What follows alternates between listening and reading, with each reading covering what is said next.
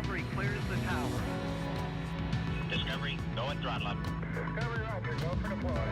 Thanks, June, and to everybody in the shuttle program. The crew is go for launch. Roger, nice to be in orbit. We have followed in their footsteps to get us where we are today.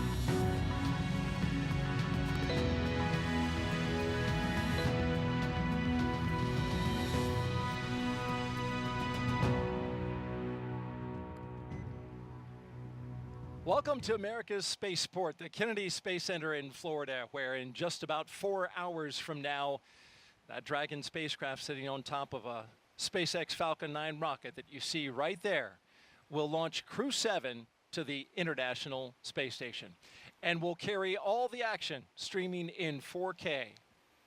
Welcome everyone to our launch broadcast. I'm NASA's Daryl Nail, and with me is NASA astronaut Jessica Meir. We are so happy to have you here for this countdown this evening. Thank you very much, Daryl. It is wonderful to be here tonight at the Kennedy Space Center.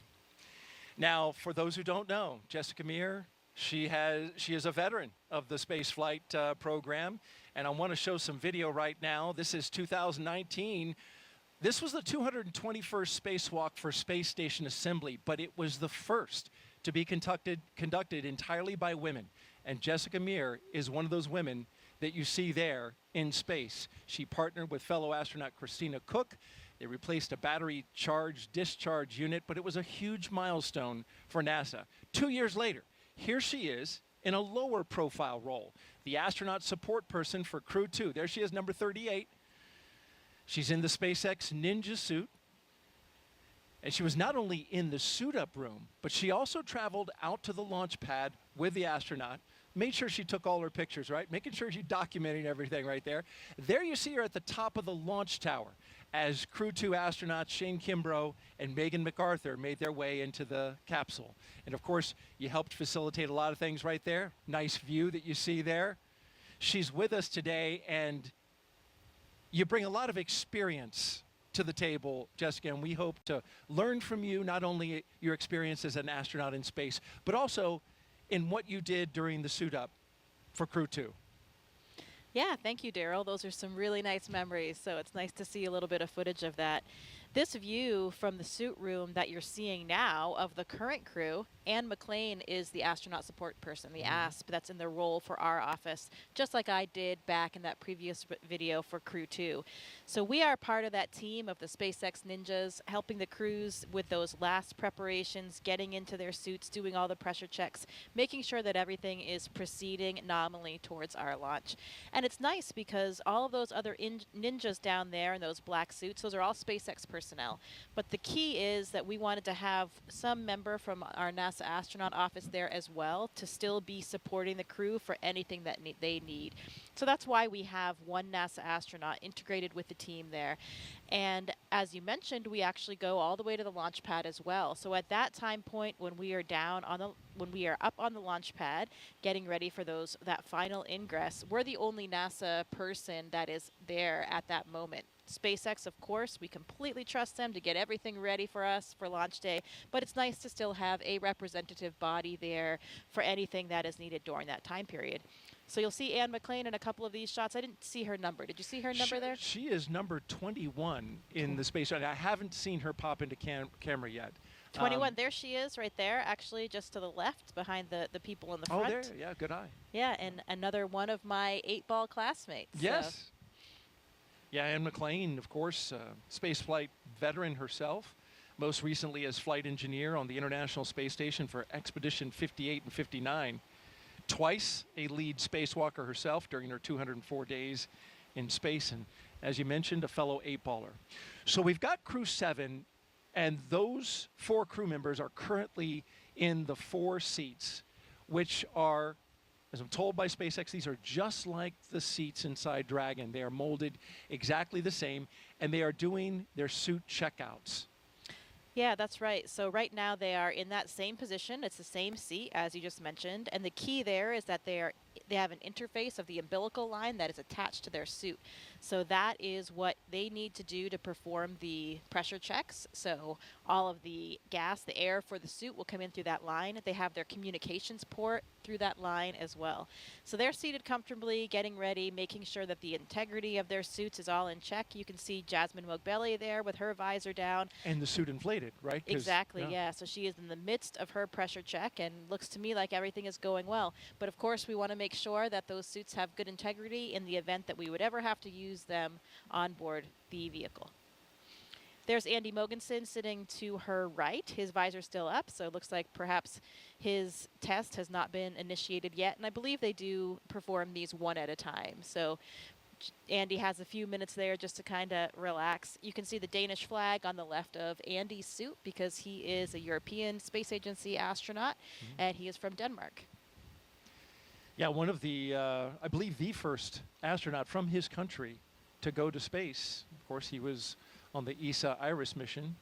And we'd like to tell you more about these astronauts, but first, of course, we want to tell you that a lot of preparations have brought us to this point, including a dry dress rehearsal and a static fire of the rocket earlier this week, for those of you who are following along.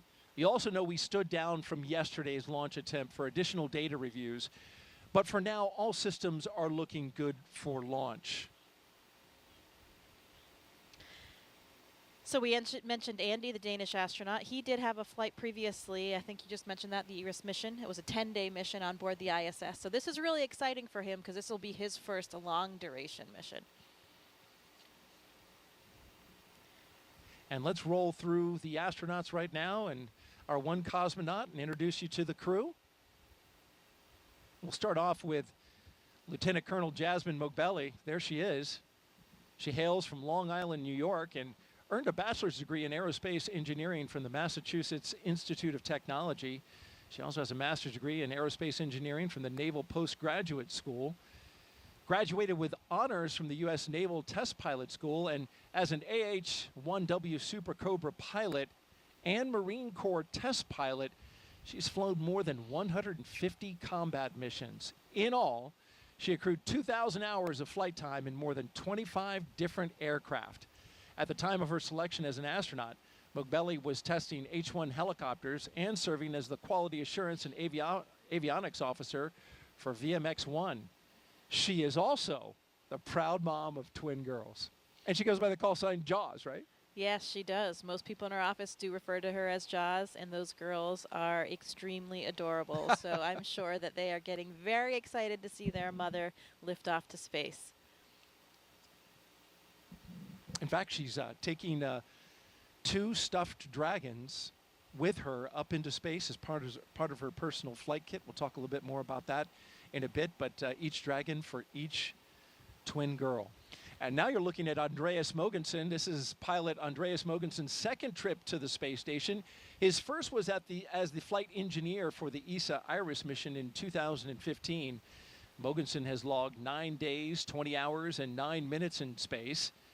As Jessica mentioned, he was born in Copenhagen, Denmark, and graduated with an international baccalaureate from the Copenhagen International School, a master's degree as well in aeronautical engineering from Imperial College London, and a doctorate in aerospace engineering from the University of Texas at Austin. In 2015, Mogensen became the first Danish person, as we mentioned, to go to space and is currently serving as the European Astronaut Liaison Officer to NASA's Johnson Space Center in Houston. So Andy actually goes by the nickname Hollish sometimes. Hollish. Yeah, he played rugby. He's a big rugby fan. He played rugby at UT Austin, and his crewmates gave him this nickname because of all the confusion among Americans between Denmark and Holland. So Hollish was the name there. You know, you have the Danish and the Dutch, so that's confusing for a lot of people. So they birthed that name Hollish. They gave him one word, yeah. And now you're looking at mission specialist Satoshi Furukawa giving us a big wave and a big smile and the thumbs up. His interest in space began when he was just 5 years old and saw the Apollo 11 moon landing on TV. He was also a fan of the Japanese TV space hero Ultra 7. His professional career, though, began as a medical doctor. It's always good to have a medical doctor on board. Absolutely. But after seeing a news report about Japan auditioning for new astronauts to do science experiments on the ISS, he decided that he would apply. And he was selected. by the National Space Development Agency of Japan to be an astronaut candidate in Core on countdown 1999. at T-minus 3 hours and 46 minutes. Suit donning and checkouts are complete on schedule. All right, so they got the suits and they're all checked out. Finish up with Satoshi. His first mission to the ISS was as a flight engineer for Expedition 29 that launched from the Baikonur Cosmodrome in 2011. You know, Daryl, I also hear that Satoshi is a ramen master. So perhaps he'll have some culinary expertise up on the ISS. Well, I'm sure as someone who has spent time in the ISS, that would be greatly appreciated by the fellow astronauts. Oh, absolutely. A little bit of variety to the food system is always appreciated. And each agency And actually Core on sends up some of countdown. their own Advanced foods. team is in the White Room on schedule. So they may have some Japanese treats. I'm sure they have some Japanese treats packed away for this mission. I flew with Italian astronaut Luca Parmitano, so we had an Italian meal one night with the entire crew. And those kinds of things are really great for crew morale, you know, bringing everybody together, the entire crew on board the space station, and having a meal together just like you would with your family or friends back home. I hear so much about the time spent around the meals where you're not working and you get to just debrief and share your experiences of the day with your fellow crew members. Last but not least, mission specialist Konstantin Borisov was selected to be a cosmonaut in 2018, and this will be his first trip to space along with Jasmin. He has a Bachelor of Economics from the Russian Academy of Economics, a Master of Science in Operations Research and Systems Analyst from Warwick University in Coventry, UK, and a Master in Aircraft Life Support Systems from the Moscow Aviation Institute. He has worked for companies such as Volvo and the Boston Consulting Group. He is also an experienced freediving instructor and an international freediving judge. You know, he even had a training session with Jas and also her classmate Laurel Hera, who will be launching on the Soyuz in September and joining them all up there. He gave them a training session, and apparently they were pretty good breath hold students. So Really? Who knows what they'll be up to up there. That's not easy to hold your breath for, 2 minutes. It is not, but, you know, humans are trainable, and I would say astronauts are particularly trainable. So give us a mission like that and a few techniques, and I guess they're well on their way. As you're listening to all this great information and insight from Jessica, we want to invite you, the audience out there, to participate. If you'd like to ask Jessica a question over the next 3 hours, jump on X, Facebook, YouTube, or Twitch, and send your question with the hashtag AskNASA. We look forward to hearing your questions, and Jessica looks forward to answering them tonight. She is a wealth of information.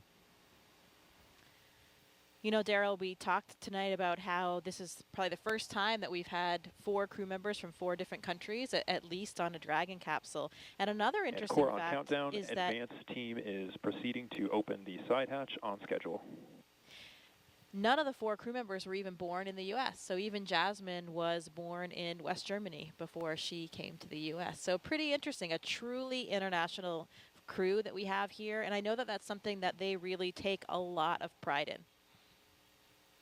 That's a great point about this multinational crew, and each of them, because they come from a different country.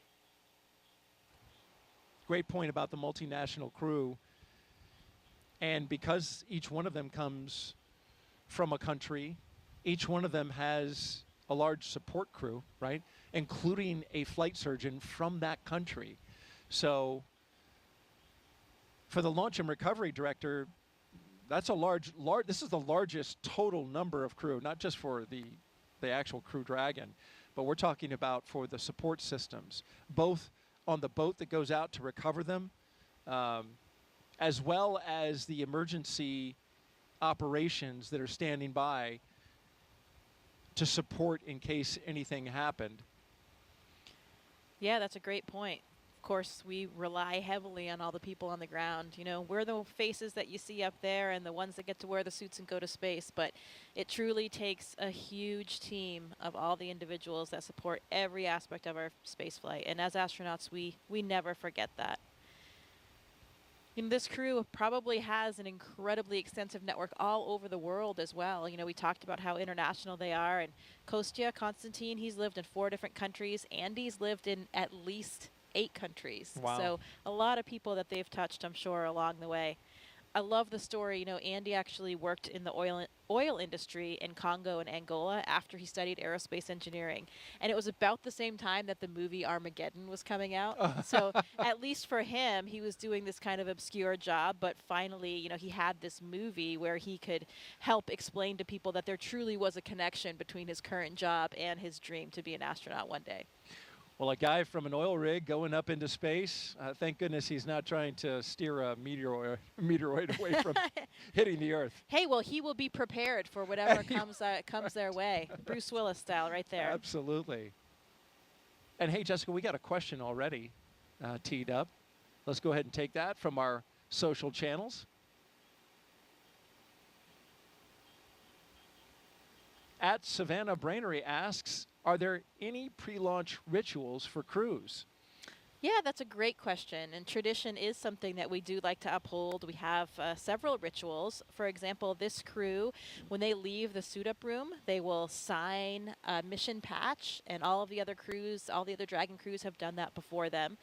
When they leave the building, just before they get out and ride out to the launch pad and the Teslas, there are stickers that are on the outside of the crew quarters building there, and they'll sign those as well, one for each crew.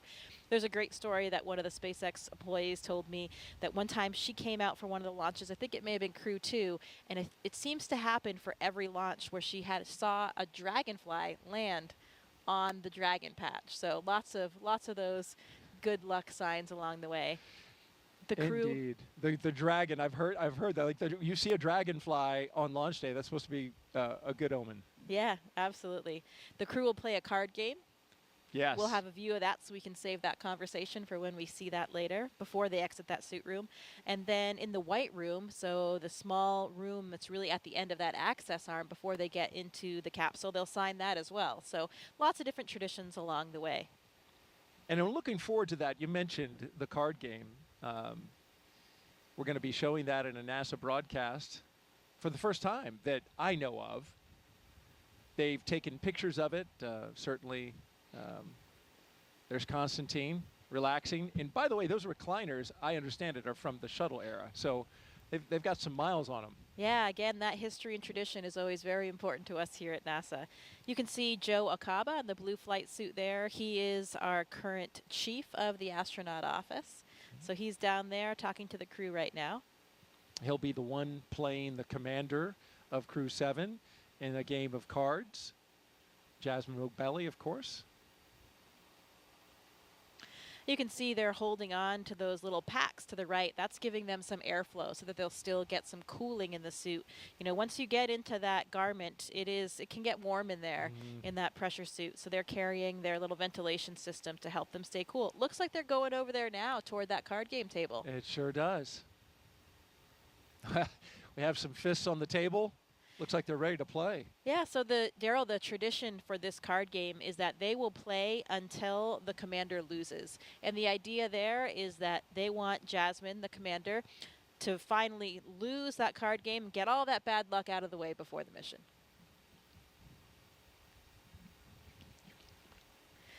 So here they are. I see Joe's shuffling the cards shuffling now. the deck up. So Joe Akaba on the left, as she mentioned, chief of the astronaut office. On the right, Jasmin Moghbeli, the commander of the Crew-7 mission. So interestingly, some of the crews have actually changed what games they play over the last several crews. So I'm not even sure what game they're playing right now, but the key is to make sure that Jasmin loses. And by losing, they all win. Exactly. Get that bad luck out of the way now, and then, you know, this is just really gives us a nice moment of levity, a little bit of a laid-back atmosphere before they're really getting going and getting out to the launch pad. So like the social media question that came in, it's nice to have these traditions that are all part of the process that mean a little bit of something to us. Okay, well, Jasmin cut the deck, and now Joe is dealing. Very dramatically, I might add. I think this might be a game that involves one card.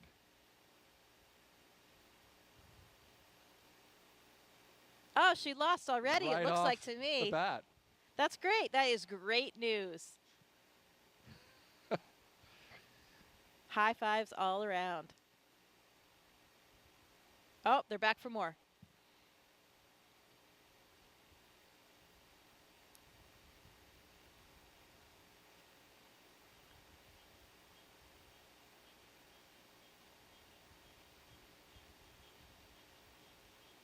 Looks like these guys are ready to launch today. I love the smiles on their faces. A lot of enthusiasm, like you said. It gives that, moment of levity. Space flight is serious business, so it's good when you can join around the table with your crew and those who are supporting you and share a moment like this. Yeah, I can tell you the camaraderie in that room right now is really palpable. That SpaceX team that they have been training with and working with for so long now, preparing them for the flight. All of the different managers like Joe, Norm Knight we saw there in the previous frame. Lots of people that are there for them, supporting them and really enabling this space flight. All the people down to the ones that provide us with all of the things that we're going to fly up there to the space station. So a really great feeling, and I can see those genuine smiles all around tonight. And it looks like a member of the team received the official playing deck for Crew-7, which is a nice notion on their part. Yeah, great memento to have. So from here, folks, the astronauts will get some final photos. That number 34, I think, is that Sarah Gillis? It might be from SpaceX. I think that was Haley Esparza. Okay. That just walked this way. Yeah, that came towards camera. Yeah. Okay. Also, My correction. Yep, she is really the liaison between all of astronaut operations and SpaceX. So a lot of us know Haley really well. She is always a central part of all of our training and prepping for flight. She's wonderful. Number 34? Yep, that's number 34. That's Haley. Okay, very good.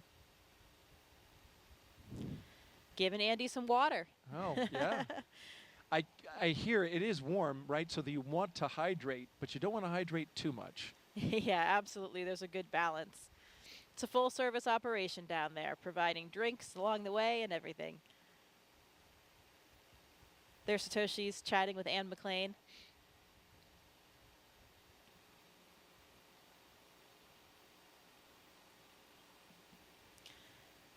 And of course, this is all very, very choreographed for the timeline. They will exit that room at exactly that prescribed second and get down, do their signing, and get into the elevator.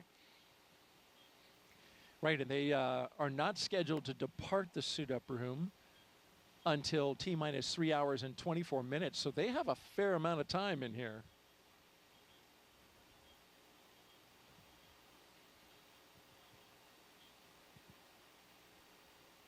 So you mentioned Jasmin's children. All of these crew members have kids, and last year, Satoshi even became a grandfather. Oh, congratulations to him. Yeah, pretty exciting. So I'm sure they have lots of family members watching right now and getting ready for this flight. There you can see all of the stickers that I mentioned coming out of the building. Those are the ones you said that they sign? Yeah, and their cars will be waiting out there. They'll have a receiving line.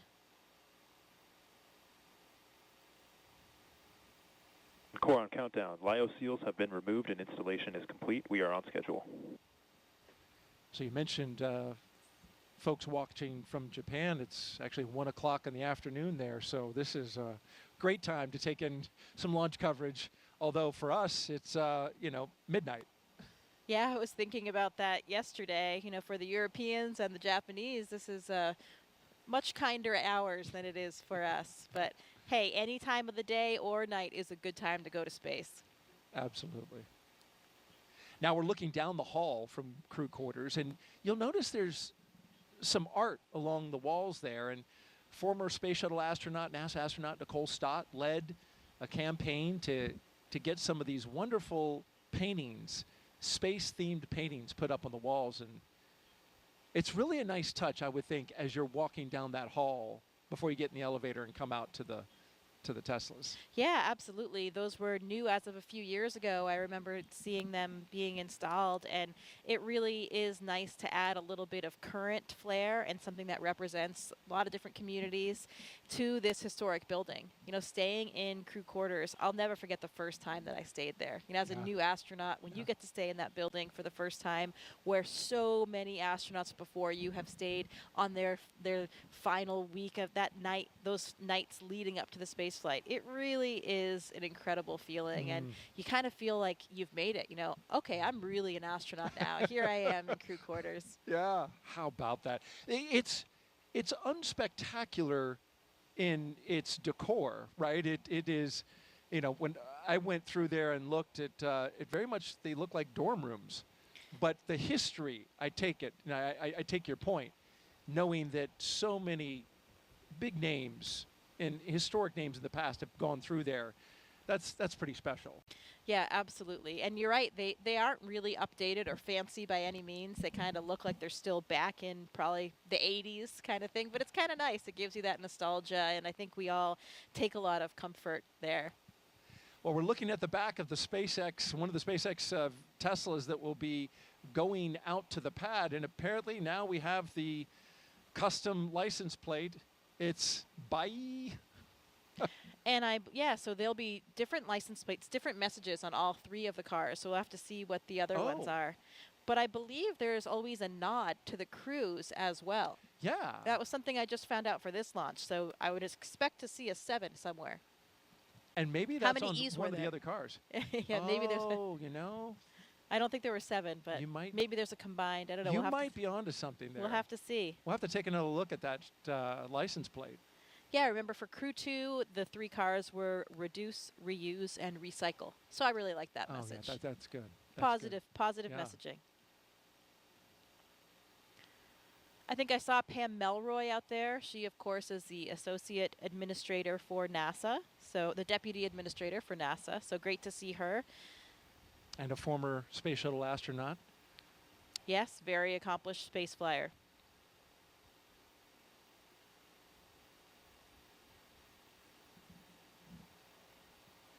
You mentioned crew quarters. It's a facility that is 26,000 square feet. So it's a big space.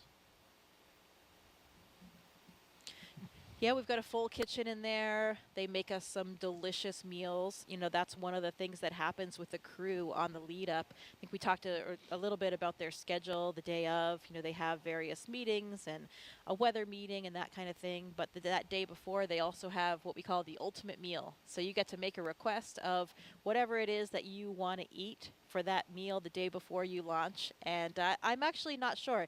We should have found out what it was that they each requested. So each astronaut can actually request a different meal as well. Yes, and I have a little thing about their food. What we do know is that Andy and Satoshi are bringing food from their home countries along with them, which is nice. Jasmin says she's bringing some Persian food that she's going to share with the crew once she gets up there. And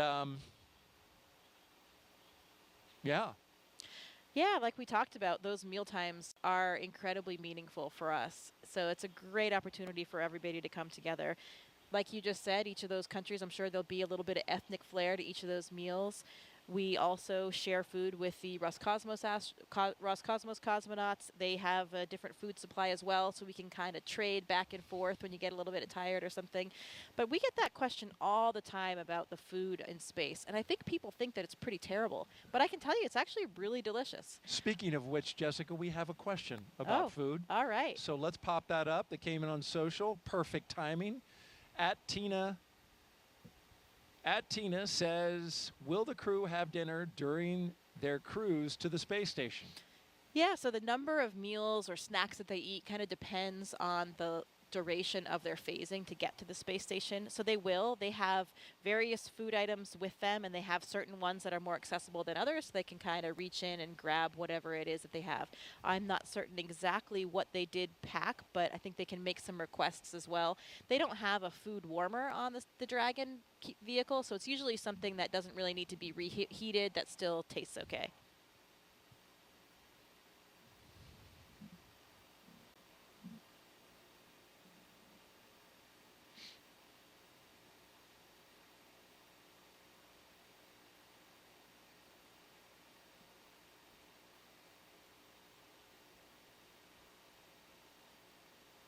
And our social participant who asked that question, she is actually here participating in a NASA social at Kennedy Space Center, which is an event we do for launches.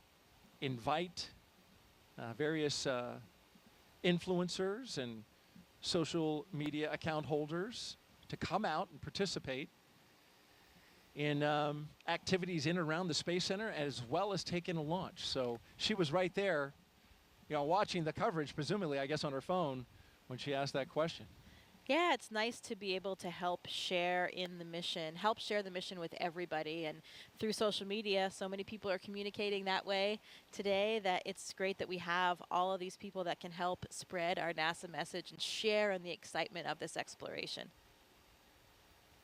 Absolutely. So we're T-minus 3 hours and 26 minutes. You're watching NASA's coverage of the Crew-7 launch to the International Space Station. I had their patch on the other day. I think that's what it was. Well, hey, Crew-6 is eagerly awaiting their arrival. Indeed they are. And in about 7 days, we'll be coming back down to Earth. But today we're focused on Crew-7 getting up to the International Space Station.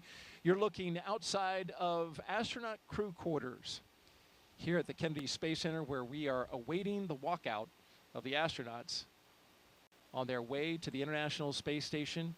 Here are the doors to crew quarters that Jessica mentioned earlier, and you see the patches around the doors and up there around the meatball.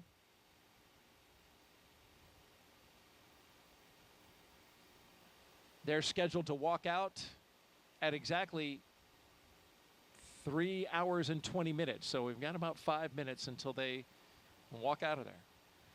All right, 5 more minutes. You were talking about, of course, a lot has been made about the multi-international crew here, which is impressive. This is the first time in a Crew Dragon has had one person from a separate country. But I did some research, got a hold of the historian at Johnson Space Center, and she was telling me that if you go back to the space shuttle program, there was actually a space shuttle launch that was more diverse for nationalities, and it was STS-84. And the reason is that flight included C. Michael Foale, a British American, Elena Kondakova, a Russian, Jean-Francois Clairvoy, French, and the remainder of the crew were Americans. However, Carlos Noriega was born in Peru. So you've got 5 nationalities on STS-84. Yeah, that is a central element toward everything that we do. Of course, it is called the International Space Station, but it is something that is so important to all of us. This great example of what can happen when people from different backgrounds, from different places, all work together. And here they come, the astronauts walking down the hallway at astronaut crew quarters. 3 astronauts, 1 cosmonaut of Crew-7 waving as they go by into the elevator, headed down to the first floor. Behind them, Joe Acaba, I believe that's Norm Knight with the Flight Operations Directorate. It is. Core on countdown. Crew walkout and suit-up room departure is in progress, on schedule. It's impossible to not smile when you're watching them walk out with those smiles on their faces, isn't it? It's contagious.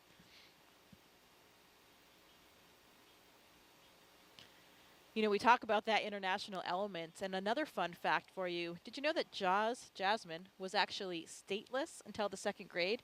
She became a U.S. citizen in the 2nd grade, and until then, she was considered stateless. But she celebrated that big moment by bringing brownies into her classroom. Oh, she went back, right, to many of the schools that she had gone to when she was a kid and visited with those kids, and is taking up some mementos from that. I believe some class pictures from those kids. So I like that tie-in of how she is, both a nod to her childhood and her background. Yeah, absolutely. It's something that many of us try to do, to really make that connection to all the people that you've known all along the way and have helped you get there. You mentioned the traditions, Jessica. Let's take a look at one of them. Here's the crew signing that mission patch inside crew quarters at the Neil Armstrong Operations and Checkout Building there, putting it on the wall, and Jasmin putting her John Hancock on there, and each crew member signing away.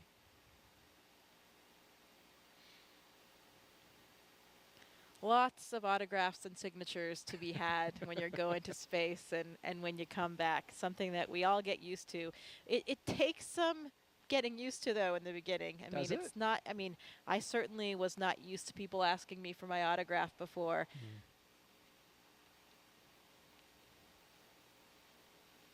Getting closer to walkout. Now just about 90 seconds away from them walking out of astronaut crew quarters. The Teslas are queued up. The security escort is ready. Now, were they black Teslas last time? I know They for were- Crew 2 they were white. Right. They were black for Crew 6, and then they were white for Demo 2 through Crew 5. Okay. They changed up the color. SpaceX said, you know, just adding some vehicles to their fleet. And I bet they've got their playlists all lined up as well. They do indeed, and I'm glad you asked about that. Yeah, another one of the traditions. You got to be listening to some loud jamming beats when you're headed out, and it's such Why a cool. is that? It's such a cool feeling. It really helps get you psyched up. I know I love music and certainly thrive off it. Since I was the astronaut support person for Crew 2, I did actually ride out in the Teslas with the crew, and it is such a cool feeling. You have lights and sirens kind of blaring with your escorts. You've got the music going loud. It was night just like this, and you're going out to this impressively lit launch pad. It really gets the excitement flowing and gets you pumped up. I'm getting pumped up just listening to you because that the picture you just painted, wow. I can only imagine. Yeah, again, it's hard to not feel the excitement.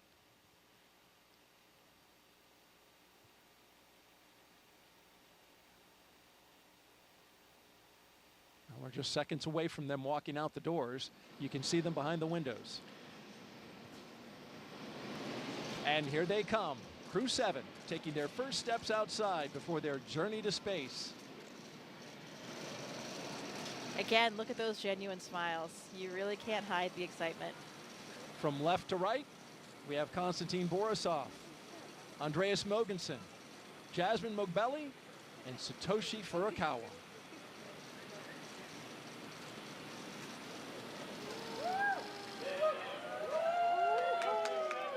Here we go. You can see some of the NASA administrator there, Bill Nelson, Bob Cabana's there, the associate administrator. We mentioned Pam Melroy already. Everybody's there to cheer them on, send them on their way. Let's listen in a little bit. We've got a microphone down there.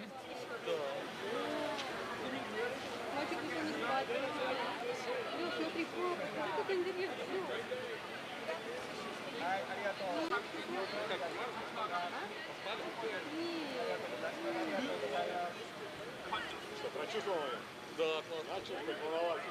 Нет, вообще нет. Вот сейчас вот стоял, чтобы вас видеть, расплакаться немножко,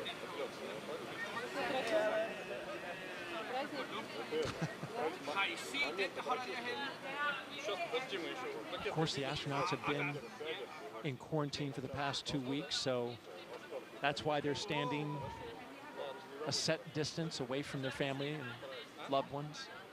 Yeah, that's right. We want to make sure that, of course, we don't carry any viruses or anything like that with us to the space station. So everybody has been in this strict kind of quarantine protocol leading up to the space flight, and they're continuing to keep their distance now.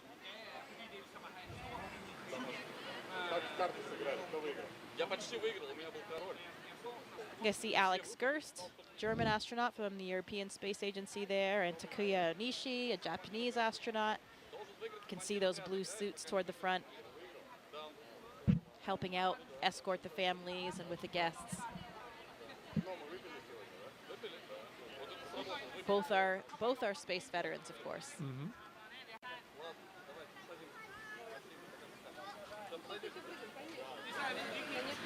Red right here.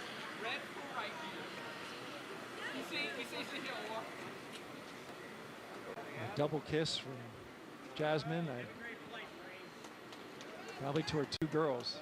Yeah, and I heard Andy speaking Danish to his family. Yeah, you speak, you're fluent, right, in Russian and Swedish, right? I do, yes. I speak Swedish, pretty similar to Danish, so sometimes I can understand what Andy and his family are saying. Did you catch anything? I did. He said, "We see us, we'll see you." Yeah, Oh, I didn't catch what he said at the end there. But Andy's family actually lives just a street away from me, so I see them how quite about often. that? Yeah. Well, that's nice. Here they go. Doors are closing. Well, this is a good time to talk about the playlist. Jasmin is going to be queuing up some Stevie Wonder, Whitney Houston, some hip-hop. She's a big hip-hop fan. And apparently so is Andreas, so that works well for the commander and the pilot, who will be in the '01 Tesla. Satoshi says he'll crank some 80s Japanese pop music. And I put that on my own music app just to hear a little bit. Unsurprisingly, a lot of synthesizer. Just like 80s in America. And then Konstantin says he's going to crank some System of a Down, Pink Floyd. Look at that. I see Jaws twin girls. They're wearing little mini SpaceX suits. Oh, I have one of those for my daughter as well. They are adorable. They look exactly like the real thing. no kidding. You can see them just over at the window right Oh, now, I see, looking in at Mom, riding on Dad.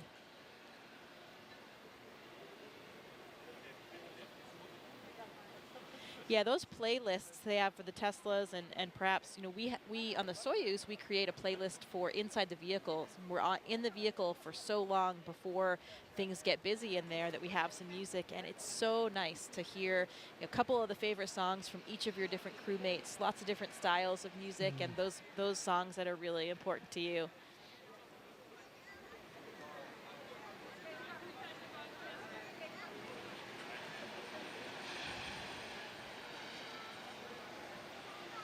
We got a social question.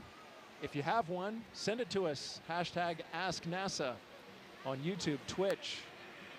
See those X. see those outfits with I see the them. hood and everything, yeah. Yep. That hood for the helmet. That They're is really too great. cute. Got to dress like Mom. Be ready for game day. Oh, absolutely. And I imagine that helps a lot with this moment. Of course, they're quite young. But, you know, with children of a certain age, understand that there's some risk involved, and astronauts have to have that conversation with older children. Yeah, I'm sure it gives them something to identify with. You know, they're wearing the same outfit as Mom today and ready to cheer her along for her launch.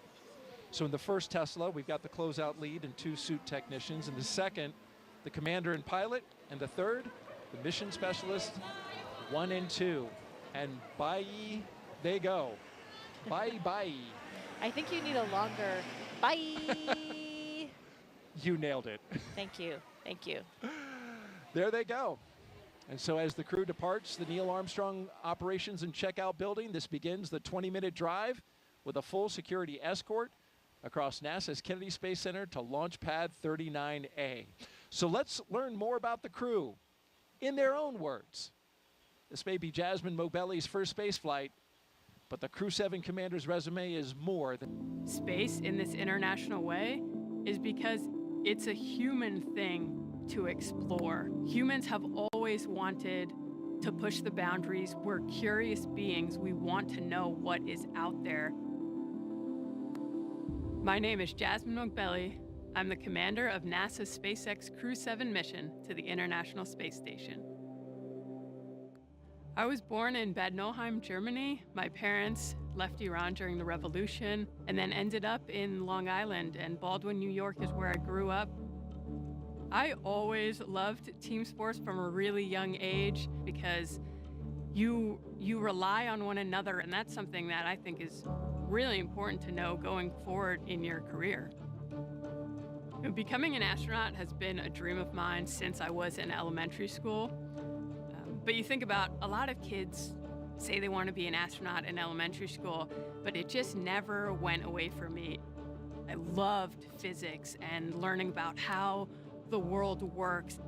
I went on to the Massachusetts Institute of Technology, studied aerospace engineering there, and then joined the Marine Corps after that. I wanted to fly jets, and wondering why would anyone want to fly helicopters when you can go fly jets. I thought you had to be a jet pilot to become an astronaut, and I wanted to still keep that door open. I actually went to watch STS-116 launch while I was waiting to start flight school, and Sonny Williams happened to be on that flight, and as I was reading the bios of the different crew members, I realized she was a Navy helicopter pilot. And from that point on, I went full steam ahead. NASA announced they were going to be selecting a new class of astronauts. It seems like such a long shot, but I figured I had just as much chance as anyone else. The hardest part of going through selection is the waiting between rounds to hear back. Each time my phone would ring with a Houston number, I'd have to kind of take a second to compose myself. They asked, would you like to come join the 22nd group of astronaut candidates? And I don't think I've ever had such a strong physiological reaction to something. Of course I said yes. Ladies and gentlemen, your newest astronaut, Jasmin Moghbeli. I joke sometimes with the members of Crew-7 that we get along so well that we've never had a disagreement about anything. All four of us are so proud to represent what is possible when we come together. Ultimately, everything we do is to benefit the Earth. And this is the second launch to space for the pilot of Crew-7, Andreas Mogensen. He previously flew on the ESA Iris mission in 2015. Here's more on the Copenhagen, Denmark native.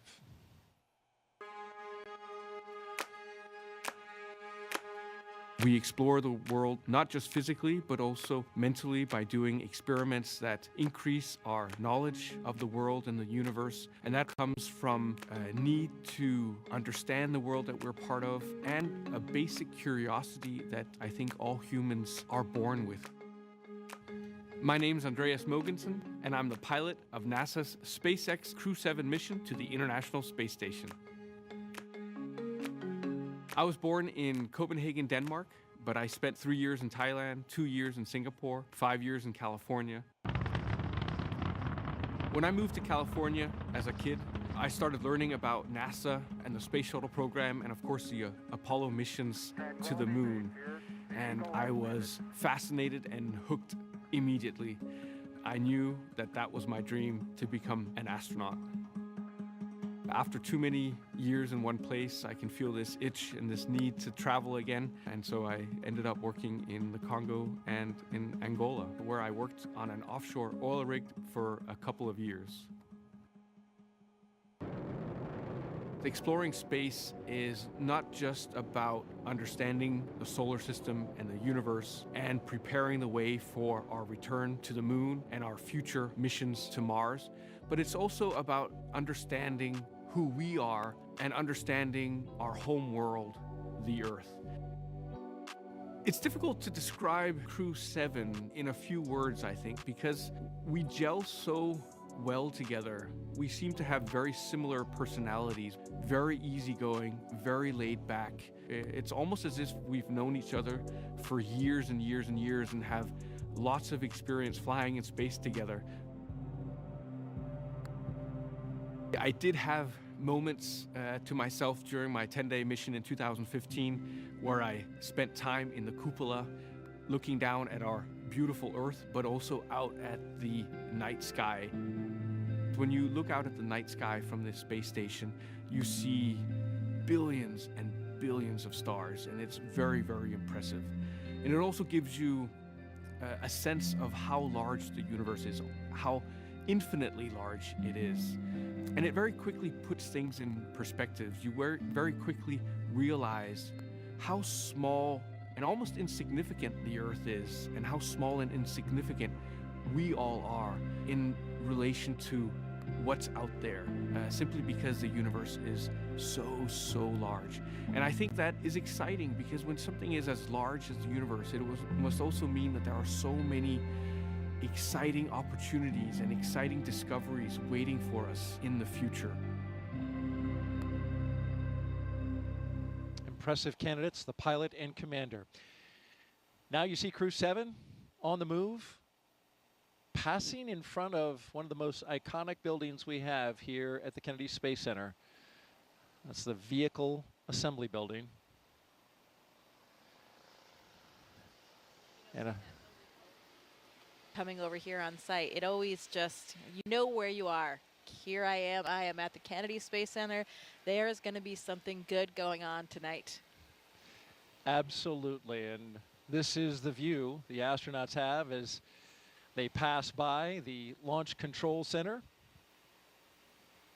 And as they pass the VAB, we are, of course, reminded, Jessica, as you know all too well, this is the same path that Artemis II astronauts, Reed Wiseman, Victor Glover, Christina Cook, and Jeremy Hansen, they will take on their way to Pad 39B for Artemis II's return to the moon. Yeah, it is incredibly exciting. And look right there. We have a beautiful view of the moon right now. That is gorgeous and such an inspiration.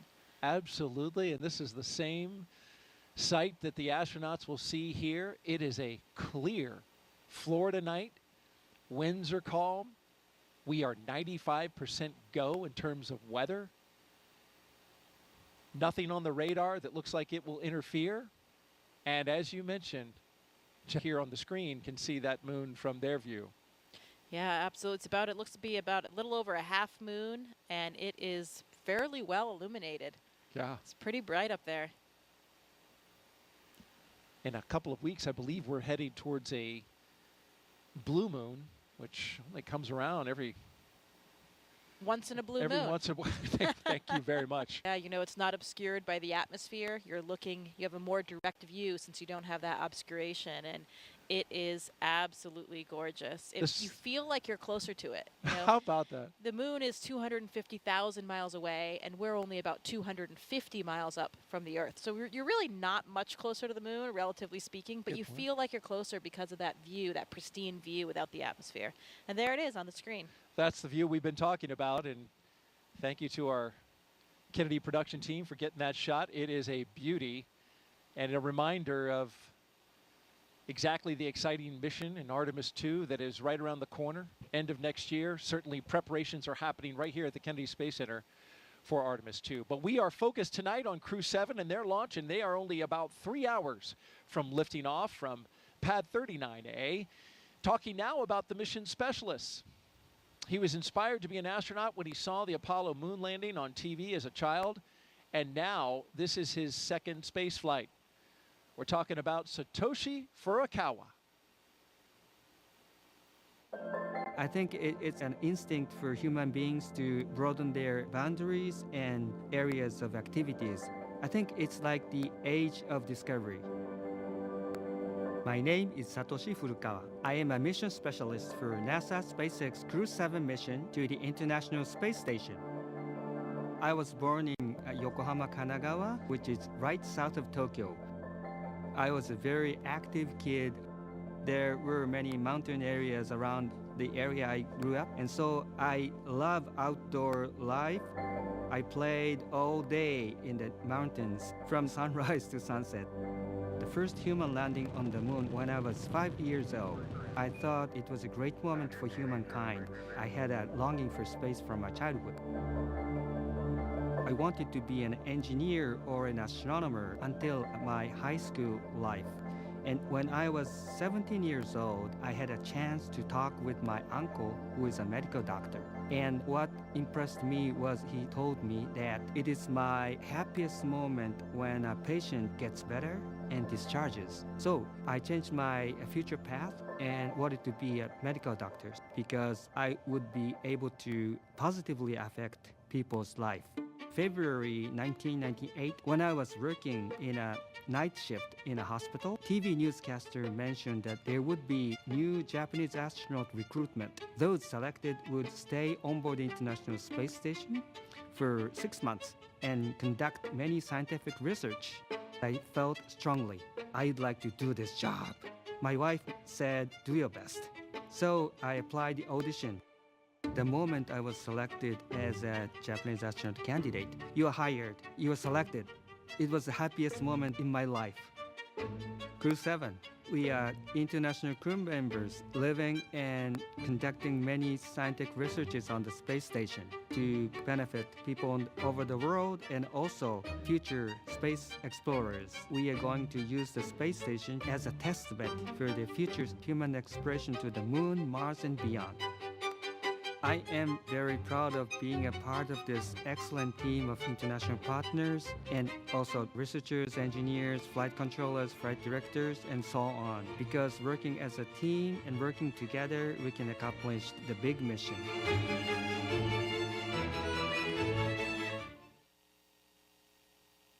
And here's a great shot, Jessica, rolling up to the rocket where you can see it right out your window. Yeah, that's a great moment. They're arriving there on the pad, and once they get out of the cars and come around, they'll get that first unobscured view outside of the vehicles of their rocket. What a sight to behold, just kind of realizing that you are about to get up in that elevator and get on board, and then you will be literally leaving the planet. There they are side by side, the rocket on the right and the launch tower on the left. And that's just, you know, a sight that a special few get to see. The hope is, with the continued progress of the commercial Crew program and NASA's efforts to commercialize low Earth orbit, and hopefully more and more people will get to share that view. And in fact, the Axiom missions and many of these other private space flights has made that possible for more than just NASA astronauts. Yeah, I would say we are at an incredibly exciting time. You know, there are more and more ways to get to space for more and more people, and no matter how you look at it, that is a good thing, I think, for all of human civilization. It's really exciting. Core on countdown. The crew have arrived at the pad on schedule.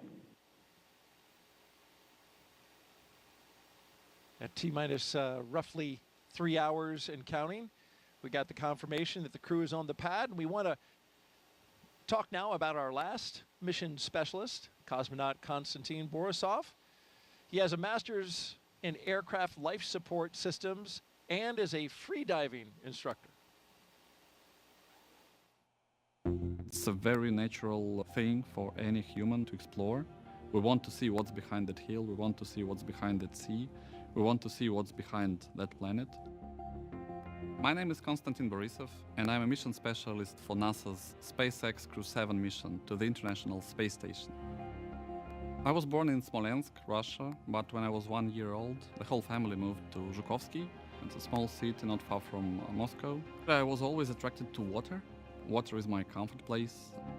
I found out that there is such a sport called freediving, in which we are switching our mammalian dive responses and we can actually do breath hold diving and stay there for long. I did a course and something clicked. It was like the day which changed your life to before and after.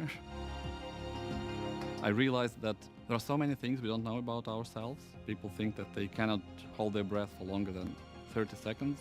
But when I did my first freediving course, I showed myself I can do over 2 minutes. And that's crazy because you understand that your brain tells you have limits, but when those limits are off, your brain is like, wow, maybe there are more things. So it expands the way you see yourself and the way you see the world and the way you see how free you are.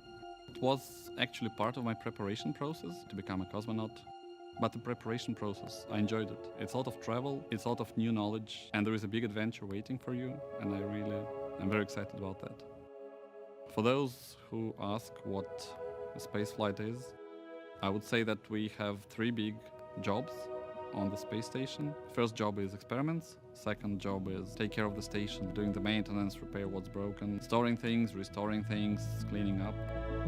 And the third big topic is actually taking care of your body, because in weightlessness you cannot help but train.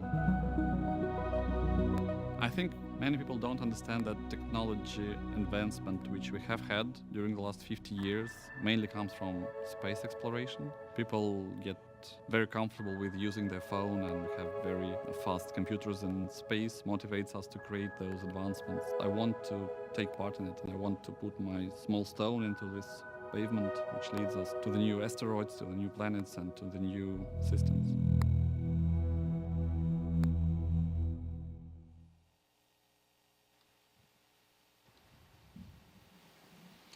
If you just joined us, we are T-minus 2 hours and 56 minutes until liftoff of NASA and SpaceX's Crew-7, a journey to the International Space Station for our 7th rotational flight. 4 new crew members coming aboard, And then about a week afterwards, Crew-6 and their 4 crew members will come back. You're looking at the top of the Falcon 9 rocket. You see the Dragon at the very top. And in just a little bit, we'll see the astronauts walk across that crew access arm and into the Dragon.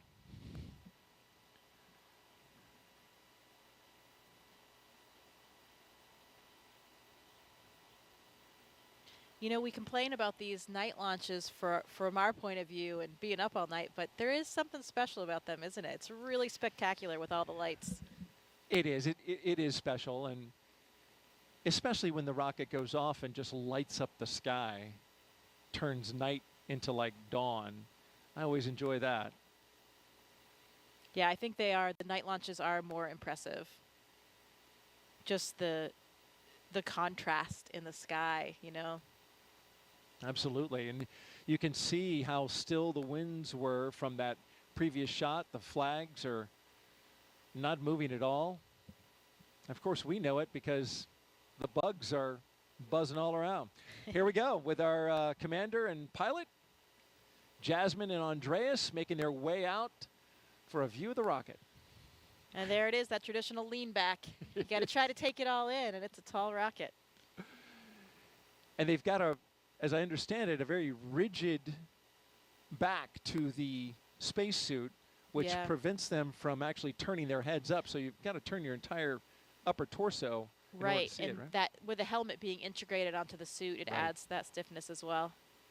You know, I remember these moments getting ready for my launch, and it's interesting because people ask all the time, you know, how do you feel? Are you scared?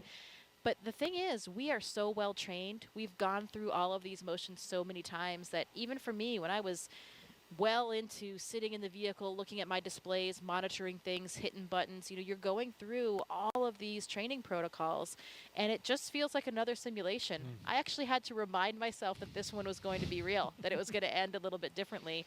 And then, of course, you hear a little bit of a fuel in the system, or you feel the rocket moving a little bit. Those things bring you back to reality and remind you that this one will have a different outcome. But, you know, it's not the astronauts that have any apprehension or are scared thinking about what's going to happen, because they're going through all of those motions that they've been so trained to do. It's really more for the families and friends that are on the ground. They're less familiar with everything. They don't have a full understanding of it. And of course, their loved one is sitting on the top of the rocket there. So, you know, it's interesting. People think that it's us that are worried about something on launch day, but it's really not. We're very well trained. We have trust in our hardware, in our systems, and all of the people on the ground watching everything so closely. And, you know, I know for me, I was just nothing other than 100% excited that my childhood dream was finally going to come true. 100%. Here they come. And I believe Anne McLean was in this group. Yeah, there she is by the phone. There's a telephone there on the corner, and that's one of the roles of the astronaut support person. Since it's a little bit difficult to dial things on a telephone when you're in a spacesuit. Yeah, there she is. Yeah, she actually has phone numbers of whomever the astronaut or cosmonaut is going to call, their spouse, family members, whomever, and they will have an opportunity to speak with them before they board the rocket. You see the chevrons, of course. Those lead to the slide wire baskets in the case of a launch pad emergency egress. If it were cloudy or smoke-filled, those white chevrons would lead the way. So they go opposite of the chevrons to go up, but they point on the way out to the slide wire baskets. And also note that you see the graded floor. In the case of emergency egress, there would be a lot of water coming down. The sprinkler systems would activate and be just a deluge of water, and that water needs to drain off. So to keep the floor from being slippery, all that water drains off through the grate. Another aspect of our training, we are so well trained on all those procedures that, you know we would be able to execute those procedures and get everyone to safety in the event that they had to. You can see, looks like Andy hooked up to a little bit more cooling there again. It is a warm night here tonight, especially if you're wearing one of those suits. 80 degrees out here in the east central coast of Florida, right here on the Cape.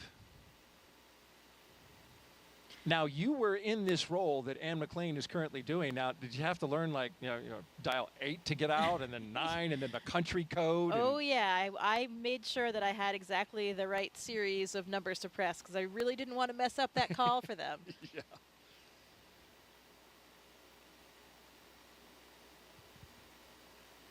Is it, I mean, you must hear the phone call, right? You're standing right there. No, I mean, they will be talking. It's a little bit difficult for them because they have the helmet in and they're trying to get the phone handle in there. It's not a small cell phone. This is an old school real landline, kind of like a payphone. Looks like if you remember those, Daryl. Oh, I mean, we remember those, but some people watching might not remember those. I do remember. Oh, look, he's waving. He's waving on the cameras as well. I'm sure he's waving to his wife and 3 children. This is first time for an ESA astronaut to be in the pilot position in a Dragon.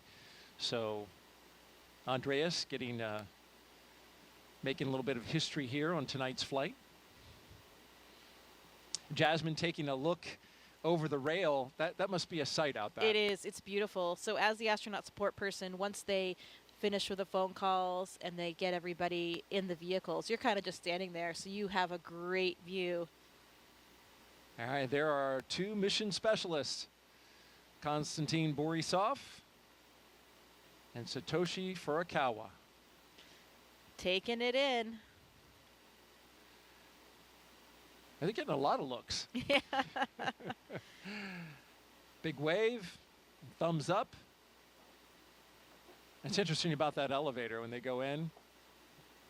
If they were to ask you, which floor would you like? There's actually a button that says space. Yeah. They changed the 255-foot level to space. Which floor? Space, please. Oh, yeah, right away. Let me punch that up for you. Always the best button that you want to press.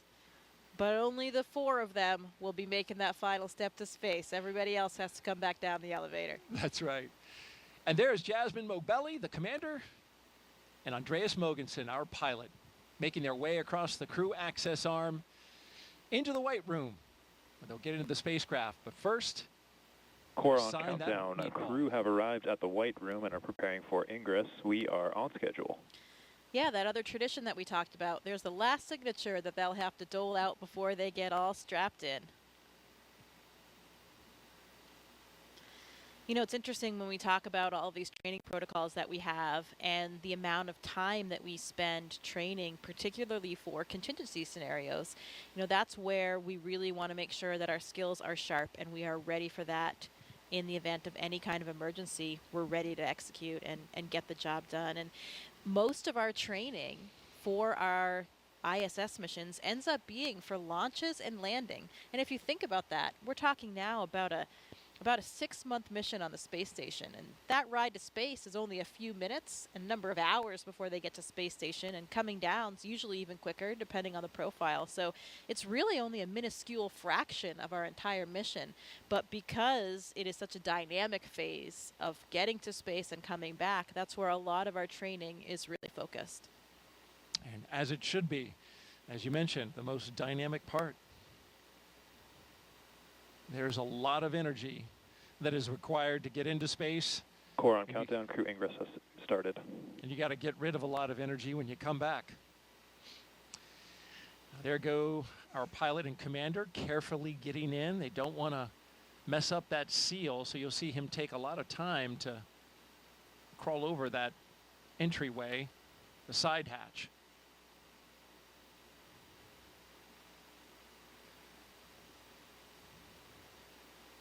Cool view going down that access arm, isn't it? It sure is. Again, I think that night sky helps with the dramatic scene we're creating here tonight. For sure, as we wait our 2 mission specialists to wrap up their phone calls, and then they'll be coming right down that crew access arm. We've been doing this for 3.5 years now, but that crew access arm still looks futuristic.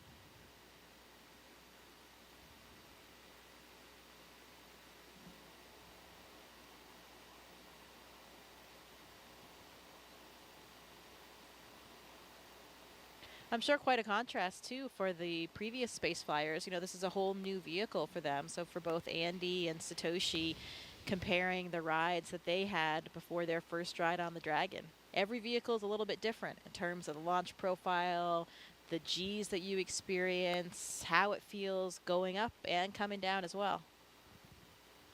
Andy talked a little bit about that in a press conference, comparing Soyuz with Dragon. And you, of course, flew Soyuz up to the International Space Station. And I thought it was interesting. He mentioned that his flight time to space was something on the order of 56 hours, which is almost double what the Dragon takes to get there. A lot of that is orbital mechanics, obviously where you're launching from on the Earth to get up to the ISS. But you had a long ride up. Well, it depends on the profile that you fly. So a lot of times it is about a 48 hours, a 2-day profile. That was more common in the past. Now, actually, it's more common to do either a 4-orbit or a 2-orbit profile, which means it's only about 6 hours. That's what I had, 6 hours to get to space, so much faster. Oh, wow. And that is more common now. And now we even have the 2-orbit. So Laurel O'Hara, her Soyuz will be flying the 2-orbit rendezvous. So that is only about 3 hours, and that happens very quickly. That was being tested about, when I was up there, it was still being tested only on Progress vehicles. Now we're doing it with crew vehicles too. So that's the way to travel. Two orbits, 3 hours to get to space. Not bad. Can't complain about that. Not bad at all. I did not know that. That's interesting. You know, one of the big differences for them, you can see the windows in the vehicle right there on the sides of the vehicle. For the Soyuz, though, everything, we also have windows on the sides. I was in the left seat, so I had a window right next to me to my left. But during launch, those are covered by a fairing. So you can't actually see anything when you're taking off here on the launch pad. From what I hear from other Dragon flyers, the view is spectacular of the launch pad area when they're lifting off. So those windows really, really come in handy.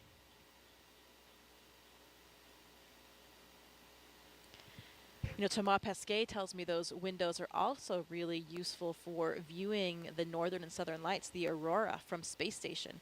When the Dragon is docked, the orientation that you have looking out those windows, you can spot those aurora and see them coming from hundreds of miles away and get your cameras ready. And that's opposed to when you're just looking out of the cupola, sometimes you don't see them till they're already there, and then you're frantically getting your camera ready and trying to capture it. Sometimes it's too late. So those Dragon windows can give you a little bit of a heads up to get configured for the aurora. How about that? I mean, it's on my bucket list just to see an aurora from Earth. I just imagine what it'd be like in space. Well, you know, Daryl, people make fun of me for saying this, but it's still true. I've only seen them from space. How about that? You know, maybe that sounds a little bit annoying. I would love to see them from Earth as well, but it's nice to still say for now, I've only seen them from space. I was in northern Sweden last year hoping to get a view, but we didn't. Yeah, it's got to be just right in order for that to happen. You got to have some, as I understand it, some solar particles coming your way, right? Yeah, you have to have the right things happening out there in the solar system, but also have to have good weather here on Earth so that your view isn't obscured by clouds or. And here come our mission specialists. On the left, Konstantin Borisov, and on the right, Satoshi Furukawa. They're even dancing their way down the hallway. Oh, they're loving it.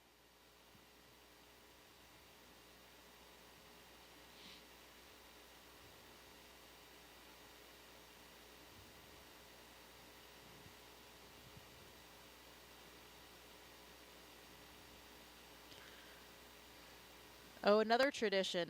A lot of times our astronauts and Konstantin here, you can see taking the name tags of some of their ground support personnel, and they'll be flying those to space with them. That's got to be really special for those technicians. Absolutely. I mean, they're playing such a critical role, you know, especially those connections you have with those people in those moments leading up to your launch. Really has an incredibly strong bond you have with those people.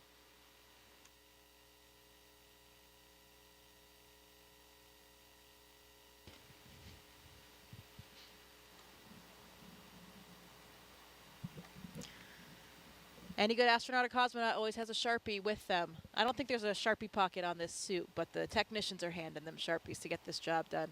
Yes, in fact, it's on the to-do list. Make sure that the Sharpie is in the white room. And you saw briefly Satoshi holding his arm up, and those zippers. They have zippers on each arm, zippers on the leg. Those got to be zipped up, nice and secure, so that that pressure suit functions exactly as needed. Yeah, there's actually 2 layers of zippers. That was probably just the external one, so there's a redundancy there. The main pressure is held by the lower set, the more internal set of zippers.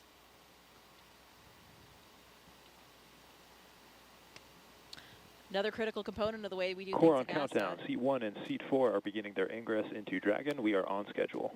You know, safety always comes first. We always have a lot of built-in redundancy to each system, including the spacesuits, to make sure that we can keep everyone on board safe.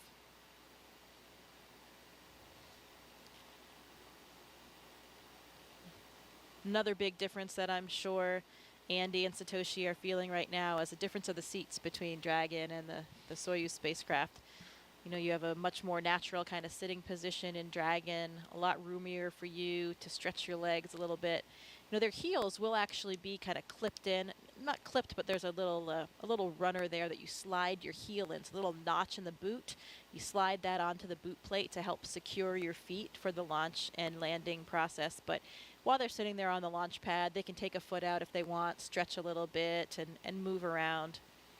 Kind of like a ski boot and a ski, or a, you know, cycling shoes that have those. Yeah, kind of like that cycling shoe, but a little bit of a different mechanism. It's just kind of a front to back slide.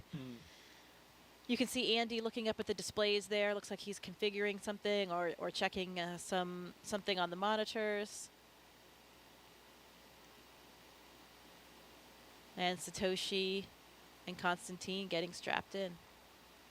They have their little satchels, that's what they call them, on their knee there. They have a tablet, so they have procedures on the tablet. If they have a few small items that they might need during the ascent, they can have them in that little satchel as well.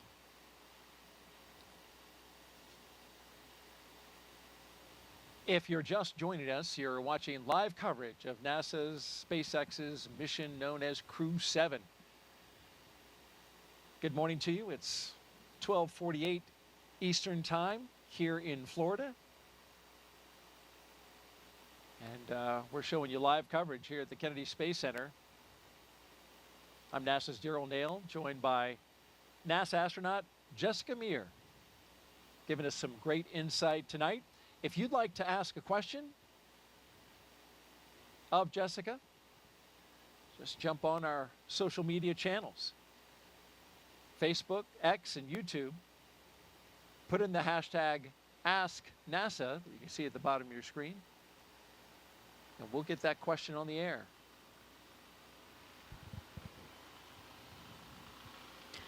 Here's some helicopters in the distance, maybe clearing the range, checking up on things, making sure that everything is good in the surrounding area.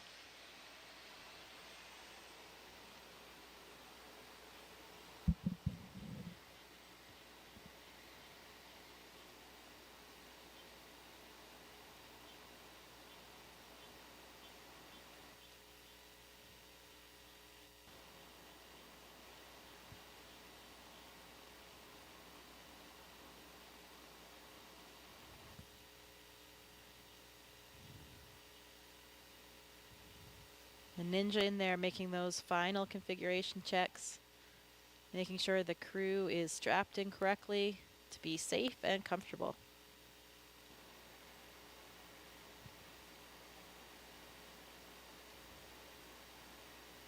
Another one of the key components on making their way into the Dragon is being aware of FOD, right? Foreign object debris. That's a big deal in space flight. They wear special pads on the bottom of their boots that come off once they go in.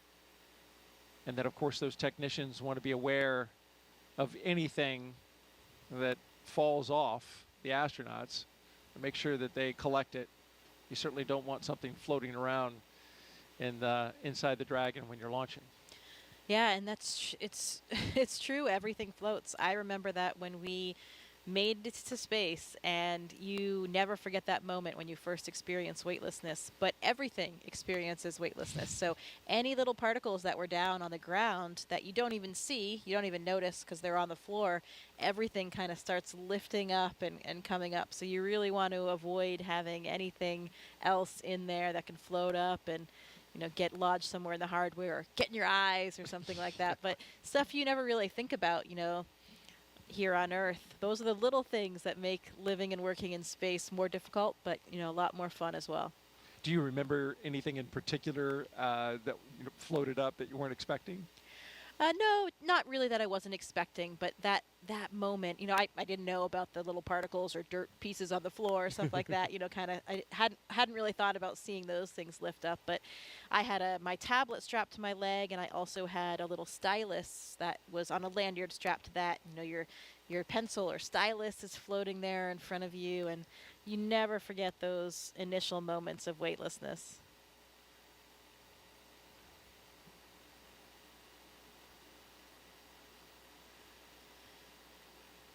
Pretty dramatic when you have that last engine cut off and suddenly you're in weightlessness and it's prolonged.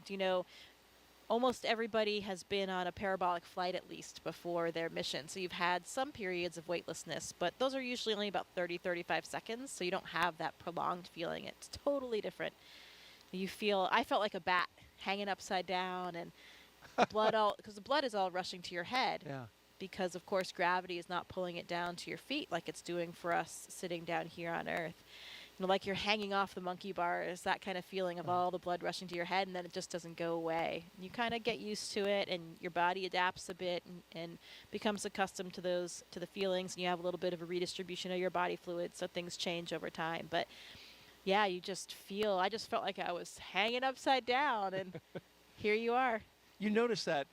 I've noticed that when I'm watching interviews on the International Space Station, some astronauts will look fuller in the face, and that's got to be exactly what you're talking now. Their blood pressure and all the pressure of the fluids internally are now going to distribute differently in space, right? Yeah, you actually look different. Yeah, the pressure kind of remains the same, but you have a redistribution of where the fluids are. So Okay. Yeah, exactly. You have this upward shift because we're not pulling things down with gravity. So yeah, some people have a much fuller face. Yeah. I thought it was great. It gets rid of those under eye bags and wrinkles.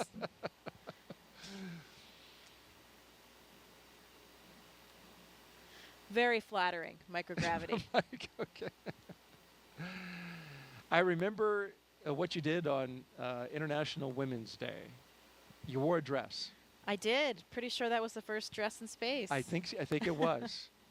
And that clip really stands out online. Well, I think it's important, to represent everybody. Yeah.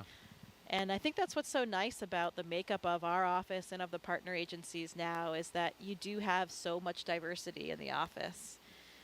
Astronauts don't just look like one thing anymore. They don't come from one mold. We have people in our office that are, still the traditional military test pilots like the first astronauts, but we have scientists of all types. We have medical doctors. We have engineers. We have men. We have women. We have people from all different ethnicities and backgrounds. And, that makes it just a much more interesting place to work. There are so many studies on the ground, right, that show that we have more successful, more productive teams, and we have that kind of diversity and actually much more job satisfaction as well. Mm. I believe we have a social question as the astronauts are getting comfortable in their seats, got their harnesses on. Coming up in a little bit, we'll be articulating their seats up to launch position. And here's our question from Savannah again, who is here taking everything in with the NASA social group. How is it decided, Jessica, who gets to go up on each designated mission? Well, it's certainly not decided by us, I can tell you that. And we have a chief astronaut for each space agency, and for us that's Joe Acaba. We talked about him. We saw him in the suit room, and basically that chief gets to decide who is the right person to fly for each mission, and we get approval from people above him, his bosses as well. But he's really responsible for forming those crews and getting everybody assigned on their missions and making sure that he has a nice crew complement. And there's certain skill sets. All astronauts, as you mentioned, are not the same, but then there are skill sets that once combined with a crew Dragon, ready for comm check. are complementary. Copy, Dragon. Stand by for umbilical comm check. Yeah, absolutely. You know, now for the space station, we all have the same training. So everybody is trained on everything from science to spacewalks to flying the arm. CDR, PLT, MS1, MS2, comm check. Loud and clear, help me. Core, loud and clear. Has you loud and clear. How me? Core's got you loud and clear. This one has you loud and clear. How me? Core's got you loud and clear. So I have you loud and clear. How me? Core's got you loud and clear. Umbilical comm checks are complete. Report when ready for seat rotation. SpaceX Dragon, woke up.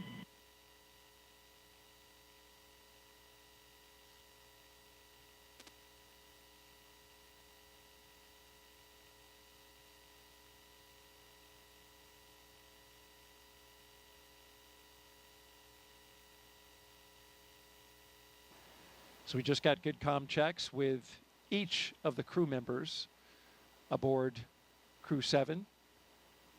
Going from left to right, we have Konstantin Borisov, SpaceX Dragon, ready for seat rotation. Andreas Mogensen, Copy, Dragon. We will report when initiating. Okay. Jasmin Moghbeli, and Satoshi Furukawa.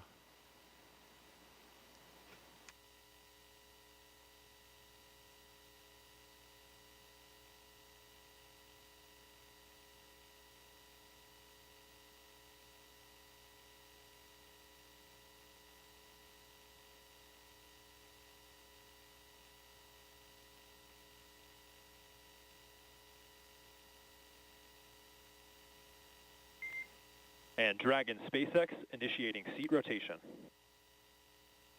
Copy.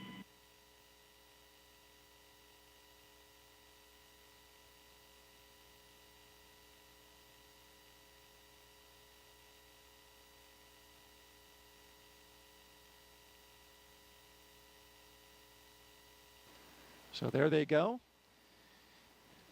With a big wave as they rotate the seats upwards so they can be better configured for launch, of course, and also they'll be able to see their display panels directly in front of them. Yeah, and the main reason why we want to launch and land in that position is for the G forces, the gravitational forces that we experience. You know, get up to 3 or 4 Gs on launch and landing, on a nominal launch and landing. And when you take those G forces through your chest, so when you're on your back, those forces are coming straight down, so they're hitting through your chest. That's much easier to deal with than if you were sitting straight up, then they were hitting your head. That would really drive the blood out of your head, and that's why, you know, if you're flying a jet, that kind of Dragon thing. SpaceX, seats are in the launch position. You are go for Section 2, suit leak check preparation. SpaceX Dragon copies, proceeding to Section 2, suit leak check preparation.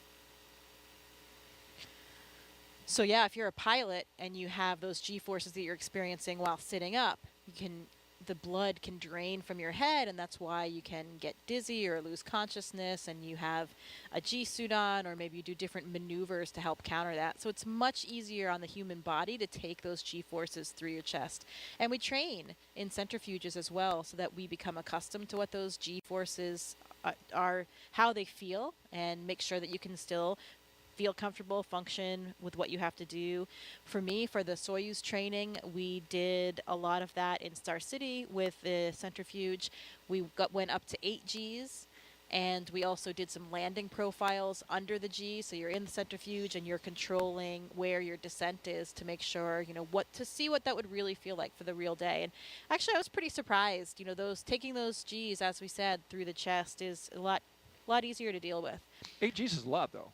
8 Gs is a lot, and that's a lot more than you would experience on a normal launch and landing, but that would be for the Soyuz for a ballistic entry. If you had something a little bit off nominal with your re-entry and you went into that different type of profile, you could experience around 8 Gs. So that's why we train for that. The SpaceX crews do centrifuge training as well here in the US. And I'm not sure what the maximum of that profile is. They probably fly similar. I think they actually fly the real Dragon profile for launch and landing, which would be up to around 4 Gs.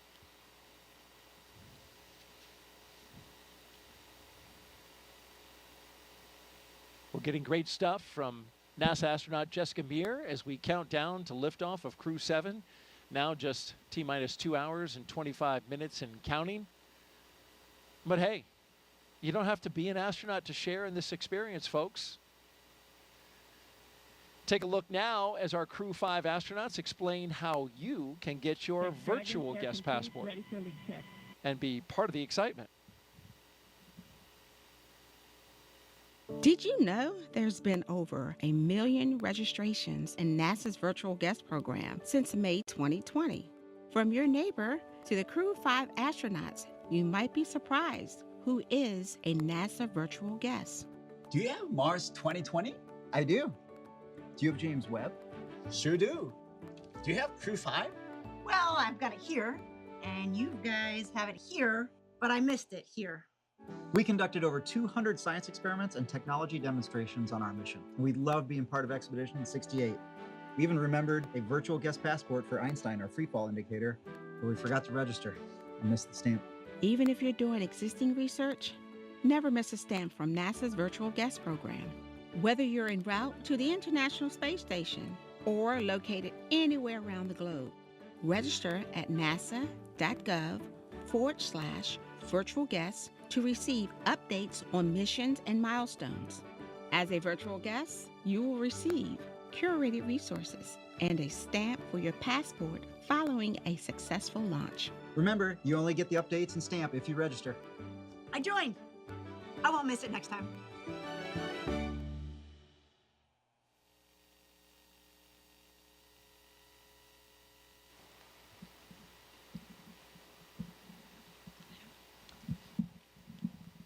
If you missed the QR code, you can jot this website down. Just register on nasa.gov/virtual guest. It's all one word. You can see it on your screen along with the QR code. Be our guest. We want to have everybody here with us along with our mission. It's incredibly important to us. This isn't our mission, not as the astronauts or cosmonaut on board. This is everybody's mission. All of our agencies, all of our countries, really the entire planet and all of humankind. And we really do take that seriously. It's a lot of responsibility, but we want to be able to share it with everybody. It's an important part of the job.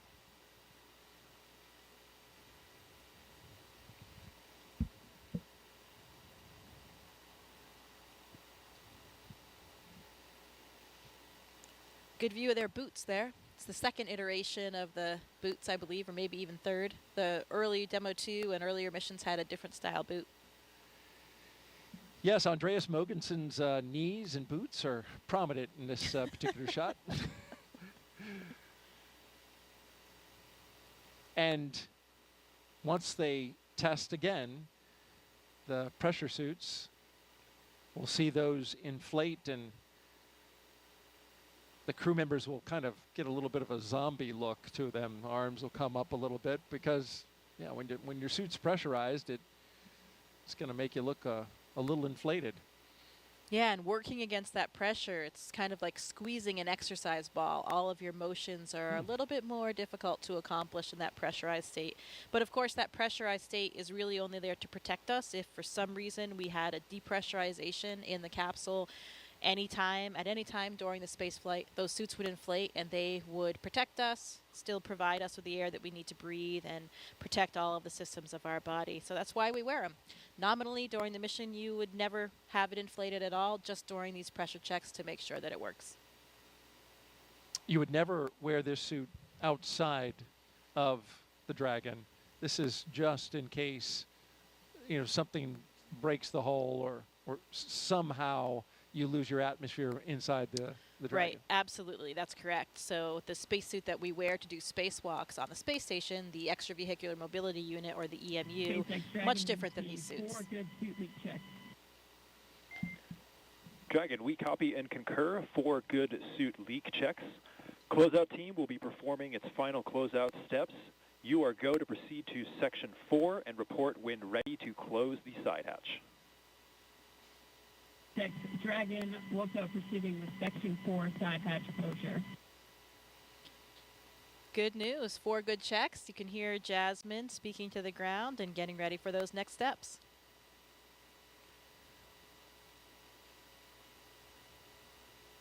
And the SpaceX team and Crew-7 is right on schedule.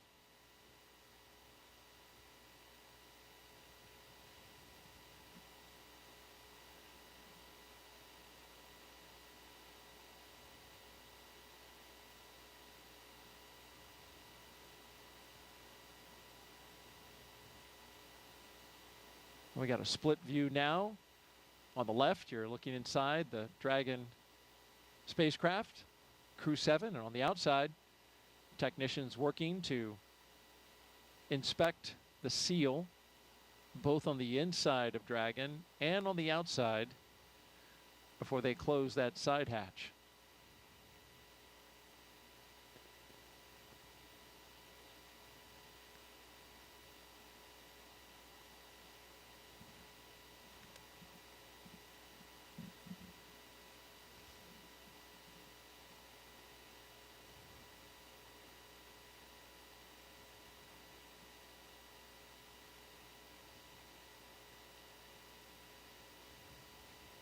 Dragon crew is ready for side hatch closure.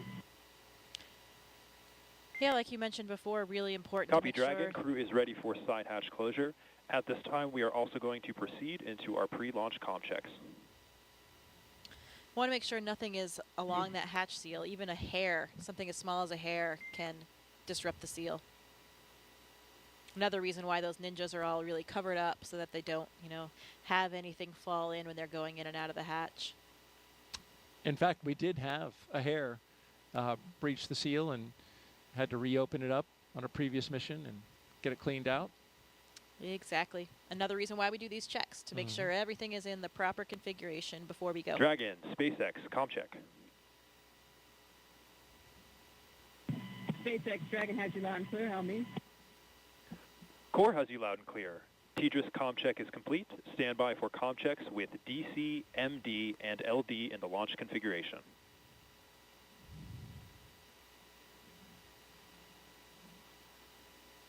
Dragon, DC, on countdown 1, comm check. DC Dragon has you loud and clear. How me? DC, loud and clear. Stand by for comm checks with MD. Dragon, MD on countdown 1, comm check. MD Dragon has you loud and clear. How me? MD, loud and clear. Stand by for comm check over Dragon to ground. Dragon, MD on Dragon to ground, comm check. MD Dragon has you loud and clear. How me? MD, loud and clear. Stand by for comm checks with LD. Dragon, LD on countdown 1, comm check. LD Dragon has you loud and clear. How me? LD, loud and clear. Stand by for comm check over Dragon to ground. And Dragon, LD on Dragon to ground, comm check. LD Dragon has you loud and clear. How me? LD, loud and clear. Let's go fly. Let's do it. And Dragon SpaceX, launch configuration comm checks are complete. Dragon copies.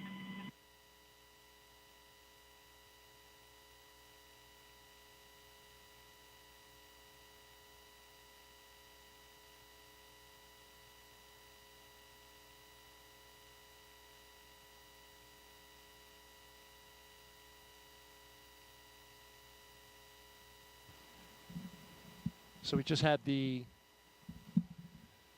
communication checks across the ground stations and the TDRS satellite network. You need a lot of ways to be able to communicate with a spacecraft when it's accelerating at a high rate of speed going up to space, and then of course once it's in orbit.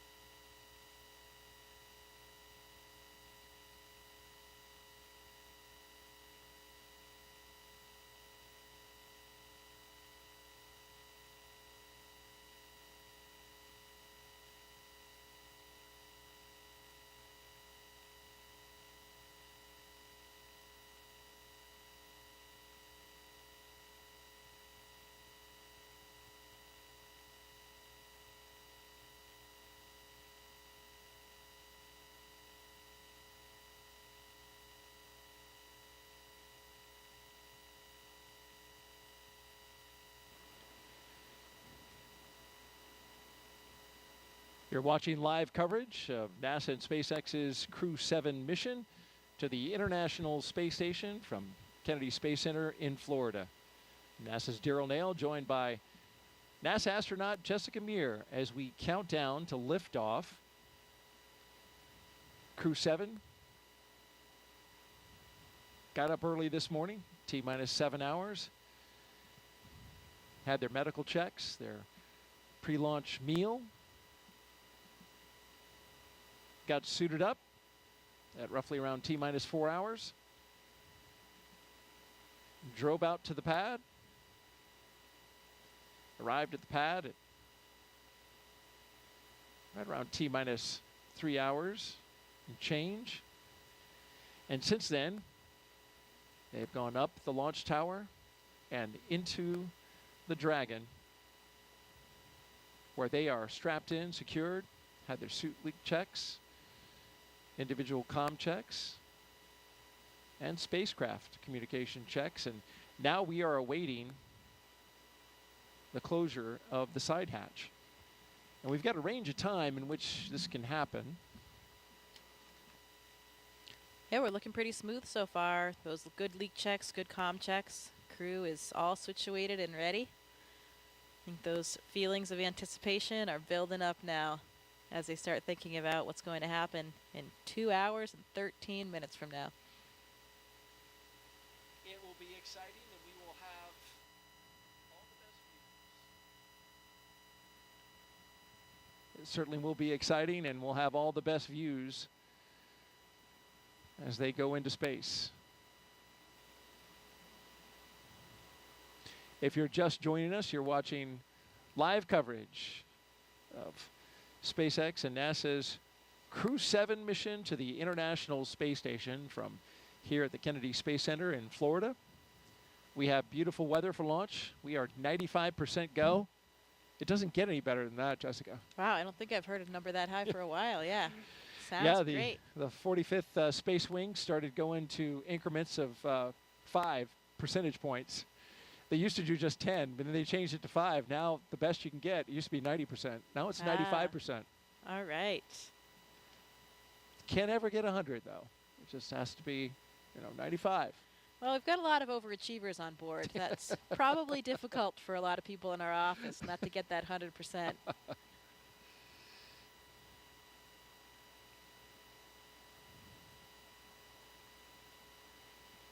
It is Florida, though. It's always unpredictable around here with winds, with thunderstorms, clouds.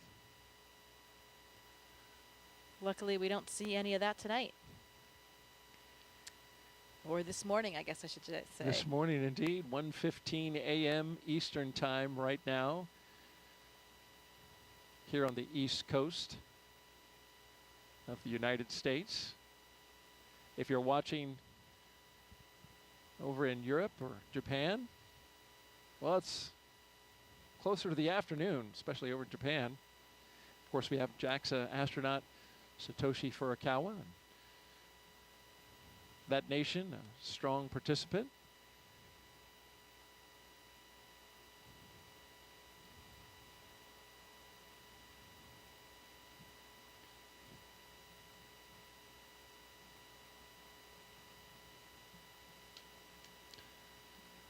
"7:16 a.m. in Copenhagen," so Andy's fans are probably waking up. What a great way to start their day over there in Denmark. Great start to a weekend on a Saturday morning. Absolutely. Wake up, have a cup of coffee, and watch your countrymen go to space. And once Andy, speaking of Andy, once he arrives at Space Station, he'll be able to take over as commander of the International Space Station. That's quite a responsibility. Yeah, it absolutely is, and it's a nice experience to be able to have some different representation in those roles. You know, he's not the commander of this vehicle, but he'll be the commander on board the ISS, and each of those carries a lot of different responsibilities. And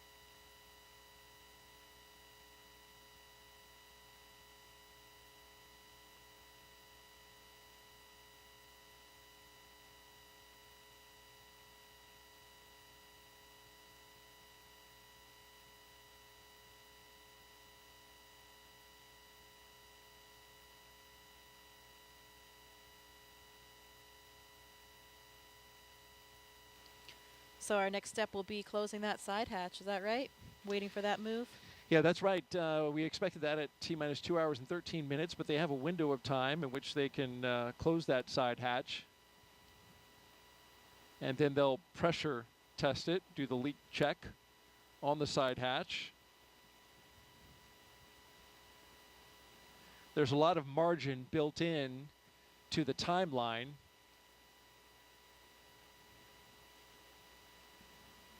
So that in case they have something come up, they have time to work it. We've seen that happen on a few missions prior.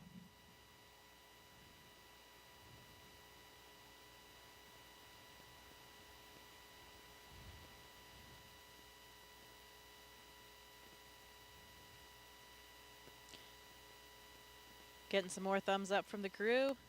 More waves.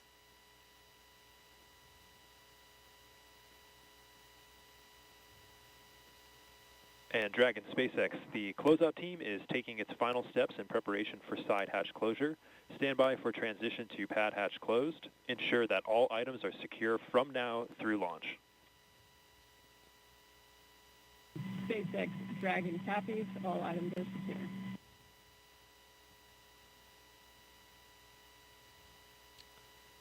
Just like we mentioned, want to make sure that things aren't going to be floating away from them in the launch environment. Straps and Velcro are your best friend when you're in space. I've always likened that call to the stow your tray table and put your seat upright, you know.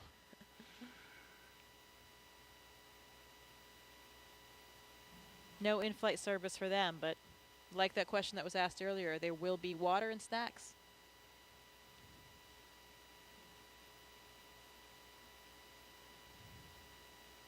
And as we await side hatch closure, if you've got a question for our own Jessica Meir, NASA astronaut, just punch up hashtag AskNASA on the social sites, Facebook, X, and YouTube.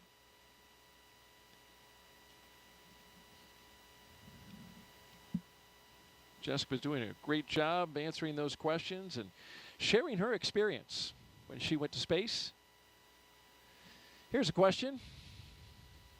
At spacecraft 2-7, what is the main purpose of Crew-7's mission to the space station? The main purpose of Crew-7's mission is to support the International Space Station in all of its science and operations during their stay there. So what does that mean? You know, now that we are at assembly complete for the space station, which we reached back many years ago, 2011, I believe it was, assembly complete, we have much more time for doing what we call utilization. So any type of scientific experiment or something that is flying as a hardware demonstration, those are our most important objectives, that science that we are getting done. Of course, you have to do maintenance as well. You need to fix the toilet, change the light bulbs. We don't have those plumbers or electricians coming up to help us out, so we have to be able to do all the work ourselves. We do spacewalks. We have to do certain repairs outside the space station. All of those things are part of a nominal mission. Visiting vehicles will be coming to the space station with all of the cargo on board. We'll have to fly the robotic arm, capture those, and unload them. And we could talk a little bit about the science as well. You know, there are some interesting experiments that are on board with this crew. One of them is the crew themselves. We have a big physiology study called CIPHER. I think we're going to hear more about that later in the broadcast from some of the scientists involved, but that's a comprehensive physiological suite. It's about 14 different studies that are really targeted at comparing and contrasting different mission durations. So, you know, we have had short shuttle missions in the past. We have typically 6-month missions on the space station, and we have a few that were more around the year mark. We want to see if there are differences in different lengths so that we can try to forecast ahead toward our really long duration mission, which will be to Mars. You know, that mission right now with current methods and of Dragon technology will SpaceX, be about 3 years. we are commencing a health check for the launch escape system. Expect a momentary flight computer state change followed by a transition back to pad hatch closed. SpaceX Dragon copy.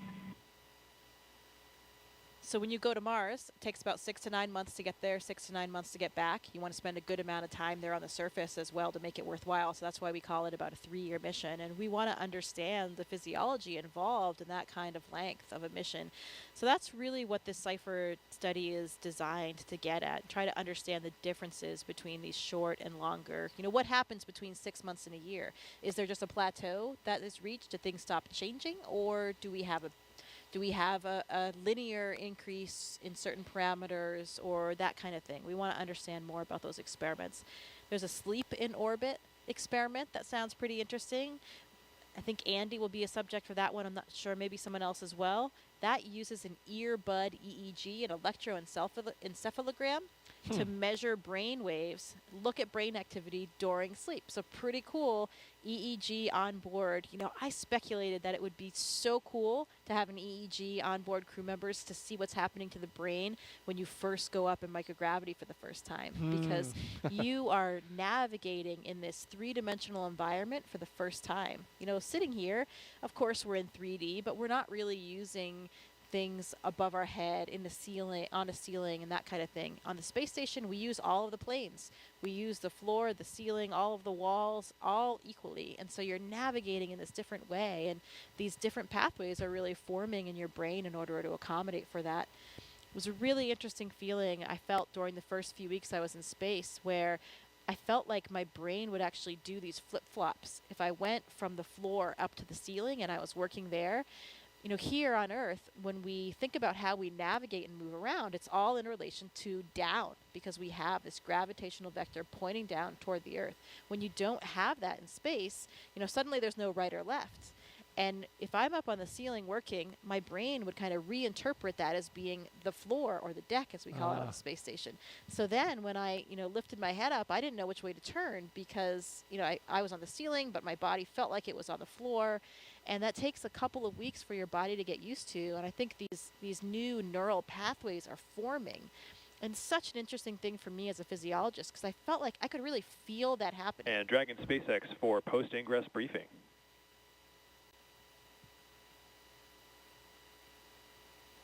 Go for Dragon. Okay, Jaws, we'll keep this one short.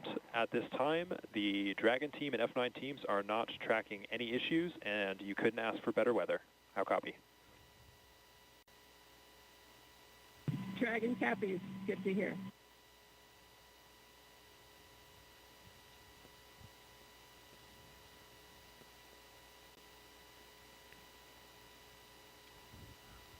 So you feel that up in space. You feel the difference of how your brain has this remarkable plasticity. Your brain can adapt in this new way. And after a couple weeks, I didn't feel that anymore. You're saying you actually felt? Yeah, you could sort of feel this flip-flop. It's a strange thing to kind of describe, but you could sense it almost. And then a few weeks later, that feeling was gone, and I was, more effortless in terms of navigating around the space station. You become really graceful in your movements. Just the tip of a finger can push you off toward one direction. So it's really interesting to see how the brain and the body are so moldable and adaptable and ready to just, take on whatever new environment it comes across. Wow. And that Cypher study that you mentioned, that in dual components there, right? Not only physical, but also psychological. Yes. That's exactly what you're talking about. Yeah, absolutely. And both of those factors are involved in that study. So should be pretty comprehensive and give us a lot of data that will be really critical toward those future missions. We'll learn more about that study coming up in our show inside of T-minus 1 hour. So stay tuned for that. In the meantime, we are 2 hours out. You're watching coverage of NASA and SpaceX's Crew-7 mission to the International Space Station from the Kennedy Space Center in Florida. We're looking down at the Dragon and the Falcon 9 rocket out at pad 39A.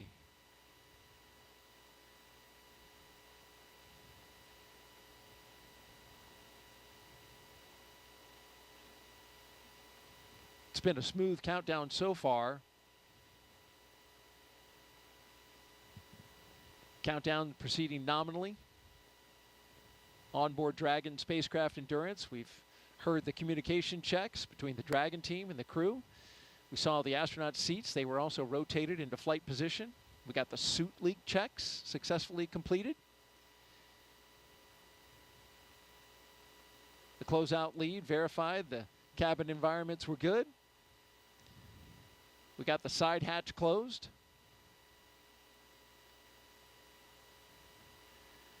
And then after all that, the SpaceX closeout team will perform the final leak check on the hatch. Closeout team will actually depart the pad at T-minus 1 hour. And you are the ASP, the astronaut support person for Crew 2. You're still there, right? Yeah. Is the ASP still there, or have they departed? You leave with the closeout team. Okay. Yeah, nobody remains on the pad for the launch. That would be bad. Well, absolutely. I was wondering if they had already left, but no. Right now they're together. still there. Yeah, that's right. So Anne is still there, probably hanging out somewhere around that phone area, and then she will leave with the closeout team. Anne McLean, she's talking about, spaceflight veteran, NASA astronaut. And there she is. There she is, yeah.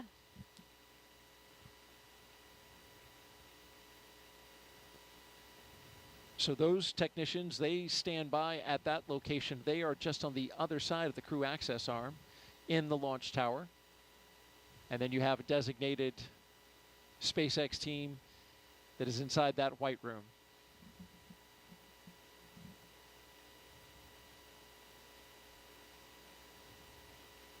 And as they continue to check that side hatch, been getting some great stuff from Jessica. Just fascinating to listen to you talk about all the aspects of space flight and the experiments that are going on and what it was like for you. We certainly know that space flight is not child's play, but did you know that every Dragon astronaut crew brings a stuffed toy with them? Its purpose? Well, when the toy starts floating, the crew then knows that they have reached 0 G. That's the confirmation. And there's been a few of these over the years. Of course, as we've done our missions, that toy is called a 0G indicator, and there's been 8 on Dragon so far. Starting with this little guy, Plush Earth, floating around by himself in the first uncrewed flight test in 2019 called Demo 1. That was Anne McLean again. And it was, once she was on Space Station. This is a sequin bedazzled dinosaur named Tremor, picked out by Bob and Doug's sons. Then we go to Crew 1, Baby Yoda. The first stuffed animal, there's a penguin, Gwyn, the penguin, with Crew 2. And then Crew 3, the turtle, classmates Raja Chari and Kayla Barron, of course. And then you see the first humanoid. That was the Einstein doll floating around. There he is. We spot shadowed him. And then here, inside the International Space Station, there's Suhail, the mascot for the United Arab Emirates. So the question is, Jessica, what did Crew-7 bring? You know, I do know what they have, but I'm not sure if we're supposed to reveal it quite yet. We're going to wait for the view? Let's wait for the view. Let's wait. When we get it Dragon, in the view. SpaceX, nominal side hatch leak check. I can tell you about mine. On Soyuz, we have this tradition as well. SpaceX Dragon copies, nominal side hatch leak check. Good call there, though, on the side hatch leak check. That's good. My commander brought, it was a small stuffed unicorn. I think it was from his daughter. So that was what we had to demonstrate microgravity for us. And really for everybody watching, because that's, you're still strapped in during all those moments, so it's difficult to tell if there's any weightlessness yet or any relative motion. But that's why you have the microgravity, the zero gravity indicator. Not truly zero gravity, so it's a microgravity indicator, I'd say. Or even sometimes called a 1G indicator, because you can see when you're back in 1G when you're landing as well. So you use it on the way down? I think so. I'm not sure if the Dragon they still have in the capsule on the way down, if it's secured or not.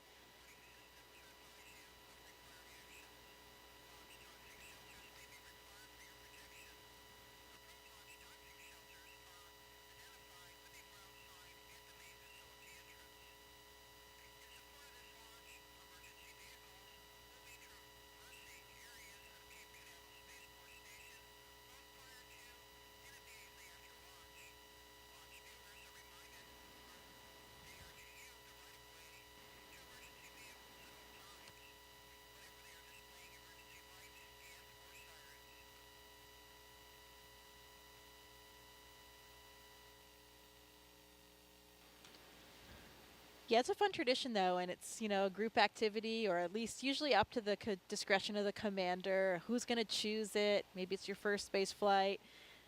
Children are often involved, so everybody gets to play along and have a role and see that microgravity indicator launching.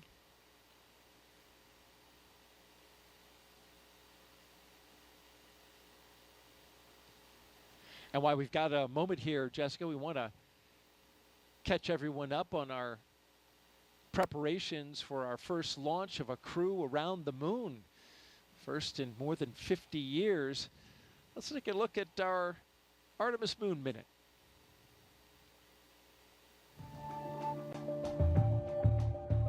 For the first time, Artemis 2 astronauts got an up-close look at the Orion spacecraft that will fly them around the moon.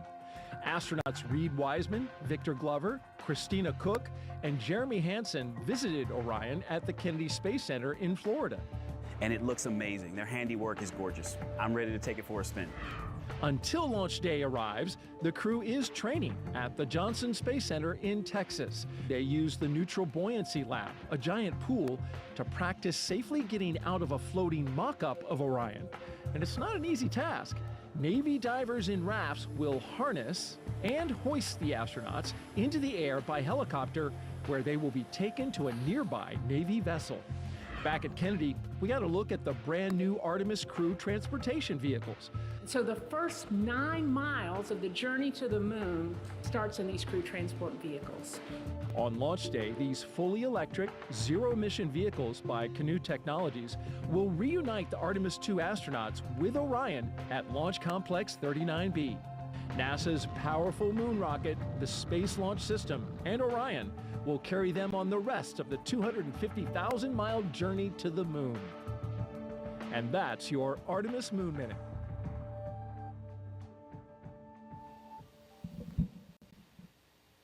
For Artemis updates, please see the QR code on your screen right now. Or you could visit the website at nasa.gov/Artemis 2. Certainly, you know all the crew members for Artemis 2, but also friends with the A2 crew, and 2 of them, Christina Cook and Victor Glover, were even part of your astronaut class, the 8 Balls, right? 2013? Yes, that is correct. Yeah, I am good friends with all 4 of them, and especially with those 2, with Victor and Christina being my classmates, it makes it even more meaningful. You know, when you are classmates with new astronauts, there were 8 of us, of course, called the 8 Balls, and they're like your brothers and sisters, truly. They really are. And we, I know if anything happened day or night, I could call on any one of them, no questions asked. And it's really, really exciting that we're going to be sharing this moment with them. When I was on board, I even had, at one moment when I arrived, we had 4 members of our class. Half of our class was actually on board the space station at the same time. Oh, wow. Nick Hague was still there for the first 8 days of my flight. Christina, as we just talked about from the Artemis II crew, she was up there already. Of course, the historic all-female spacewalk. That's right. 2019, yeah. And Drew Morgan was there as well. So there were 4 of us from the class, and that was truly something we never thought would happen.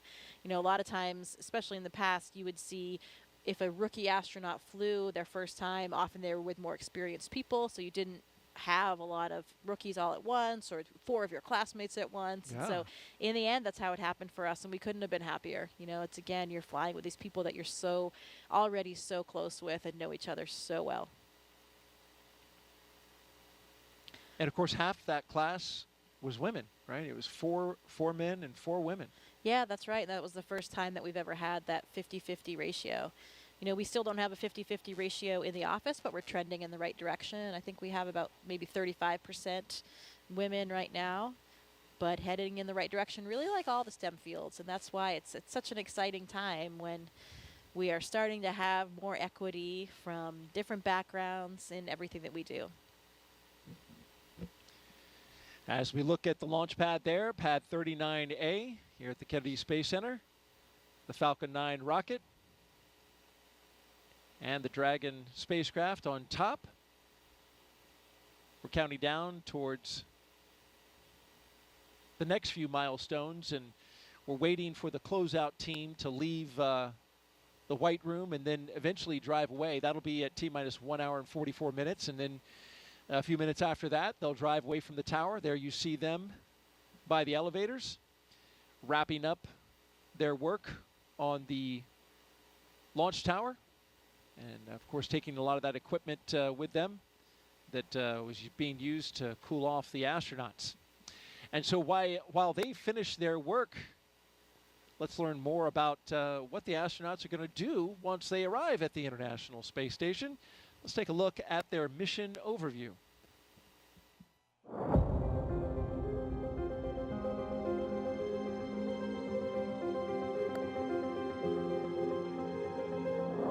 Our Crew-7 mission will take our 4 crew members to the International Space Station, which is, think of it as an orbiting laboratory around the Earth.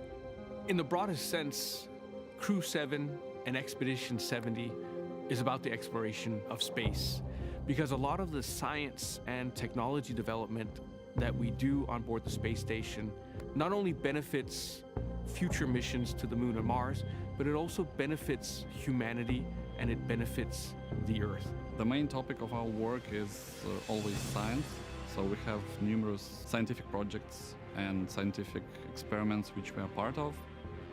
We're doing science and research on ourselves, our human bodies, and how we react in space so that we can eventually go further in the solar system.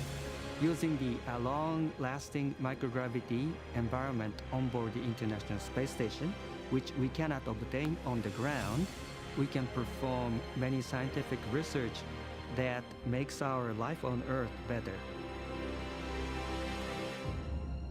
Well, with my international upbringing, I'm especially proud of the fact that our Crew-7 mission has 4 different astronauts from 4 different countries. And it's just something really special when you think about we've all come from very different backgrounds. We have different cultures and different traditions, but we share those with each other. Working as a team, we can back up each other and accomplish the mission easily. And I hope that this is something which can show the world how we can achieve big things when we cooperate and we work together. It's a human being's instinct to broaden our boundaries. Humans have always wanted to push the boundaries. We're curious beings. We want to know what is out there. We want to see what's behind that hill. We want to see what's behind that sea. We want to see what's behind that planet. Every time we've explored in the past, it has been beneficial to humans and to humankind. We always learn and develop technologies that help us. We learn more about our home planet. We travel out into space to gather knowledge, to expand our understanding of our world and the universe, and return that knowledge to the Earth, to humanity, for the benefit of us all.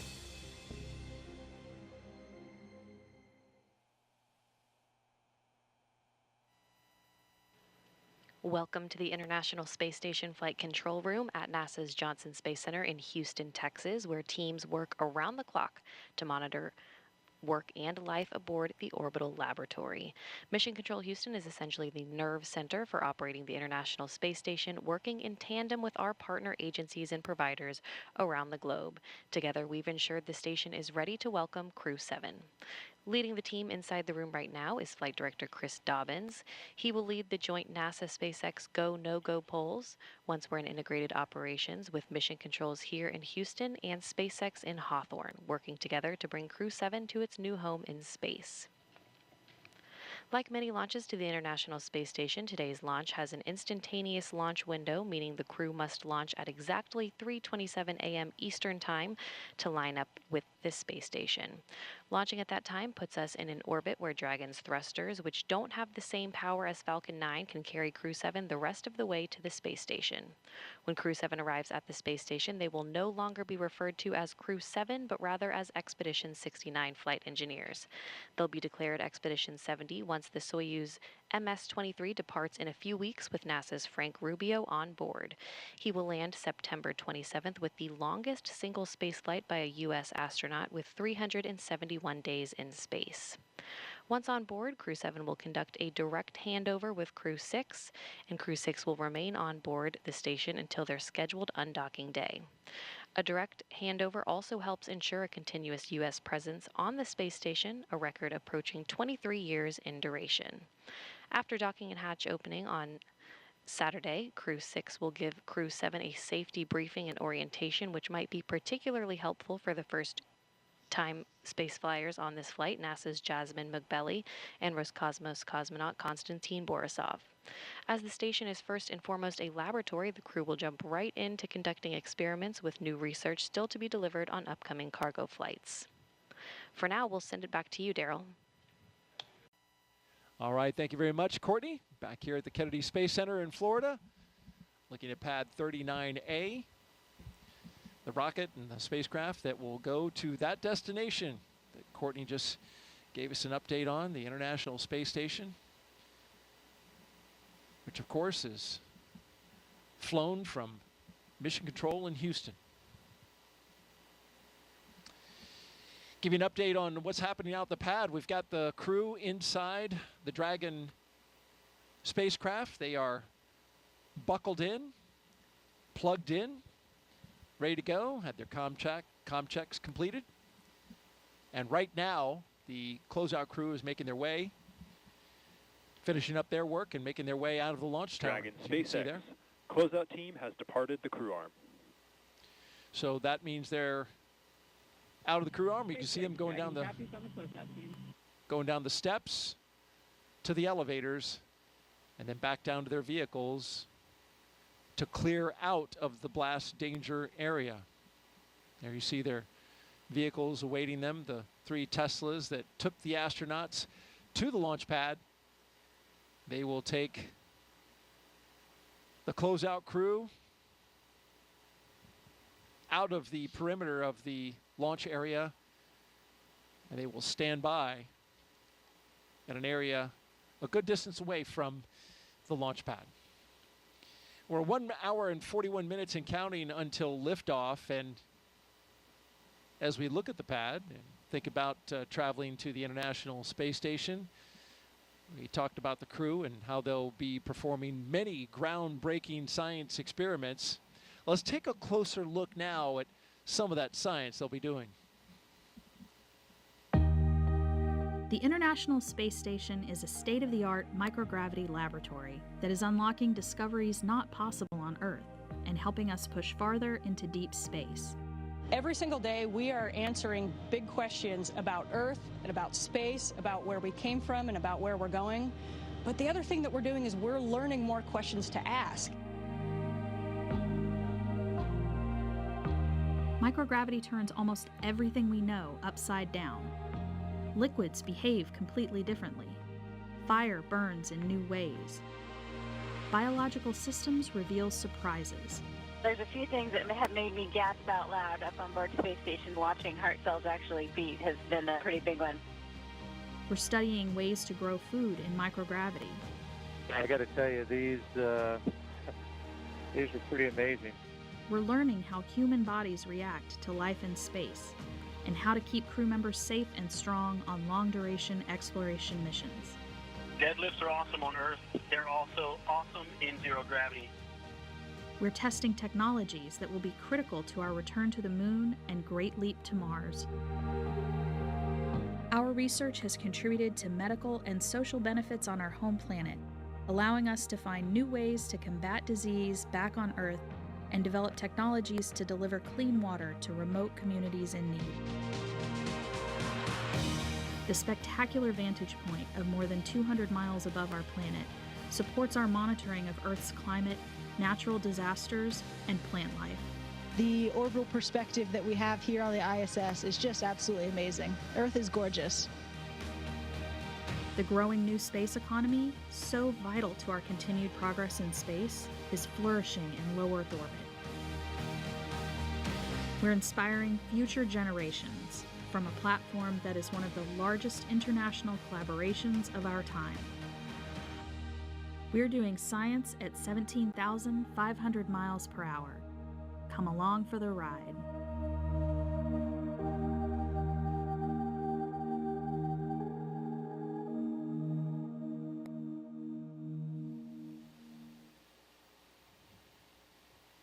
A great overview of some of the science being done on board. And Jessica, you've looked into this mission, of course, as an astronaut with the astronaut corps and a scientist yourself. You're pretty curious about some of the science that's going up on this mission. Yeah, we talked about some of the experiments already, the CIPHER, physiology and psychological experiment, the sleep in orbit experiment. There's another one that I find particularly interesting. It's called ISS external microorganisms. So this is a really cool one because for the first time we're going to be taking samples during the spacewalk to determine whether or not the space station releases microorganisms through things like life support vents. So we'll be swabbing and collecting these samples to try to understand how far they go, how many of them are there, how far they travel, and get a good idea for what it would be like. In particular, if we think about going forward and being good stewards. Now, I like to think about when we travel, we need to be good stewards of our planet. So if we're going to the surface of Mars one day, we need to understand what kind of contamination we might be having and what kind of effect we might have on that planet. So this microorganisms experiment will help understand a little bit more of the impact that we have. And to me, that is the ultimate experiment because it is science and a spacewalk at the same time. Oh, yeah. My two favorite things. So if I could knock both out at once, I mean, that would be It's incredible. a double winner right there. And so they're going to actually swab the outside of the space station? Yeah, they're going to collect those samples during that spacewalk. How about that? Now, what are these vents that you're talking about? What are they venting? So some of the vents are for the life support system. So, we are introducing an atmosphere into the space station to give us the air that we need to breathe. And so there are some vents associated with life support systems in general, stuff that is off-gassed or released to the external environment. Out into space. That's right. Yeah. And so you're wondering if by chance there could be some microorganisms out there growing, which would just blow my mind if there were. Right, and perhaps rapidly evolving in the space environment. How about that? Fascinating. And as a scientist, Jessica, you did a lot of work early in your career. You've talked a little bit about that. And it calls back to an experiment that is worth mentioning now that had some amazing results. And when you were working on this experiment, it even got a catchy name called Mighty Mouse. And I was wondering if you could share a little bit of that with our audiences. This is a mission to the International Space Station, and science is at the forefront. You were involved in an experiment that had some pretty incredible results. Yeah, the Mighty Mouse experiment is one of my favorite ones to talk about for a couple of reasons. One, I'm a physiologist, as we mentioned, and so there's a lot of similarities between the work that I've done and working with animals. This experiment looked at the myostatin and activin pathways. So these are very important molecular signaling pathways that influence muscle degradation or breakdown. So on the Earth, the researchers involved here have identified these as very important for providing possible targets to prevent muscle and bone loss. So you can see a picture here. These are two of the mice in question, the Mighty Mouse experiment. I think it's pretty obvious to the naked eye, even without a scientific background, that they are very different.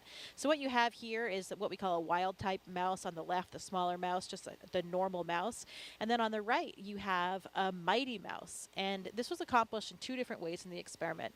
One, by creating a myostatin knockout mice. So this means that this mouse actually does not have the gene for this pathway.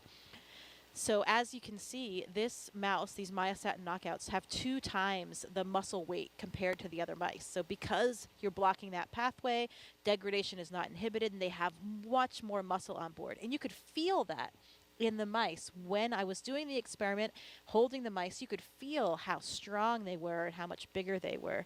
Interestingly, when we treated another set of mice, again, just the normal mice, with a therapeutic agent, they also did not lose muscle or bone mass in space. What I'm pointing to right there in this picture, this is a bone densitometer. So we were actually putting the mice into this bone densitometer and imaging their bone density while they were on board the International Space Station to get these images, because we're looking at not only muscle but also bone. These pathways are important for both muscle and bone. And why is this important?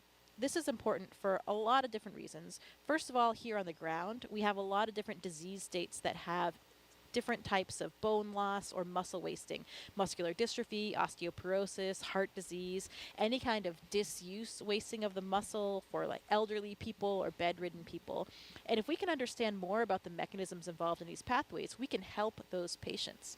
And the other interesting thing about this experiment in general is that it also has applications to space. You saw a video earlier of us exercising in space, incredibly important part of our day. We have 2-hour blocks on our schedule because if we don't exercise every day, we will have significant muscle loss and bone density loss. We have these really large systems on the space station, these pieces of exercise equipment to keep our bones and muscles healthy. But when we talk about going back to the moon, going to Mars for long periods of stay, we'll have smaller capsules. We won't have these big pieces of equipment. And so we might need to employ some of these strategies that we're learning about on the International Space Station. So that's why this experiment is such a favorite of mine. It really touches life back here on Earth, helping patients with various disease states. Also is applicable to the future of space travel as well. And even I'll cap it off with a really interesting story of the investigators. Se-Jin Lee and Emily Germain Lee, they met back in college. Se-Jin was working on the myostatin pathway, the one involved in the muscles, and Emily before she was his wife, she was already working on the activin pathway, the one involved in bone. And they realized, although they were working separately at the time, they had this very complementary system that worked in concert. And if they worked together, then perhaps they could solve some of these even bigger questions. They were incredibly excited. They had always dreamed of having an experiment of theirs fly in space, and they had demonstrated these concepts on the ground. So it was really cool to be part of this team and watch that experiment come to fruition and to have such dramatic results. Again, those mice that were treated with this therapeutic agent did not lose muscle and bone density in space, while the ones that were not, just like us, had dramatic losses in both of these. So really interesting to see that these agents were successful in space and the applications it might have for the future. And amazing that it was, you know, an experiment. The results, of course, incredible, and they obviously, you can see them in the photo of the mice and how it turned out. But I mean, this experiment was right in your wheelhouse, right? All of that came together, you know, both the scientists, you up on board the International Space Station as well. I remember reading, you know, I looked into the study a little bit in preparation for the show, and space was said as, you know, the ultimate bed rest, right? Yeah. Like, which is not good if you're trying to maintain that bone and muscle mass. Right. We need to make sure that we can bring astronauts back to be healthy. And when we think about going and walking around on the moon and Mars, we need to make sure that astronauts are healthy when they get there as well.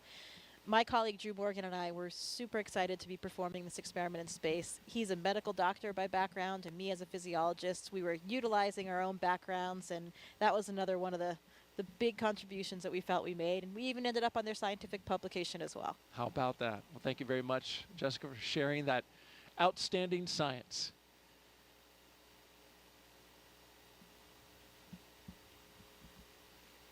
T-minus 1 hour and 30 minutes and counting. We're awaiting the launch escape health check.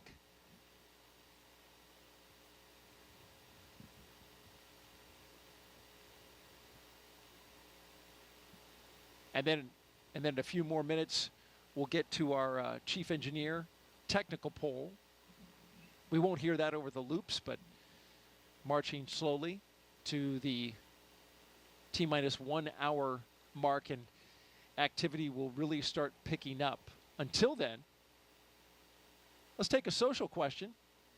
I've been getting them all night. Keep them coming in. Hashtag Ask NASA. Here we have at Indiana Jonas. Do you have a favorite item, Jessica, that you brought with you to space? Yeah, I think we'll actually have a chance coming up here to show some of the items of things that I brought to space. So I won't spoil the surprise quite yet of everything. But, you know, a lot of times astronauts will bring pictures of loved ones, whether it's a physical picture or just something that we can bring up, sent up on a computer or an iPad. And we like to bring things that represent our different backgrounds, for representing universities we went to, clubs that we belonged in, because, you know, we've talked about it a little bit already, but, you know, this is not just our mission. This is really for everybody, and we want to carry that enthusiasm and that excitement with everybody to show them that they are a part of it. So there are so many things. You wish you could bring more because our capacity is very limited, but, you know, we have to think long and hard about which items we'll bring up with us. Well, let's talk about that flight kit a little bit more. Each Crew-7 astronaut is allowed to bring a few personal items with them for their roughly 6-month stay in space. And we're holding your item as a surprise. Let's take that crew shot and we'll talk about what they're bringing up. You see all the way to the left, Konstantin Borisov. He's bringing up his son's first toy, going left to right. Next is Andreas Mogensen. He picked the 0G indicator along with his children, and he kept it a surprise. And so we're waiting to see that. We're going to see it float in space. We'll learn more about that in a bit. And then to his right is, of course, the commander, Jasmin Moghbeli. She brought 2 Dragon stuffed animals, one for each of her twin girls, and she's going to show them floating around in space to her girls. So we're going to take a little video, send that to them. It's a touching thing to do for your young kids. And then all the way on the right, Satoshi. He's bringing photos of his family and friends and photos of current students at the school he graduated from. Yeah, we take a lot of pictures of these items floating around the space station, usually in front of in the cupola, so you've got the Earth in the background. And actually, it's difficult to get some of these photos sometimes. You get a little air and some ventilation, an object gets caught in the ventilation. It's not floating exactly, just staying still where you want it. The light changes all the time in the cupola, so you have to kind of master out this system to get proficient at it to take these pictures, because it can take quite a bit of time. But it's so important and so meaningful for the people back on the ground that we do our best to capture as many of them for the loved ones that we have and for everyone down there, because it really does mean so much to everybody. Wouldn't it be better to have video rather than a picture of something floating around? Yeah, we do video too. Okay. But you're right. You're right. A lot of times it's just a still image that we have, but depends what you want to use it for.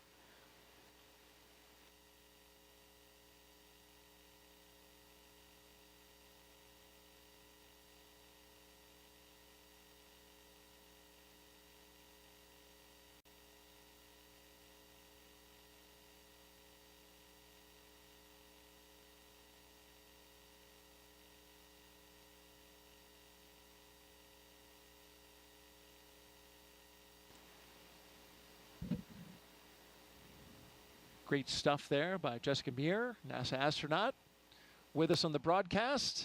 Thank you very much, Jessica. And continuing to count down, 1 hour and 25 minutes and counting until liftoff of Crew-7. You're watching NASA's coverage.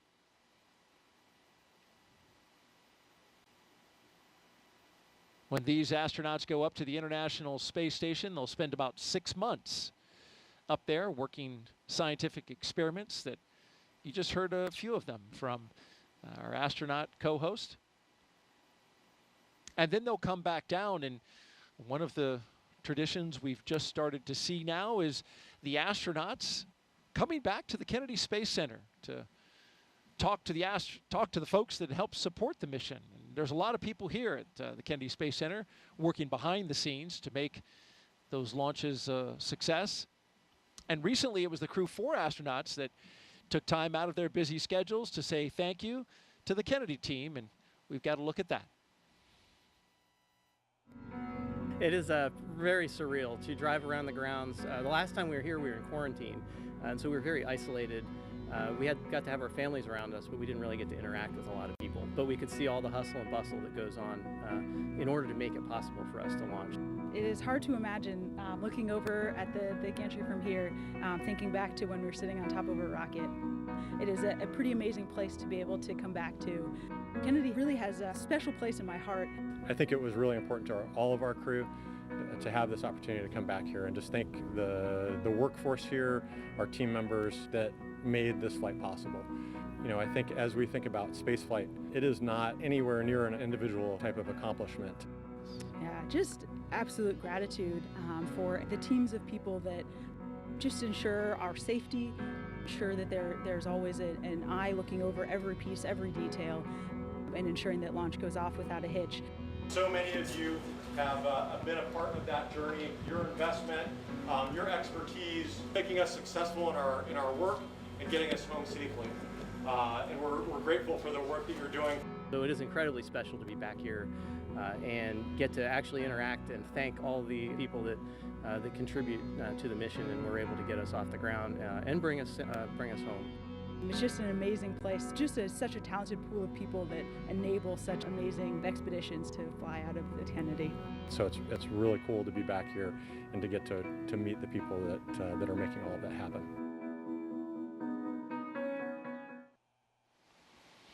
You can really tell all those smiling faces just how much that meant for Crew-4 to come back and share their time and their words with the team here at the Kennedy Space Center. Well, you're looking live at Launch Pad 39A, the Falcon 9 rocket and Dragon spacecraft. We'll start fueling up the Falcon 9 at T-minus 35 minutes and counting. But in between this time and that time, Got a few more milestones to go, including arming the launch escape system, rotating that crew access arm away, and then, of course, having the pole for the readiness to tank the rocket. This view right here, you're looking at special guests that have gathered at the Banana Creek facility here on the Kennedy Space Center. Launch watchers. Got a big group here, which is impressive because it is 2 a.m. Eastern time, but it's always exciting to take in a crewed launch when you know that you've got astronauts going up on top of a rocket. And so they've all gathered pretty early in the morning here and pretty early in the countdown. An hour and 21 minutes to go. It's great to see the crowd out there at the Banana Creek viewing site. Got about 6,000 people who are at various viewing areas around the Kennedy Space Center. Banana Creek is one of them. Also got folks along a causeway that's just across the water, watching from those locations. Of course, we've got special guests up at a building we call the Operations and Support Building. We've got our own Jasmin Hopkins up there who will be interviewing some special guests here in the final hour. And they're joined by several hundred VIPs who are taking in the site from the 5th floor up there on the balcony. It's a great view up there as well.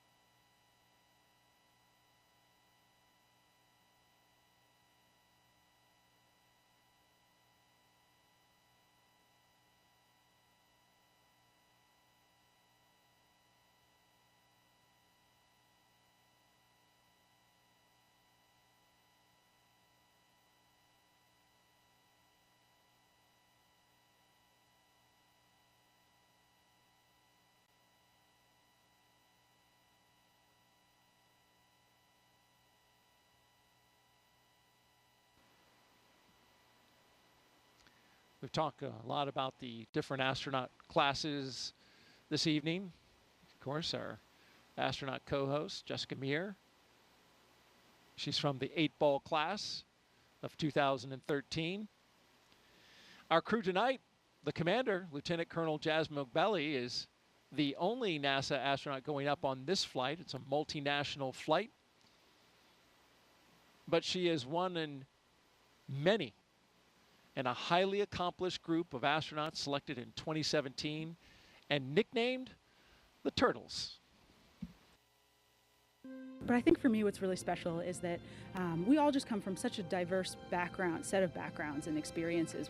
We have scientists, engineers, people from all different walks of life. We're just really, really fortunate. The team that selected our class, I think, just did an amazing job at really looking at how personalities meld together. That's what I appreciate the most, is just the way that we were able to enable each other's strengths and lean on each other in ways that bring us together and bring us closer as a group. We all care so deeply about each other. We have such an amazing relationship across the entire class, and you know, just what an amazing group of people. We've been able to really lean on each other and our expertise in different moments where it's most applicable. Jasmin is an amazing person. Our class is incredibly close, and she is just an amazing leader, an incredible pilot, and a great choice to be the commander of Crew-7.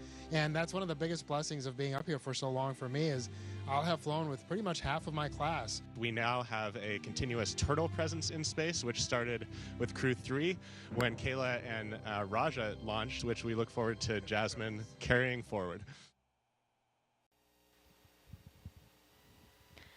So the Turtles class, an amazing class. They were the class that was selected just after my class of the 8 balls, and pretty cool that they have this kind of run of the space station right now. I remember when we were saying that about the 8 balls, but Jasmin, will be joining her classmates Frank Rubio and Woody Hoberg on board. They are already up there awaiting for her. And then Laurel O'Hara will be joining from her Soyuz launch in the middle of September. So pretty exciting to have all of those turtles up there at once. And I know that's how it felt for me. Daryl and I were talking earlier about when I arrived on the space station and we had 4 members of our class all up there at the same time. And in thinking about it, I think I've talked about all 7 of my classmates during this broadcast. You've seen photos of most of them in the previous coverage. And it just shows how we really do become like a family here at NASA in the astronaut office, especially with those classmates. We talked about my classmate Anne McLean. You saw her as the astronaut support person on the pad, helping the crew with all of those final preparations. We saw Christina from the spacewalk footage from the spacewalks. Actually, we did 3 spacewalks together, Christina and myself, during our mission. And you saw Victor and Christina in those Artemis images as well, as they are now in training for the incredibly exciting Artemis 2 mission. You saw some footage of Nicole Mann and Josh Cassida from their recent mission on board the space station. They were on Crew-7, so again, carrying that legacy with them. We talked a little bit about Nick Hague earlier as well. Nick was there on the space station when I arrived. And I talked about Drew Morgan just recently with the Mighty Mouse experiment. Drew was the astronaut that I was up there. Actually, I didn't spend a day in space without Drew. He was there for the entire 7 months of my mission. I was up there for 205 days, so almost 7 months. He was there already when I arrived, so he was up there even longer. He had about a 9-month mission. So there you have it, all members of the class. We've been represented in this broadcast, but it's not about us today. It's about those turtles. So more about them. We are so excited to see Jaws on her way, headed to join her classmates, Frank and Woody, up there. You know, we have right now on the space station the 4 crew members that flew up on Crew-6, of course. That's Woody Hoberg, Steve Bowen, Sultan Al-Nayati, an astronaut from the United Arab Emirates, and also Andrei Fadayev. They arrived on the Crew-6 vehicle, so they'll be departing about 5, 6, 7 days after Crew-7 arrives. They'll have a handover period so they can really get accustomed to everything that's going on, hand over whatever information they need, and then they'll depart. And then we have Frank Rubio and cosmonauts Sergei Prokopiev and Dmitry Petelin. So this crew will be joining the 7 crew members that are already up there until that handover period ends, and then the 4 from Crew-6 will depart. The Soyuz crew is scheduled to land, I think, September 27th. So Frank will finally be returning home from space back here to the U.S. And his mission was extended, so he will have been up there for over a year when he lands. Finally, and he's going to break the record, right? Longest That's continuous stay in space. That's right. It has been an incredible mission for him, but of course everyone is very excited to have him back on the ground as well. And I'm sure he will be just as excited to be back on Earth and be able to visit his friends and family and take a hot shower. Showers are always very welcome when you come back. You know, you do get surprisingly, you feel very clean on board. I was surprised by it, but it's kind of like a sponge bath that we get up there, but you really do feel clean. And part of the reason why is you just don't feel as dirty as in space. You know, not even your clothes are really resting against you when you're in microgravity. Everything's kind of floating. You don't go outside and get sweaty in the hot Florida humidity like us sitting here in these chairs getting a bit hot. You just don't experience that because you're never sitting down.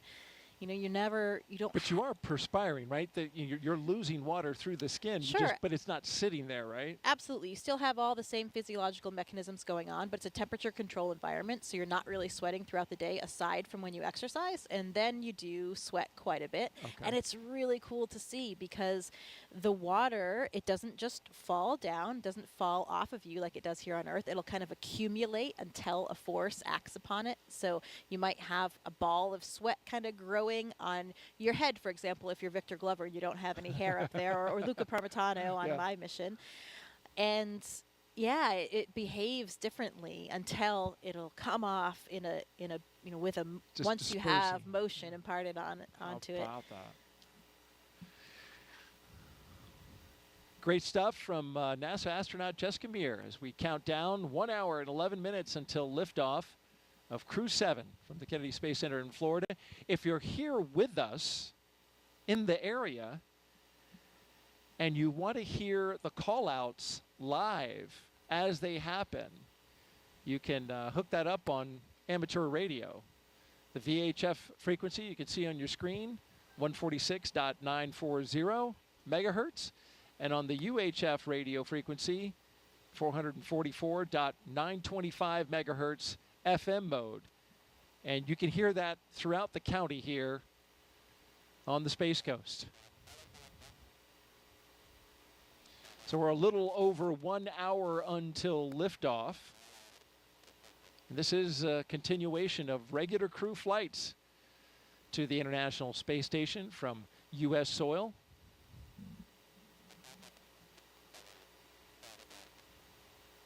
SpaceX's Crew-7 mission will be the company's 8th crewed spaceflight for NASA, following the crewed test flight Demo 2.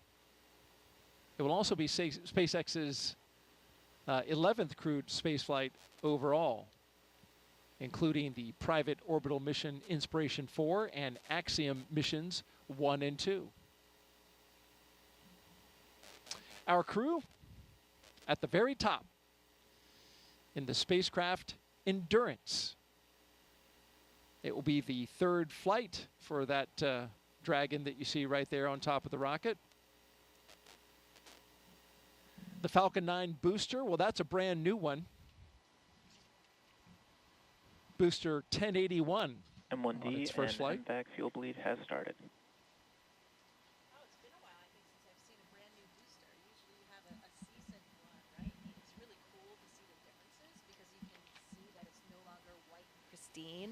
As they are reused more and more. Pretty cool to see. Yeah, you were talking about the booster, how, in the reuse booster, you've got that sooty exterior on it, and this is a brand new one. Of course, commercial crew program, they limit the number of boosters in terms of their reflight for use on crew to 5. The Endurance, its previous missions were Crew-3, Crew-5, and of course today, Crew-7. If you're just joining us now, we've had a great countdown so far. Weather is nearly perfect, 95% go. We've got a crowd of launch viewers on hand at our various locations around the Space Center. More than 6,000 people here in the local area, and of course, beyond that, outside the gate, even more.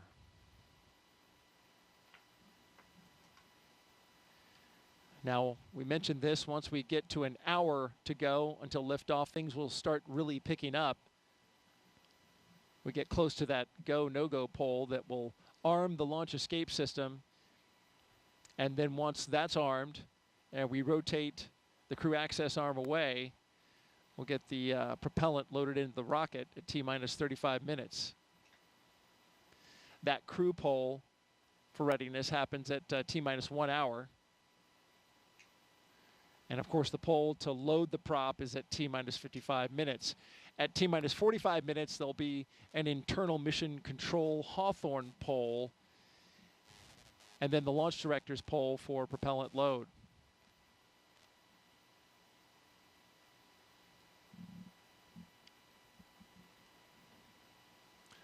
I mentioned the crew access arm. That'll retract when we get to T-minus 40 minutes.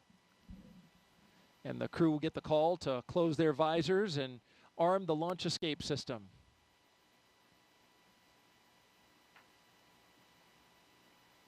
Of course, once you have the Falcon 9 being loaded with propellant, you want a safety system that will allow the astronauts to get off the top of the rocket in case anything happens, and that automated safety system is in place. What makes it work are 8 Super Draco thrusters that are on Dragon. They would fire and quickly separate the crew from the rocket, and they can do that either on the pad or during flight on the ride uphill.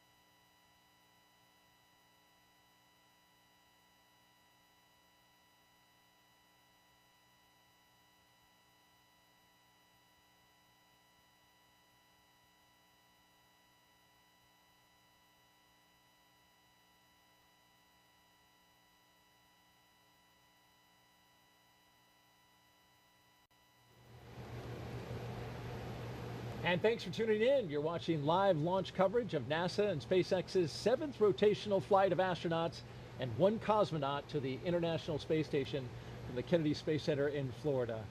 NASA astronaut Jessica Meir has been with us over the past 3 hours, talking about Crew-7 as they have prepared for launch. Also talked a lot about science and a phenomenal number of other fascinating topics. We really appreciate you being here. We're now closing in on T-minus 1 hour until liftoff, and your thoughts on how we've done so far? Things have been proceeding nominally, as we say in the space business. Things are looking good. The leak checks were good. Comm checks were good. The hatches closed. I think we're in good shape. And the weather, what did we say? A 95% favorable odds for weather. So looking good, and I'm feeling good about it tonight. What about you, Daryl? Oh, I am feeling fantastic, and it's good. We both got the positive vibes going. You mentioned the weather. It's nearly perfect. Liftoff time still holding for 3:27 a.m. Eastern time and 27 seconds if you're right down to the second. We're tracking no issues with the Falcon 9 or Dragon, as Jessica mentioned. The range is green. Weather, good to go. Over the past 3 hours, we want to review now what our crew's been doing, and there you see them. Jasmin Moghbeli, Andreas Mogensen, Satoshi Furukawa, and Konstantin Borisov. They have been getting ready to launch into space. Let's take a moment now to recap the overnight launch preparations.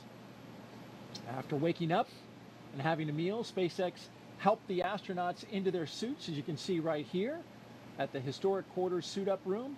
Then the crew, well, once they got their suits pressure tested, they walked right out of the same path that every NASA astronaut has done since Apollo 7, waving to family and loved ones after getting inside their Teslas with the gull-wing doors coming down. Valve cycle to equalize They joined a caravan led by Center Security on a 20-minute ride to Launch Complex 39A. Big smiles all around. All the way around. And then following their arrival to the pad, they got a look at their rocket, and in they went, walking across the crew access arm and right into their spacecraft. And those big smiles you mentioned, Jessica, we just saw them right there. Looks like the crew, they're good to go. They truly are contagious, those smiles. It is difficult not to be smiling and excited when you know you are about to leave the planet for the first time for some of these, for Jasmin and for Konstantin as well. Absolutely, and a lot of preparations have been brought to us at this point, including a dry dress. A lot of things have been going into this so to get everybody ready. Of course, we had a launch delay yesterday. We stood down for that attempt, but now we're good to go, and we expect to be launching at 3:27 and 27 seconds, our new T0. All systems good to go for launch. Now we want to have our Dragon, team. SpaceX, you are go for Section 5. When ready, report go for launch. Dragon copies, go for Section 5. Okay, and with that call out at this time, we're going to expand our coverage. We'd like to welcome in SpaceX and NASA commentators joining us live from Hawthorne, California, where the SpaceX mission team is located. Welcome to Jesse and Leah. Thanks, Daryl, and hello to everyone watching around the world. I'm Leah Cheshire with NASA Communications. And I'm Jesse Anderson, an Integration and Test Engineering Manager here at SpaceX. Leah and I are joining you today from SpaceX headquarters in Hawthorne, California, as we count down to liftoff of Crew-7 just under an hour from now. And of course, Crew-7 is our 7th operational mission with SpaceX, flying astronauts for long-duration missions to the International Space Station, but it also comes with an important first. Crew-7 is the first mission in which every seat in the spacecraft is filled with a crew member from a different international partner agency. Represented are NASA, ESA, the European Space Agency, JAXA, or the Japan Aerospace Exploration Agency, and Roscosmos. It's also the first time an ESA astronaut has served as pilot of Dragon, so Andreas Mogensen is adding that to his list of accomplishments. The Dragon flying today will be making its 3rd trip to station, having previously supported Crew-3 and Crew-5. And much like on those missions, our teams will be staffed around the clock in mission control, which is just behind us, to monitor Dragon and the mission, not just today, but throughout the entire mission, from liftoff to Crew-7's arrival at the space station, all the way through splashdown when the astronauts return back home to Earth. On console or headset and mission control are 6 key SpaceX Our copies. 6 key Crew-7 is positions. go for launch.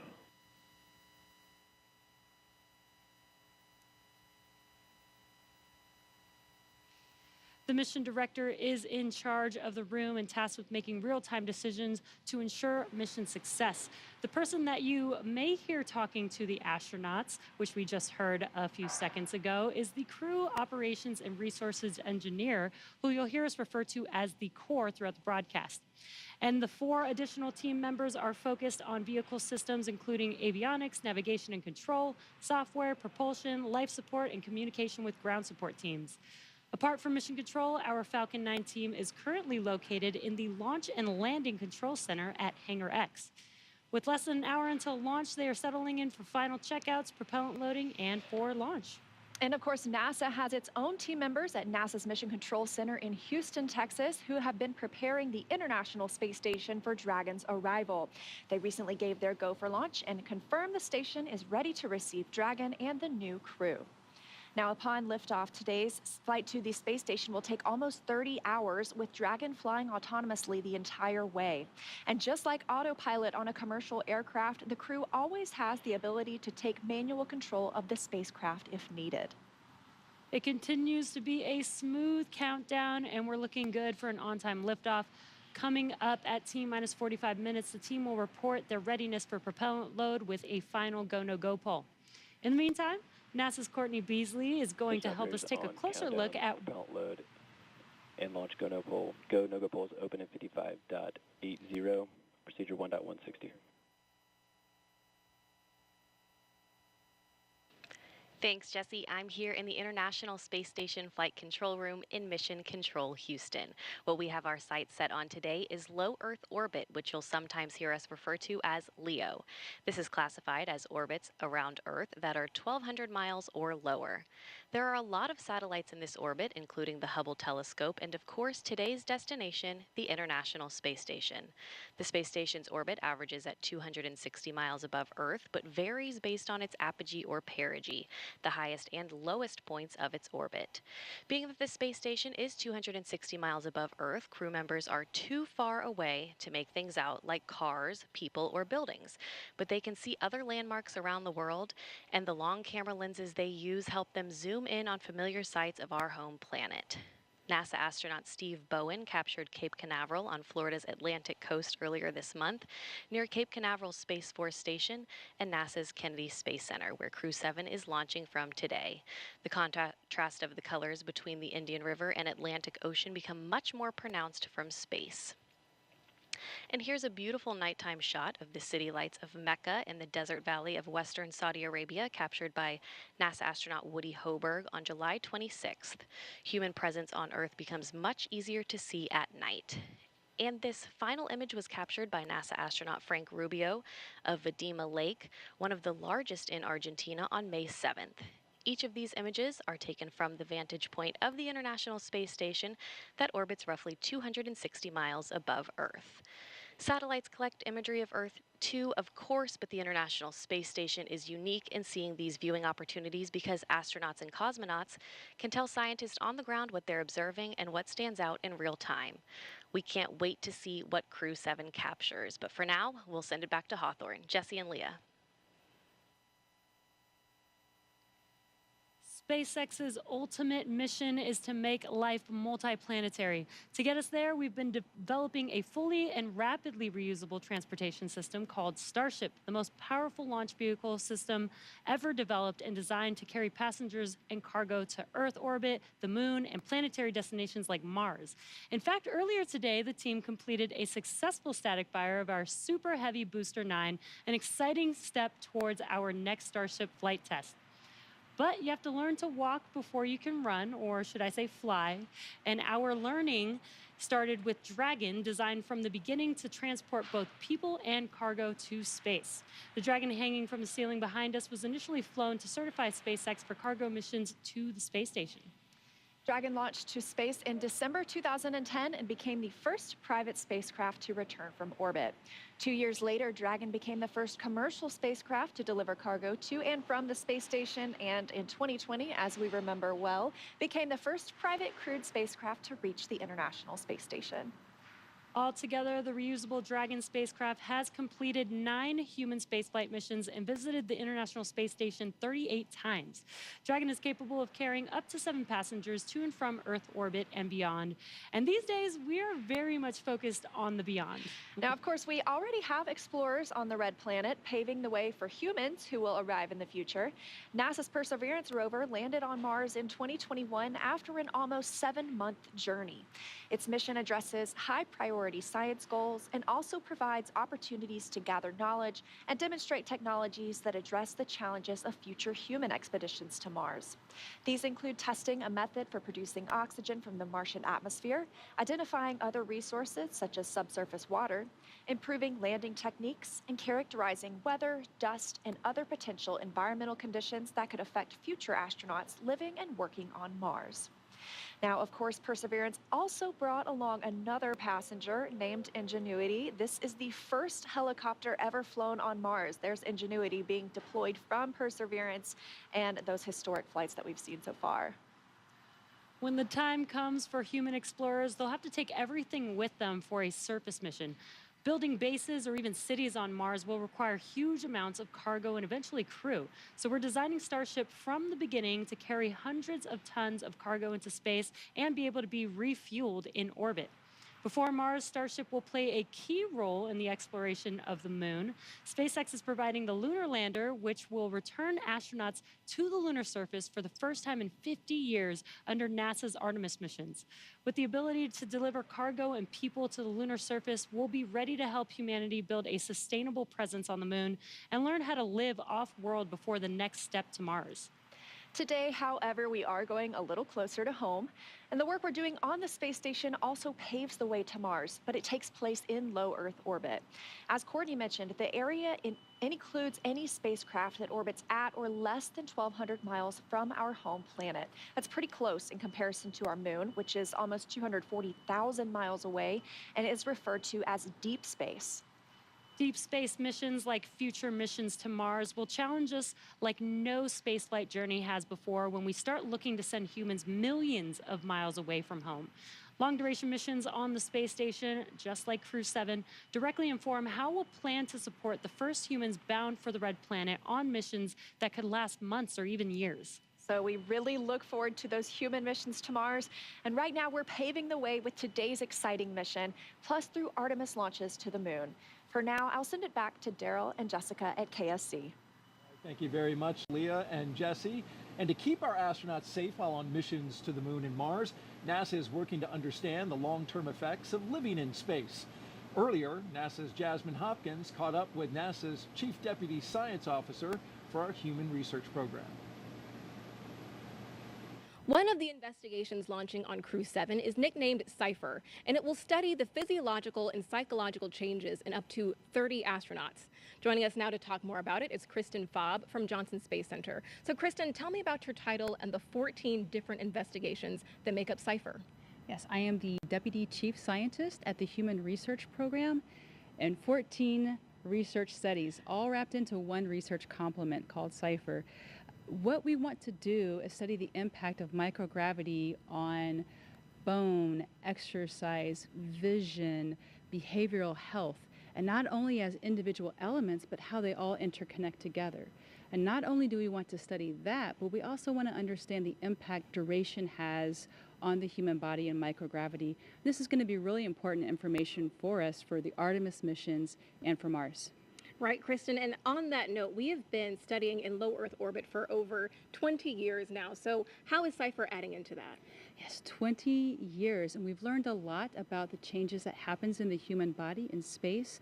Plus, we also have learned a lot about the twin study that happened a few years back. So CIPHER is just a build on top of all of that knowledge that we've gained so far, plus all of the technology that we have today, and data analysis. It's a great time to start CIPHER. It really is. And after the launch of Crew-7, how soon can we expect to get the data back from CIPHER? Well, once we start getting data, we'll start processing it, and then when we start to understand some of these observations and findings over hopefully these 30 crew, it's going to take time because 30 crew is going to be a lot of information. But once we start to find some interesting observations, we'll let you know. Absolutely. It will be well worth the wait. Thank you so much for being here tonight, Kristen. It's my pleasure. Back to you. All right, thank you, Jasmine and Kristen. We're going to turn it over now to Hawthorne, California, and check in with our team at SpaceX headquarters for an update on the launch progression. How are we doing? Thanks, Daryl. I'm Ronnie Foreman, a commercial sales manager here at SpaceX. We are coming up on just about 46 minutes until launch, and our teams are carefully moving through the process to lift off. A lot of preparations have brought us to this point today, including a dry dress rehearsal and static fire earlier this week. For those of you following along, you'll also know that we stood down from yesterday's launch attempt for additional data reviews. But for now, all systems are looking good for launch. So next up, our launch director will check in with the team for readiness, both for prop load and for launch. The 7 SpaceX responsible engineers, often called REs, indicate that they are go by voting electronically. The launch director will also check in with the Dragon mission director, or MD, on the nets, and NASA launch manager to make sure that they are ready to move forward as well. And as Jesse mentioned earlier, the Falcon and Dragon launch teams, as well as key NASA launch members, are in the Launch and Landing Control Center at Hangar X in Florida. On screen, you have that incredible view of the Dragon spacecraft with the crew access arm still in the service position. The crew right now is on board Dragon, waiting to get the green light to stow the crew arm for launch and arm the launch escape system. Great shot of our astronauts there. Once the launch director gives the go-ahead, we should get a good view of the access arm as it swings away from the capsule. The range continues to be go for launch, monitoring the clearance area surrounding our launch pad, as well as the air and sea space along the flight corridor. And at Kennedy Space Center, weather is looking good for launch. If you're joining us on the ground in Florida, you know it's just about 82 degrees outside with light ground winds. Overall, we are looking good for launch in just about 45 minutes with a 5% chance of weather violation.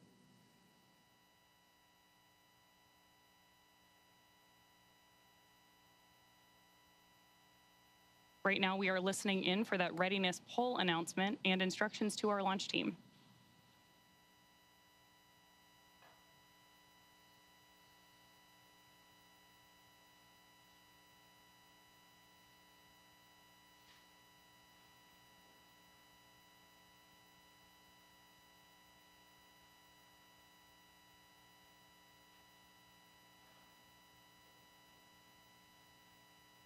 Again, this poll is going to be the go or no-go to move forward with propellant loading for today.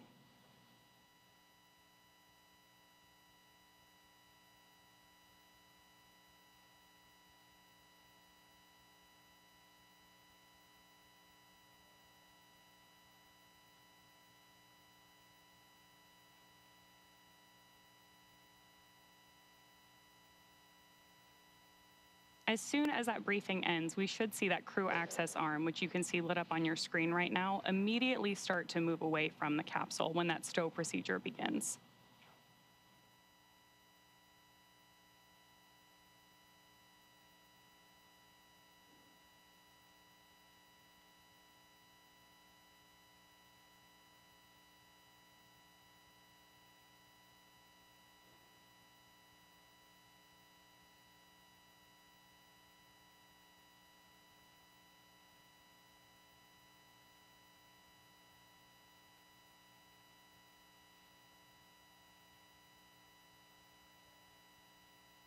Coming up on just 43 minutes to launch.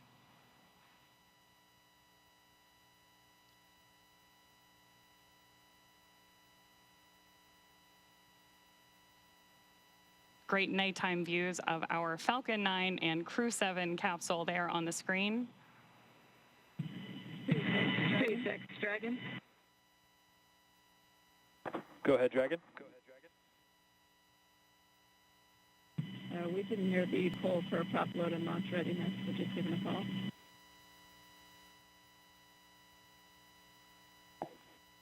And sorry, Dragon, I just missed the last of your sentence there. Can you please repeat? Yeah, from Dragon, we the polling is complete. The joint NASA and SpaceX teams have polled go for LES arm, propellant load, and launch. For all operators in MCCX and Hangar X, both control rooms go into lockdown at T-minus 45 minutes and will remain in that state until the launch escape system is disarmed. All operators are to remain at their console, maintain a sterile cockpit until MD confirms successful disarming the launch escape system following orbit insertion or propellant offload in the event of a scrub. For non-urgent, no-go conditions, brief the CE or LD and they will approve aborting the countdown. For urgent issues affecting the safety of the operation, operators shall call hold on the countdown net. Launch control will abort the launch auto sequence immediately and proceed into launch abort.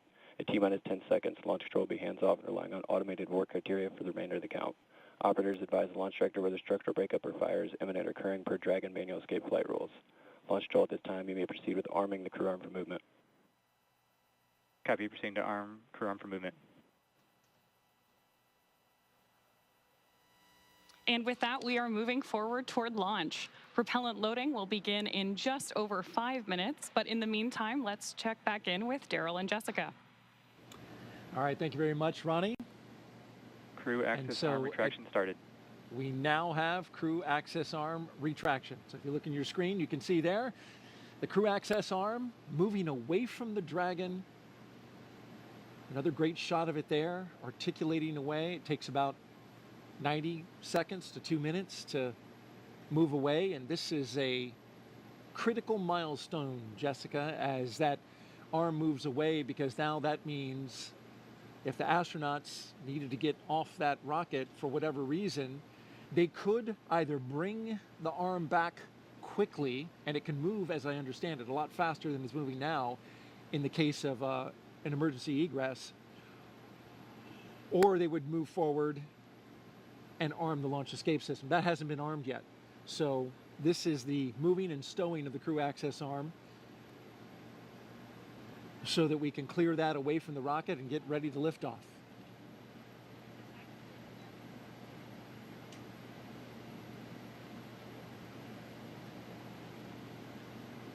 After that, Crew access arm retraction complete. We're now waiting to hear that Dragon is go for Section 7, closing the visors and arming Dragon, the launch SpaceX, escape system. You are go for Section 6, close visors and arm launch escape system. Well, they changed the number, but it's the same. Dragon, copies, go for Section 6, launch escape system arming. Same milestone. I hear from previous crews that this system arms the very loud thump, so they can actually hear that on board. Which makes sense. You've got those engines, those Super Dracos, SpaceX which are Dragon visors closed, arming launch escape system. right there next to their heads, right? You know, because Copy, your go. Right, and sounds like that was Jasmin saying she was ready to arm, and that command can be sent from either the ground or the crew, and the crew is sending that command now to arm that system.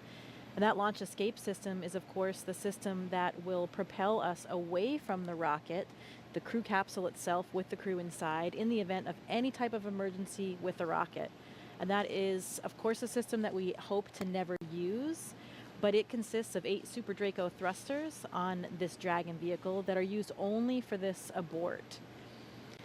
And we say we hope to never use it, we hope to not be in the situation, but we have had situations where we've had incredible in-flight tests.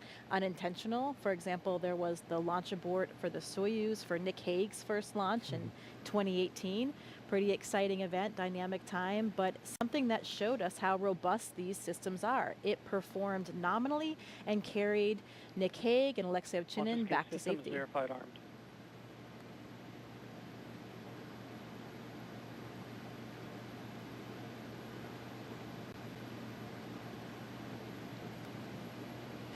we got the verification of the launch escape system now armed. You mentioned Nick Hague. As I understand it, he counts himself having gone to space twice. That's right, or at least 1.5. But this system is now active. They do that 2 minutes before loading of the prop, since that, of course, then does present a more risky situation with that prop on board, and it will stay armed all the way through orbital insertion.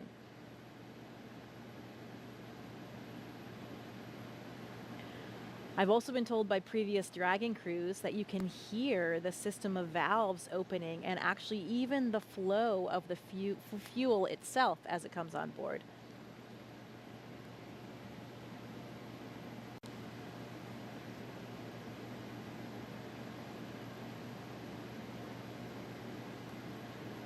The scenarios in which the launch escape system would be used. F9 tanks venting for prop load in 10 seconds. Expect loud venting.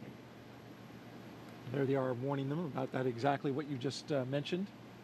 Giving them a heads up that they'll be hearing those sounds. Yeah, Victor Glover was telling me it's a very noticeable process. You can hear the opening and closing of the valves, and there are these low hums and kind of a fluttering sound as that super cold liquid oxygen and kerosene fill those large propellant tanks, first on the first stage and then on the second stage. Must be pretty exciting to be hearing those noises, knowing what that means and how much closer you're getting to liftoff. This is pretty unique in the launch industry, right? Where the astronauts are inside the Dragon, inside their spacecraft, as it's being loaded with propellants. That's correct.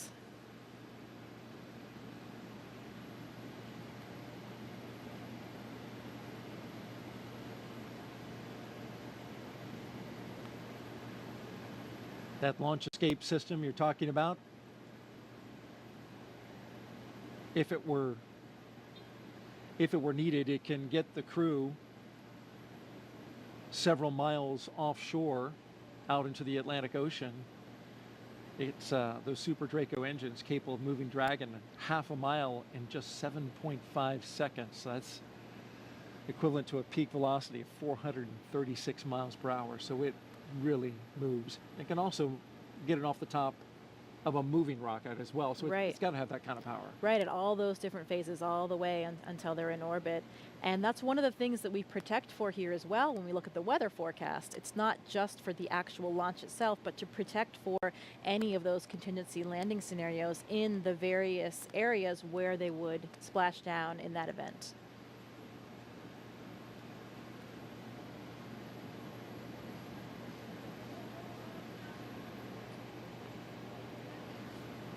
Propellant load has started.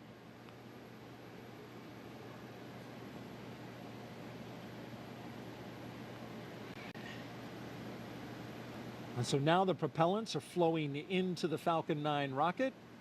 RP1, refined kerosene, and liquid oxygen, the oxidizer.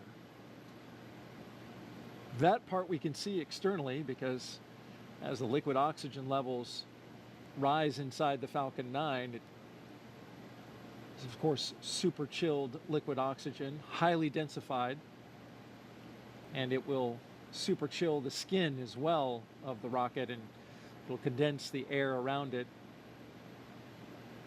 And there's been well over 200 Falcon 9 launches, so if you've seen one before, you're familiar with the sight.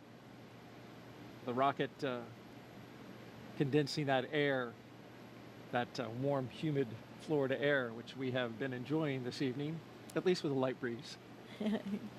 That's right. I think it's cooler than Houston anyway, so I'm enjoying my time here. Good, good. All right, for another update, let's send it out to Hawthorne, California, an update from SpaceX. Thanks, Daryl and Jessica. Now, before we send them to space, let's get to know our Crew-7 astronauts a little better. We'll start off with none other than the commander herself, NASA astronaut Jasmin Moghbeli, making her debut spaceflight. My name is Jasmin Moghbeli. I'm the commander of NASA's SpaceX Crew-7 mission to the International Space Station. Baldwin, New York is where I grew up. I always loved team sports from a really young age because you rely on one another, and that's something that I think is really important to know going forward in your career. I joined the Marine Corps. Sure, I wanted to fly jets. I thought you had to be a jet pilot to become an astronaut. I actually went to watch STS-116 launch while I was waiting to start flight school, and Sunny Williams happened to be on that flight. I realized she was a Navy helicopter pilot, and from that point on, I went full steam ahead. All four of us are so proud to represent what is possible when we come together. Ultimately, everything we do is to benefit the Earth.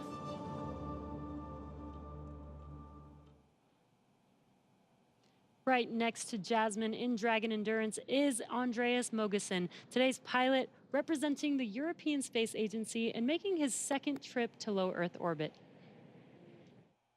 My name is Andreas Mogensen, and I'm the pilot of NASA's SpaceX Crew-7 mission to the International Space Station. I was born in Copenhagen, Denmark. In 2008, ESA were looking to select a new class of astronauts, and I applied together with about 8,500 Europeans. So I thought, there's just no way that I'll get selected. The chances of being selected are too small. But that changed when we were down to about 20 candidates. My first mission to the International Space Station was on a short 10-day mission.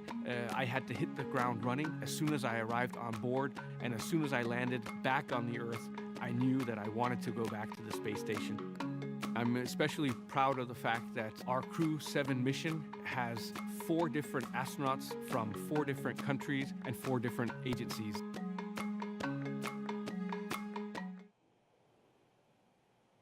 Next up, mission specialist Satoshi Furukawa. This JAXA astronaut is no stranger to the space station after spending 165 days in orbit as part of expeditions 28 and 29 in 2011. My name is Satoshi Furukawa. I am a mission specialist for NASA SpaceX Crew-7 mission to the International Space Station. I was born in Yokohama, Kanagawa, which is right south of Tokyo. The first human landing on the moon when I was 5 years old. I thought it was a great moment for humankind. I had a longing for space from my childhood. The moment I was selected as a Japanese astronaut candidate, you are hired, you are selected. It was the happiest moment in my life. Crew-7, we are conducting many scientific researches on the space station to benefit future space explorers. I am very proud of being a part of this excellent team of international partners and also researchers, engineers, flight controllers, flight directors, and so on. Because working as a team and working together, we can accomplish the big mission.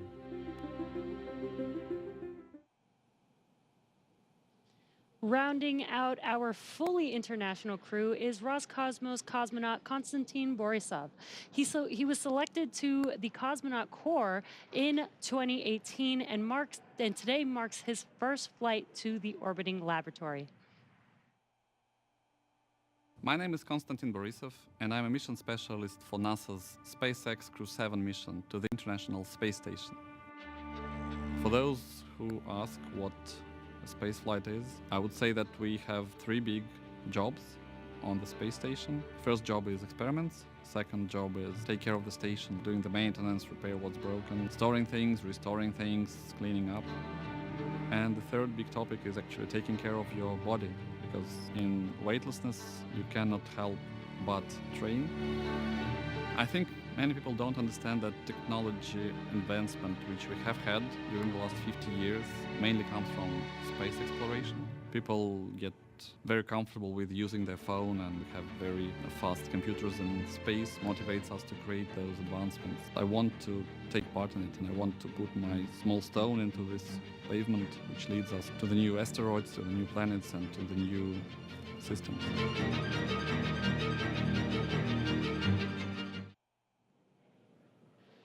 Now, as we see with all of our crews, these 4 crew members who make up Crew-7 have a mission patch they worked together to design. The first thing that you notice is the white dragon on top of the Earth, its neck craned into the number 7 for Crew-7. Its tail curves upwards towards a golden star, and they say that symbolizes our ascent towards the stars and the pioneering spirit needed to propel us further into space. The blue, white, and red on the tail are the common colors in the flags of all 4 nations flying on this mission.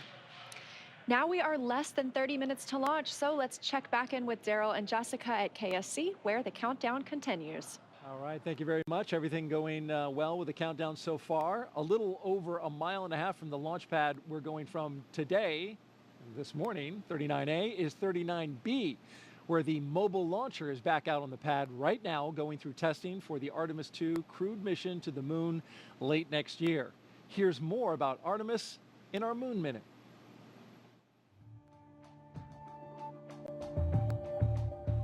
For the first time, Artemis II astronauts got an up-close look at the Orion spacecraft that will fly them around the moon.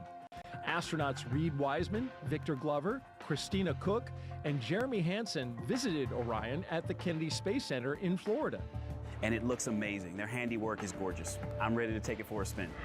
Until launch day arrives, the crew is training at the Johnson Space Center in Texas. They use the Neutral Buoyancy Lab, a giant pool, to practice safely getting out of a floating mock-up of Orion. And it's not an easy task. Navy divers in rafts will harness and hoist the astronauts into the air by helicopter, where they will be taken to a nearby Navy vessel. Back at Kennedy, we got a look at the brand new Artemis crew transportation vehicles. So the first 9 miles of the journey to the moon starts in these crew transport vehicles. On launch day, these fully electric, zero-emission vehicles by Canoe Technologies will reunite the Artemis II astronauts with Orion at Launch Complex 39B. NASA's powerful moon rocket, the Space Launch System, and Orion will carry them on the rest of the 250,000-mile journey to the moon. And that's your Artemis Moon Minute. And for Artemis updates, there's a QR code on the bottom left of your screen, right there, actually bottom right. You can visit, you can use your cell phone to scan it, or you can visit the website at nasa.gov/Artemis2.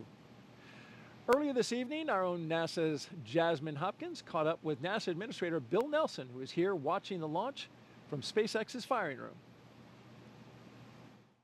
Administrator Nelson, today marks a first for NASA, the first time in a single launch that each astronaut represents a different space agency. So we have NASA, ESA, JAXA, and Roscosmos. What do you make of this diverse crew? Well, it's a sign of our times. We are an international program. For example, we're going back to the moon in order to go to Mars. It's going to be an international mission that will launch with an international crew. So too, tonight's launch is entirely an international crew, save for the commander, Jasmin, an American astronaut. And so here we go. Now, isn't it interesting that what space does in our NASA program, it unifies us. It brings people together. And this is so true with what we're seeing tonight. Right, and Administrator, you recently visited South America, and later on this year you're planning to visit India as well. Why is it so important for NASA to foster these international partnerships? They are delighted, indeed, eager to learn more about NASA and to partner with NASA. And so that's what we find when we go to another country. It's usually the president that wants to see us. And for example, in this South American trip, we talked to the president of Brazil and Colombia about what NASA can provide in the way of information from our satellites to help them protect the Amazon rainforest from being destroyed, which is a high agenda item for those countries. Indeed, it's a high agenda item for the entire world. I'm going to India. India is one that we want to have a close relationship with. We've already been doing things such as science experiments with India. We've got a major science program going that will be Earth observing with India next January. But now we're going to train and fly an Indian astronaut. So it is happening as we speak, and the United States has been the beneficiary of it. Absolutely. Administrator Nelson, thank you so much. Back to you. As we continue to count down, let's take a closer look at the vehicles that will be taking Crew-7 to the International Space Station today. Starting from the very top of the vehicle is the Dragon spacecraft. In total, there are 16 Draco thrusters Dragon can use in space to help navigate the spacecraft to its destination, each providing 90 pounds of force. That doesn't include the 8 Super Draco thrusters used for an abort, which are no longer active once the crew is in orbit. And just wanted to note, one thing that we did miss just a moment ago was a call to the crew. There was a sensor issue that they are tracking. However, they are just continuing with the count, continuing to monitor it. And so we are continuing to discuss what we have in front of us, which is Dragon. Together, the Dragon spacecraft and its trunk stand over 26 feet tall. There are 2 windows on the spacecraft, plus 1 under the nose cone. The nose cone opens shortly after launch to expose the forward bulkhead thrusters and docking mechanism that will connect with the space station. Dragon's trunk holds solar cells, which power Dragon while it's in free flight. The trunk can also carry unpressurized cargo, and on some cargo resupply missions, we use Dragon's trunk to deliver the new solar arrays that are being installed on the space station. As always, Dragon will be delivered to orbit today by SpaceX's Falcon 9 rocket, which provides 1.7 million pounds of thrust on its first stage, thanks to its 9 Merlin M1D engines. Once the first and second stages separate, these engines are also used to help land the first stage. The first stage will perform 3 burns today as it makes its way back down to Earth. First is the boost back burn, where 3 of the M1D engines will reignite to help flip the first stage around to head back to the launch site. The second burn is the entry burn. That's where a single engine will reignite and shut down to help slow Falcon 9 down as it prepares to re-enter the Earth's atmosphere. And then finally, the landing burn. That'll be where 3 engines will slow down the rocket enough to perform a precision landing back down on landing zone 1. Meanwhile, the second stage continues to orbit, powered by 1 single Merlin vacuum engine with over 220,000 pounds of thrust. The second stage will secure Dragon's entry into low Earth orbit before separating, leaving Dragon to continue its journey to the space station on its own thrusters.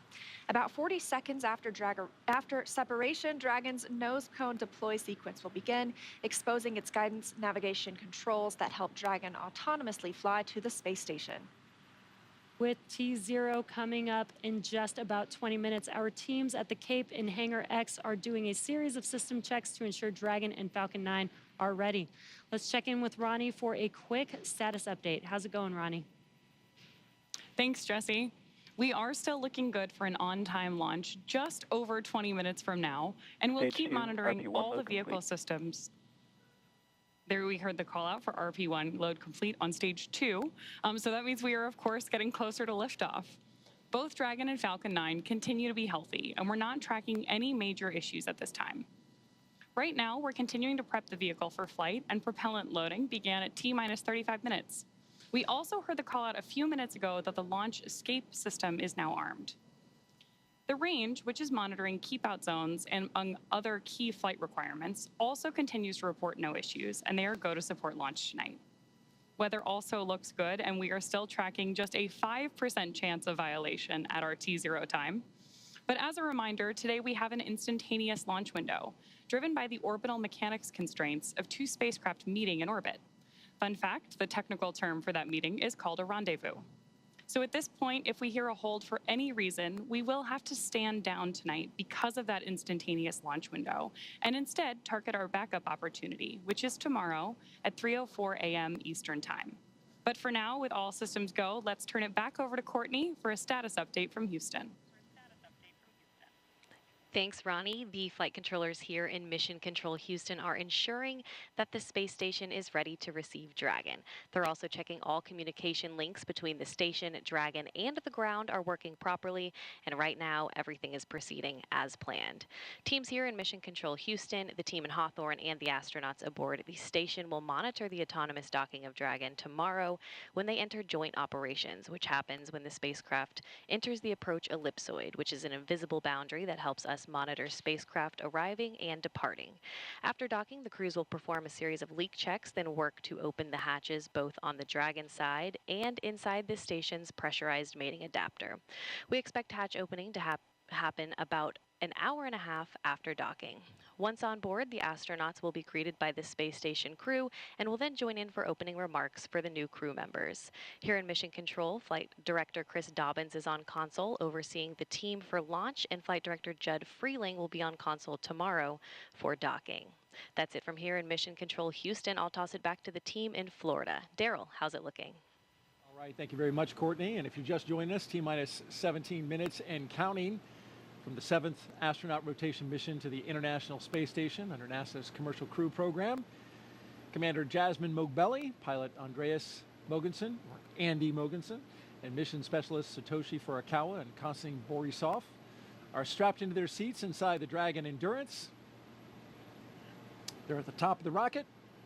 Falcon 9 rocket fueling. That operation is well underway. Launch escape system is armed. Of course, that means Dragon is prepared to launch itself. SpaceX, stand by for an update on the sensor. Teams are still discussing and looking for our path forward. As you just heard there, SpaceX is SpaceX Dragon copy. looking at a sensor issue.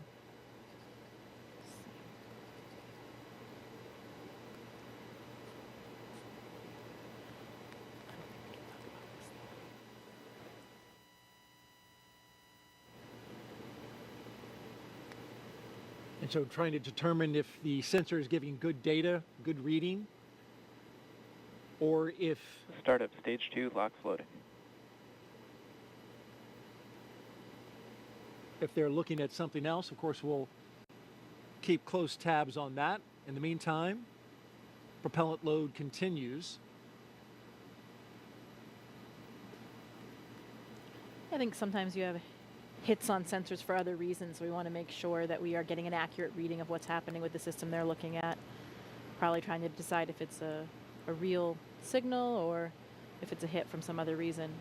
There's a lot of redundancy in the systems, as you mentioned, and those sensors have to make sure that the engineers understand exactly what they're looking at. So we'll, again, keep tabs. In the meantime, here's a little bit about Crew-7. Lieutenant Colonel Jasmin Moghbeli, a military helicopter test pilot. There she is. She hails from Long Island, New York. She's a mother to 2 twin girls, and she is the mission commander. This is pilot Andy Mogensen's second trip to space station. His first was as the flight engineer for the ESA IRIS mission in 2015. Mission specialist Satoshi Furukawa's interest in space began when he was 5 years old and he saw the Apollo 11 moon landing on TV. And mission specialist Konstantin Borisov was selected to be a cosmonaut in 2018, and this will be his first trip to space.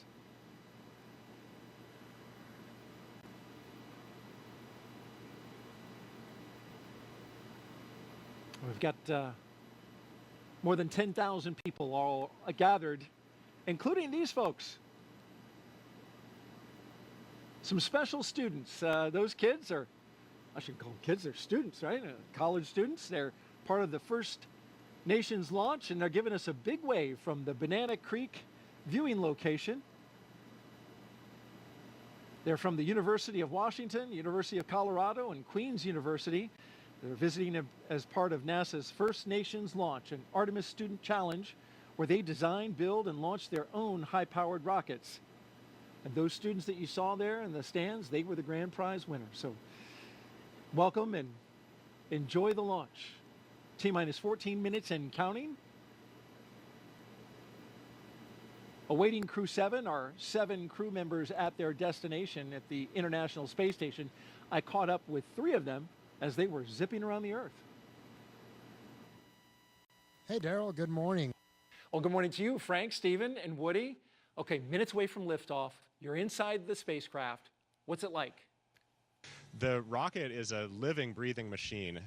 We fuel the Falcon 9 rocket on the pad while the crew is on board. I expected that my heart would be racing, but actually it was just so much like training that I felt quite calm. Well, I'm sure calm will give way to excitement, right, when Crew-7 comes aboard. What do you think that'll be like? More than anything, it's your friends coming up to station, right? And so you get to hug and greet your friends that you haven't seen for several months.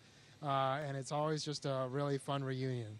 You know, they're coming on board. They're going to live on board. It's really exciting to greet them as new friends and crewmates. Well, those new friends and crewmates, will you have any advice for them when they come on board, like things to do, things not to do? The awesome thing is that we have an amazing ground team that catches all of it and keeps us honest and keeps us out of trouble. And so you can just kind of relax and enjoy it and just allow yourself to take it in, because it really is a pretty special experience. Really enjoy your time up here with the people, with the environment, and with the opportunity to work up here and look at the Earth. It's really amazing. Just really enjoy it. All right, speaking of enjoyment, Do you have a fun way to confirm that you're in space, something you can do?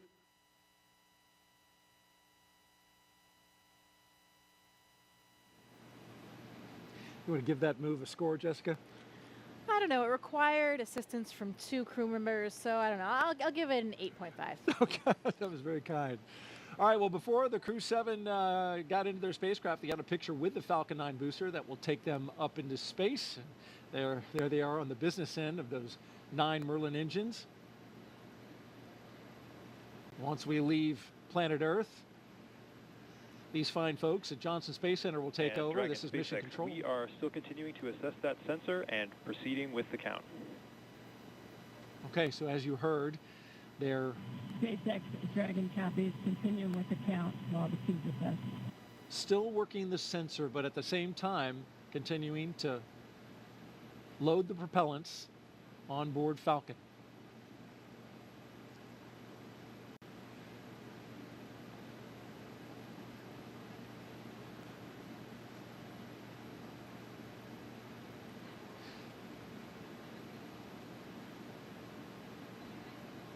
So Jessica, as we count down these last few minutes, you've got the launch team.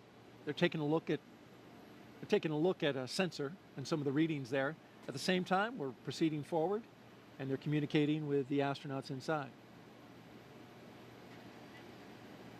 And so as we get down to these final minutes, any thoughts?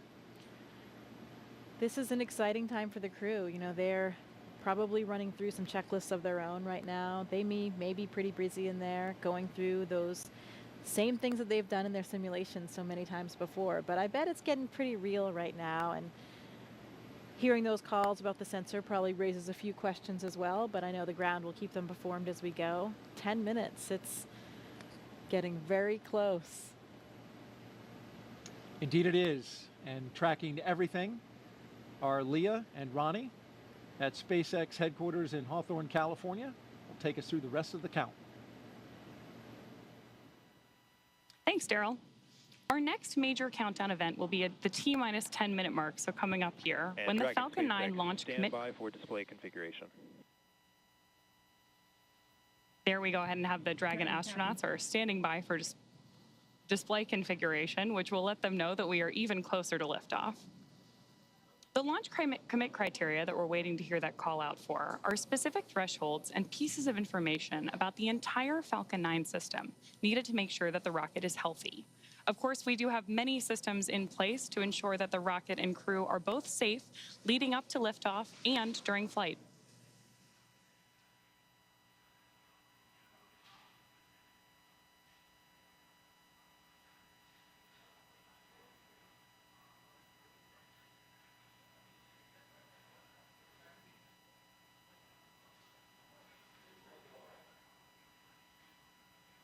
Coming up on 9 minutes until liftoff today, which is also about the same amount of time it takes to get to orbit, a 9-minute ride. That's about the time we'll see second stage cutoff. A few minutes after that is when we'll see Crew Dragon separate from the second stage. And we'll be listening to some performance calls as we get into the final countdown, of course, and then after liftoff. On the ground, you'll hear SpaceX flight controllers reporting on trajectory, speed, booster performance, and other key milestones. But there are some other calls you'll hear the crew make also after liftoff. These are different abort zones. They come in the form of different number and letter combinations. And these are throughout the flight up the eastern seaboard. So the first two are 1A and 1B. They have that name because they're in the first stage. That lasts until they're up to the very north of North Carolina. And the next are 2A through 2E. Those come into play when the second stage is powering Dragon. That takes us from the top of North Carolina all the way to the tip of Newfoundland in the northern Atlantic. Now, a little bit different from the other naming system, you'll hear the call Shannon, which refers to Shannon, Ireland, meaning they would target off the coast of Ireland if they were later in that second stage and needed to abort. You'll hear those different calls throughout the flight uphill, along with key performance callouts from the guidance, navigation, and control officer, as well as the propulsion lead.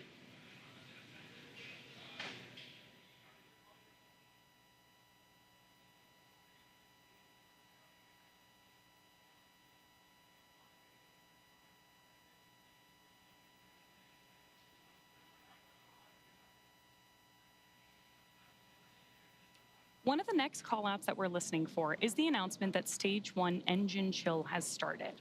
Right now, the propellant in the tanks is isolated from the engines, but at T-minus 7 minutes, we'll open up the engine pre-valves and start passing just a trickle of liquid oxygen through the Merlin engine pumps, chilling the engines for the start sequence.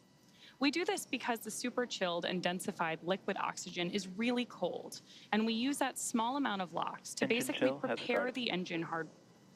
There's the call out for engine chill. So now we're basically preparing that engine hardware to flow all of the LOX and propellant into it during flight. Next up, we should hear the call out for Stage 1 RP1 load completion. And Dragon SpaceX, stand by for final go, but please confirm crew displays are configured for launch. SpaceX Dragon, crew displays are configured for launch. All right, we heard their crew displays. Those 3 screens from which they can monitor the mission are configured for launch. Stage 1, RP1 load is complete.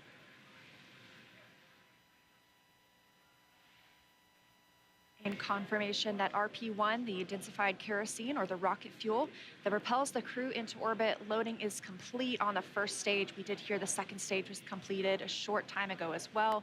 Now T-minus 6 minutes until launch. We are still loading liquid oxygen on the first and second stages. This is the oxidizer we need to combine with the densified kerosene that just finished loading. Coming up, we will hear the call for Dragon to configure for terminal count and then transition to internal power at about 5 minutes until launch. Then we'll hear the propellant tanks on Falcon 9 are getting ready to pressurize, adding some additional rigidity and structural support as we get ready for the strong back to retract. It'll move just a couple of degrees at first, and then we'll see it swing open completely at the moment of liftoff. That strong back provides access to Falcon 9's fueling lines and umbilicals for the prop load and the different gases being loaded on board. So we're continuing to check through a couple of more fueling milestones, including one around the 2-minute mark, where we will hear that the liquid oxygen is finished on board the second stage.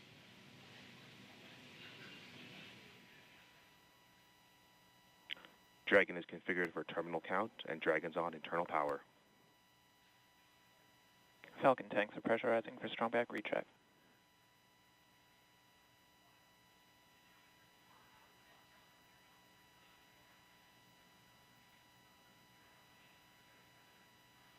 So there we heard the call out that we are preparing for strong back retract. And as Leah just mentioned, the strong back is that white truss structure that you see on the left side of Falcon 9. Got a better shot of it right there.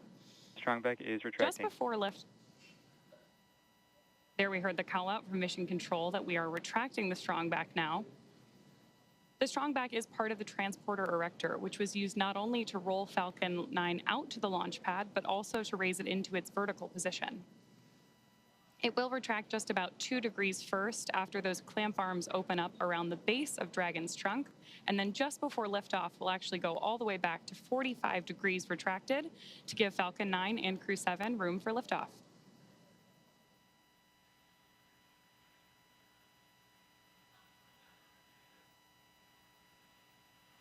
Now under 4 minutes until launch. Next up, we're looking for the first stage liquid oxygen loading to finish at T-minus 3 minutes. You're starting to see some white clouds on your screen. That is vapor, it's normal. We'll continue to see that build up as we get closer to launch. Obviously, this liquid oxygen that we're loading is super chilled, so a little bit of that will boil off in the hot Florida air.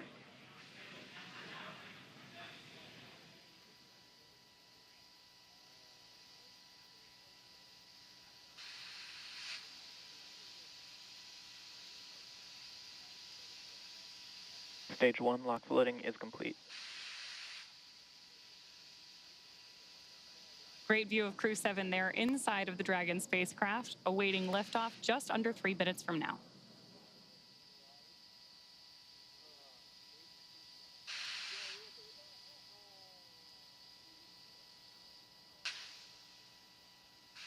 Dragon is in terminal count.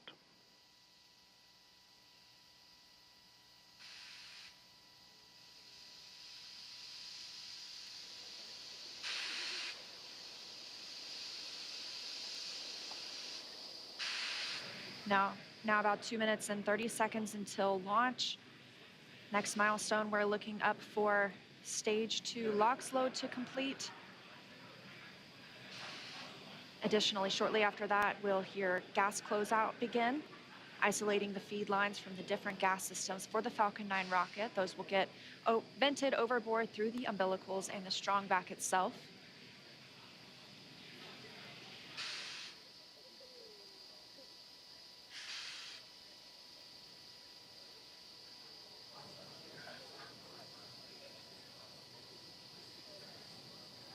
Stage 2 LOX loading is complete. Dragon is in auto idle.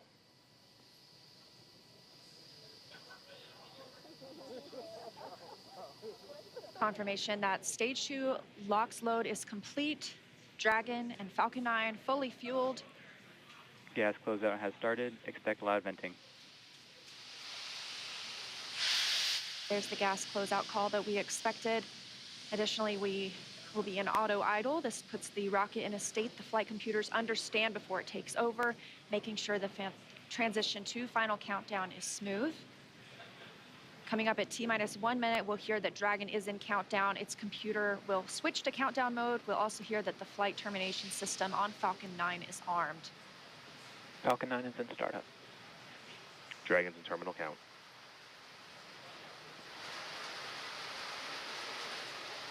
Dragon's flight computer in countdown and configured for launch, and the flight termination system now armed. Less than a minute until liftoff today. Dragon, SpaceX. This flight termination Go for system. launch.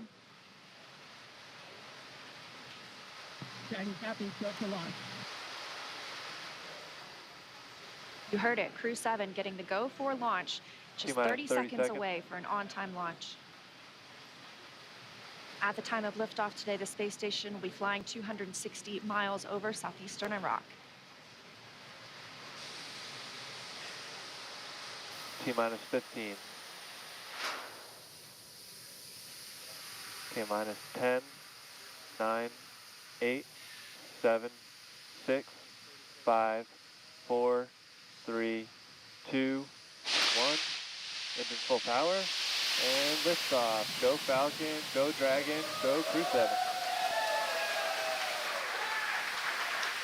Endurance ascends, an international crew destined for the International Space Station. Stage 1 That's propulsion is 1.7 nominal. million. Good calls from the propulsion officers here. Propulsion's nominal. 1.7 million pounds of thrust on Falcon 9, taking Crew-7 to the International Space Station, now traveling almost 300 miles per hour.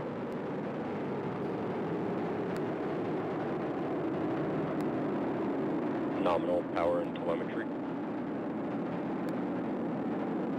We are just about T plus 45 seconds into the 7th rotational crew mission on board Dragon and Falcon 9, and right now the vehicle is throttling down to help us pass through the period of maximum dynamic pressure.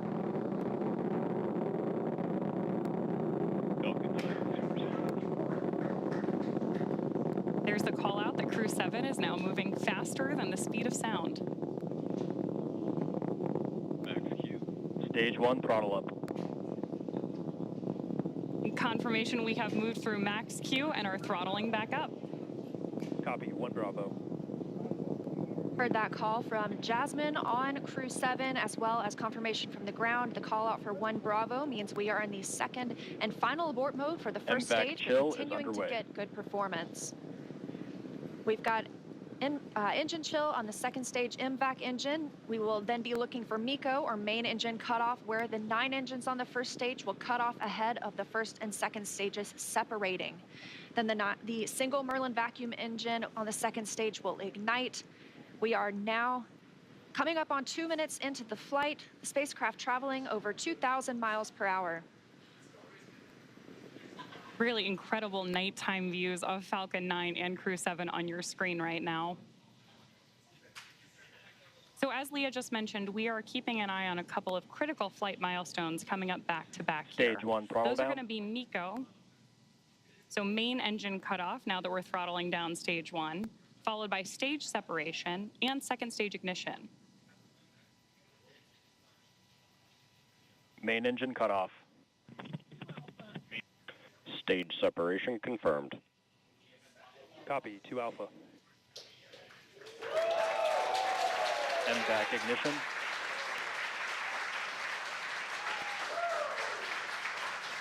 So there you heard and saw Miko stage SEP, and hopefully you heard Jasmin call out for the 2 Alpha abort mode just before second stage ignition. And of course, this is the second stage, powering Dragon on its flight, now traveling almost 4,000 miles per hour. Over 3 minutes since launch, the second stage will continue to power the spacecraft. And our first look at the crew inside.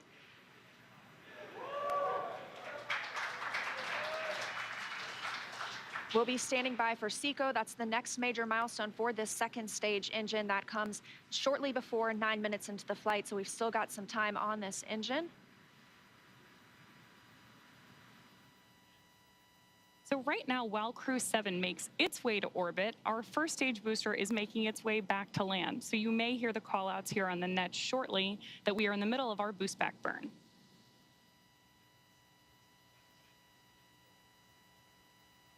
Right now, stage 1 is coasting. Dragon, SpaceX, trajectory nominal. Good call-outs there that Dragon is on the right track. And confirmation from Commander Jasmin Moghbeli. Continuing to see good performance on this lone Merlin vacuum engine on the stage. Also, as we've heard, nominal trajectory. That's the guidance, navigation, and control officer here at SpaceX stating that we are on the correct path. Dragon's pointed in the right direction. The second stage continues firing until, like we mentioned, second stage engine cutoff at about 8 minutes and 50 seconds into the flight. Right now, we are 4 minutes and 30 seconds since our on-time liftoff, now traveling at 5,000 miles per hour. This single Merlin vacuum engine can provide over 220,000 pounds of thrust in the vacuum of space, doing its job to take our crew to the International Space Station today. Dragon, SpaceX, trajectory nominal. More good news from Mission Control. Acquisition of signal, Bermuda. So with that Bermuda call out, we actually know that the ground station transmitting this flight data back to us is coming from Bermuda.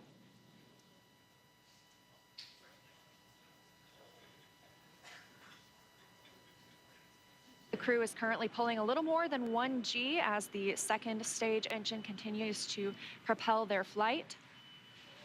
Continuing to hear good calls to the crew, now 5 minutes and 30 seconds into the flight, traveling at 6,400 miles per hour. Again, we will continue to see the second stage fire for about 3 more minutes.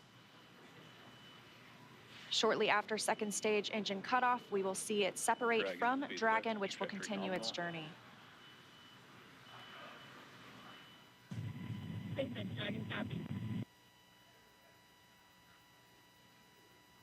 Now, at this point in the flight, we are just about 15 seconds away from stage 1 entry burn start.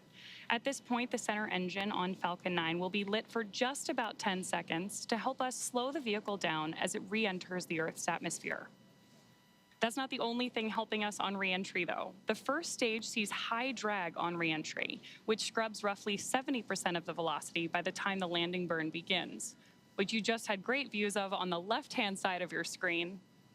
Florida Space Coast beginning to come into view in the background.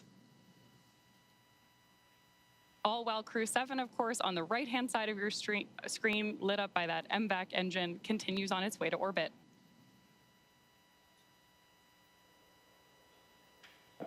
And we are now coming up on continuing to get good calls as we reach almost 7 minutes into the flight. Crew traveling at 9,400 miles per hour. Again, we still have about 1 minute, 45 seconds left with the second stage propelling the crew. And of course, we are also expecting that landing burn start from Falcon 9 any second now. Great views.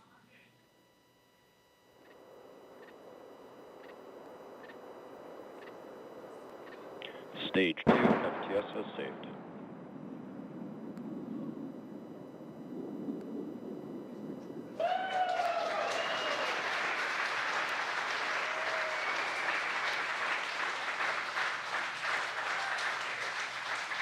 Great news there that Stage 1 has successfully landed back at Landing Zone 1 in Florida. And Stage 2 continues to propel Dragon and our Crew-7 crew members. We now are coming up on SECO, second stage engine cutoff. Again, looking at that about 8 minutes and 50 seconds into the flight. Everything continues as planned today, now traveling over 13,000 miles per hour. Again, we're looking for eventually a good orbital insertion at which we'll be traveling.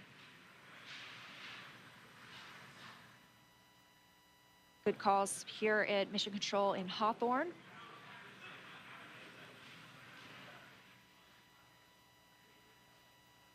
And we are standing by for second stage engine cutoff. Copy, Shannon. Heard that call for Shannon. That is the call out for Shannon, Ireland, the final abort zone.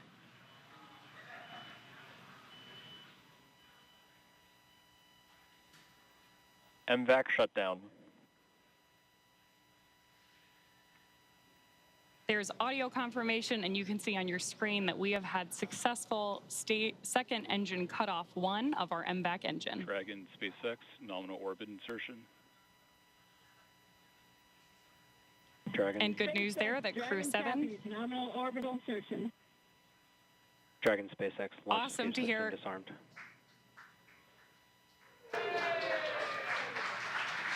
Fantastic.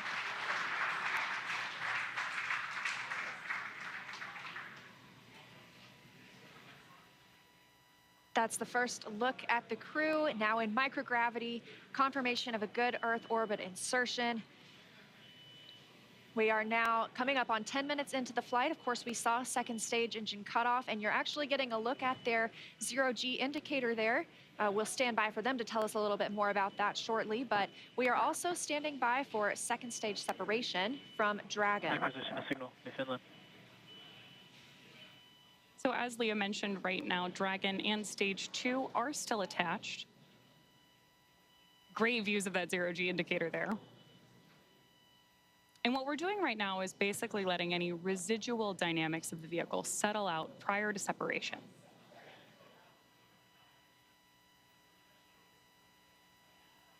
We are expecting that separation event in probably about 90 seconds. Crew looks like they're having a great time up in space, too. And as we stand by for that separation, shortly thereafter, we'll be looking for the nose cone to begin deploying. That command will be sent, and we'll see it open shortly after. We'll need the nose cone to open to expose those forward bulkhead thrusters, as well as the docking mechanism with which they will use to link up with the International Space Station. After their ride, it's almost 30 hours long.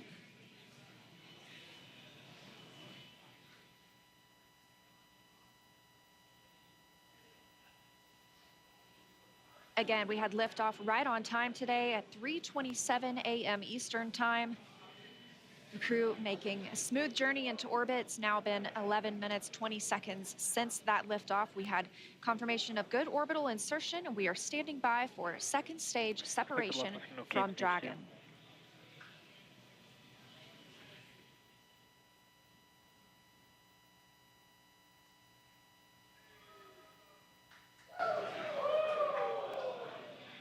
Great views of Mission Control here in Hawthorne, California. And the SpaceX team standing in the background, standing by for Dragon separation.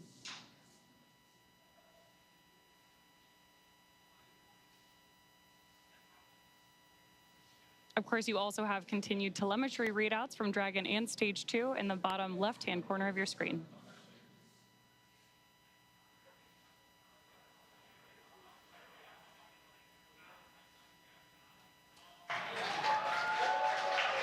Dragon separation confirmed. Crew-7, on behalf of the Falcon team, I'd like to welcome you to orbit, and we hope you enjoyed the ride on Falcon 9. Space travel is difficult, even though you make it look easy, so thank you for trusting us to get you up there. It's not a bad way to spend a day in the office. Stand by for words from the launch director. Hello, Crew-7. This is Launch Director here on Countdown. On behalf of the entire SpaceX Launch and Recovery team, I'm honored to welcome Dragon's first ever all-international crew to orbit. Счастливого пути, Gotor, Iterashai. Godspeed, Crew-7. Cheers. SpaceX, thanks for the ride. It was awesome. On behalf of Andy, Satoshi, Kowsky, and I, we'd like to thank the multitude of people who've led us to this unique moment. We may have 4 crew members on board from 4 different nations, Denmark, Japan, Russia, and the USA, but we're a united team with a common mission. We hope the work we do serves to benefit our beautiful home planet and those on it. As you said, human spaceflight requires an unparalleled level of vigilance and rigor, and we thank all those who prepared not only us, but also this truly impressive spacecraft for flight. Finally, to our families, bear the greater burden of our choice to explore. Thank you. Go Crew-7. Awesome ride. Really incredibly moving words from Commander Jasmin Moghbeli now that she and her international team are up in space. That is going to end our coverage from Hawthorne until we pick back up with our docking coverage, like Leah mentioned, just about 30 hours from now. But for now, I'm going to hand it back over to Daryl and Jessica at Kennedy Space Center to wrap up our launch coverage tonight. All right, thank you very much, and great job. And Jessica, what a launch. It was spectacular. Like we said, those night launches are something to see. You see all those bright lights. You see those little nitrogen pulses when that first stage is coming back down. Spectacular. Phenomenal roar, the thunder, you could feel it in your chest. And then, of course, the booster came back and landed, and that was some extra pop. Pretty impressive all around. Sights, sounds, and even those feelings. That's new, of course, to Crew, to NASA Crew, is bringing the booster back. NASA decided they have a lot of prop margin, propellant that is, and so they burn the first stage a little less and the second stage a little more, and allows them to bring the first stage back and back to land, which is good to see. And so you saw the zero-G indicator floating around. Tell us what it was. I did. Well, that, Daryl, was a 3-toed sloth. Important distinction, not a 2-toed sloth. Oh, really? Yeah, so apparently this is one of Andy's kids' favorite animals. And as a family, they were even fortunate enough to see one in the wild in Costa Rica last Christmas when they were on vacation. So it was all kind of fate leading up to this, I think. How about that? This is Andy Mogensen. Andy Mogensen, the pilot. That's correct. That's right. And I guess his family calls him the slowest person in the world. So another reason why this 3-toed sloth had such meaning for all of them. Well, that actual sloth in the capsule looked like it was moving slow as well, but he's got an excuse. You know, we have a saying in space, and it's often true. Yeah. Slow is smooth, smooth is fast. And when you rush too much, especially in space, doing a spacewalk or anything that you're doing, you get in trouble. So slow is smooth, and smooth is fast. Wise words from our veteran space flyer, Jessica Meir, sorry. It's early. Hey, we got some social questions. Let's take a few. You do mind? Absolutely. All right. Well, let's look on our screen here, and here we've got one that says, come Sunday morning. Beautiful shot right there, though, of the spacecraft looking out the back. Boy, that is high-resolution image. Come Sunday morning, Earth Eastern Time, what are the first few tasks the crew will do, and how will they best acclimate and get dialed into their mission? Well, when we wake up in the morning on board the space station, we open up our computer and we have a plan that lays out our entire schedule for the day, whether it's scientific experiments, hardware, maintenance, whatever it is that you need to get done. I know what this crew will be doing. One of the first things they do, of course, is a safety briefing. So we want to make sure that they have all of the information they need in case they had any kind of situation on the space station where maybe they needed an emergency breathing mask or a fire extinguisher, anything like that. Safety first at NASA, and that's the first thing that we do when you arrive on board the space station as well. The veteran crew that is up there will take them through that, show them where everything is, talk through some of the main messages, and then they'll have a longer session usually the next day or later that week. They'll get into their crew quarters. Usually your crewmates will do a favor for you and unpack some of your things so you don't have to do all that when you get there. You arrive to your crew quarters and already have some of the things that you need out, maybe even some pictures from home. When I arrived, my crewmates had really taken great care of me. They had decorated my crew quarters. Oh. I had pictures of my friends and family. Everything was all laid out, and that really made it a nice, smooth transition, because those first few moments in space, especially when you've never been there before as a rookie, you're not quite that graceful yet. You know, you don't have your space wings quite yet, and you're getting used to just moving around and being in that three-dimensional microgravity environment. And so you're talking about, you know, getting used to the environment up there, and having a little something from home is important too. You took up a flight kit. These astronauts all have a flight kit. You, in fact, brought a few things that you took up into space. What were a couple of the more meaningful ones that you took? I did. You know, we often pictures of family and friends, like we've talked about before, or things that represent places we've been and worked. I brought up a picture of my wedding photo of my parents. Unfortunately, my father had passed away before I went to space, so I wanted to have a piece of him up there with me. I brought up some things to represent other things along the way. My home state of Maine. I had a university flag with me from my undergraduate university. Yeah. Sometimes we bring up presents for each other because we're up there for birthdays or holidays. Drew Morgan, my crewmate, brought us these harmonicas. Nice harmonica. And briefly, let's look at the screen here. We can see that the nose cone is deploying, and we have confirmation of it deploying.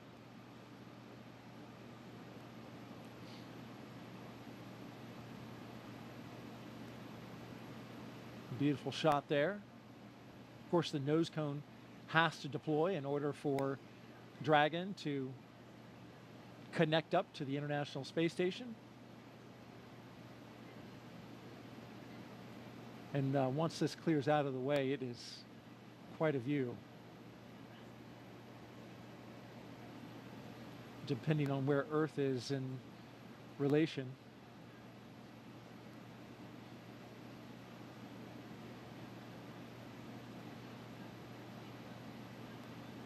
Okay, looks like we're pointed mostly in space, which makes sense. Sometimes you get an Earth view. There's a lot of space in space. There is. There certainly is indeed. And then what else? Oh, you got something special. Well, my one item that I brought that was my personal kind of selfish item that wasn't for anybody else was my panda. This is Pandemonium. Oh, I've had him since I was 5 years old. Pandemonium. So he made his way to space with me as well, and we saw a lot of stuffed animals floating with these zero-G indicators. We saw that three-toed sloth, but Pandemonium was up there floating in all of his glory as well. And, you know, these are all just things that remind us of home and really help us share the mission with everybody back home. All of these places and things that have meant something to us along the way, because we did not get there alone. We got there with the support of so many people that helped us, and this mission is for everyone. It's really for all of humankind. So hopefully they can all share in. Absolutely, and thank you for sharing your flight kit with us. This is especially, I mean, this is a 40-year-old tour. Right 41 here. now, yeah. That's He's great. been around the block. He just said he wants to go back to space. He does want to go, but we all want to go back to space. So Okay. hopefully he'll have another opportunity. We just got confirmation that nose cone is fully deployed, and so Dragon is on its way to the International Space Station. Now, a member of Crew-7 will kick off a major study that will give us a comprehensive look at how the human body is affected by time and space. Let's bring in now NASA's Jasmin Hopkins for more. As we saw this morning, the Commercial Crew program launches astronauts from American soil, and this enables NASA's human research on the International Space Station. Joining us now to talk more about that is Kurt Costello, ISS Chief Program Scientist. Thank you for joining us, Kurt. Thanks, Jasmine. It's great to be here this morning. We are glad to have you here. So how does the Commercial Crew program better enable NASA's human research?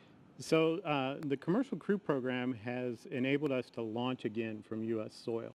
And what that means is a lot of our sensitive science that needs to be loaded within the last few hours before we launch can now be quickly transported from our labs here at KSC to the vehicle on the launch pad. So this enables us a late load capability that allows us to get our samples, critical samples, onto the vehicles. And the Commercial Crew program has also enabled us to launch more frequently and regularly. So a lot of our sensitive investigations that need specific timing for when we get those samples to the space station and then back down are enabled by that program. That is great, Kurt. And can you tell us a little bit more about the new human research investigation going to be part of Crew-7? Sure. I think you're referring to CIPHER, and CIPHER is not just one investigation, but 14 in one. And what it's really setting out to do is to help us understand whether we have risks from my wife. to humans being in space I'm always for longer than 6 the last to leave the house whenever we're going anywhere. Personally, I think it's with good reason. But they say I'm the slowest person alive, which is also why it's a 3-toed sloth, not a 2-toed sloth, because apparently that would be too fast for me. So welcome to space, Sasha the sloth.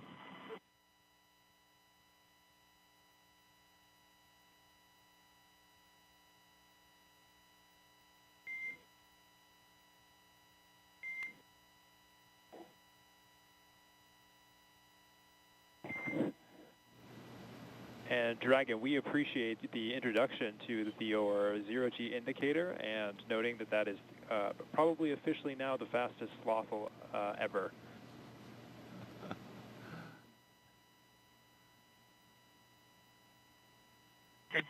This is Satoshi. It's nice to be in space, and I'm very glad to see happy faces. 日本の皆さん、国際宇宙ステーションへ、再びして着実に仕事をしていきます。 Yes, I'm very excited. First of all, a few words in Russian, then in English. Всем большое спасибо, огромное восхищение тем, как мы прокатились на ракете, мы в космосе. Невероятно. Полет в космос — это результат действий скоординированных тысяч людей, которые работают в разных странах. Всем большое спасибо. Roscosmos, NASA, ESA, JAXA, SpaceX. Моим друзьям и семье большое спасибо. Thank you very much for all your hard work. SpaceX, Roscosmos, NASA, ESA, JAXA, and all the partners involved in manned space flight. That's a proud example of how much we can achieve working together in harmony. Let's continue. Cool. Thanks a lot to everyone, to my family as well. Thanks.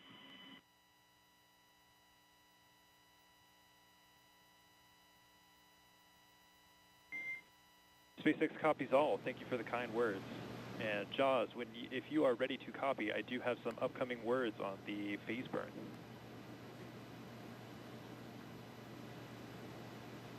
Expect a loss of signal. Good, Haley. SpaceX Dragon is ready to copy. Okay, wanted to give you an update that we are going to be losing TDRS for voice comms for about 15, that's approximately 15 minutes, which is going to include that upcoming phase burn per your displays. We do have a ground station pass during that burn prep, so you will actually be able to call us in the blind. However, you will be LOS during the burn. There's no concerns, but we'll pick you back up at 0819 Zulu, which will be right after the burn, and we'll confirm that burn performance. How copy? SpaceX Dragon copies all. We'll lose you on TDRS for the phase burn, but we can make calls via the ground station in the blind, and we'll catch you on the backside at 0819. Good readback. Okay, you just heard some communication between Commander Jasmin Moghbeli and SpaceX's launch team. Just saying they're going to lose TDRS connectivity, which will, during the burn, they'll be unable to communicate, but they've got a ground station that will catch them on either side of that. So communication will be established before and after the burn. Earlier, we heard some words from Andy Mogensen. Of course, you told us that that was a sloth.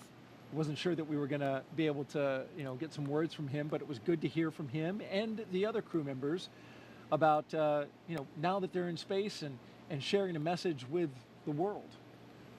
Absolutely, and we got a name, Sasha the sloth. Sasha the sloth. The fastest moving sloth ever to be a sloth. Yeah, among the legendary, famous stuffed animals in space. That's now. right. That's a thing.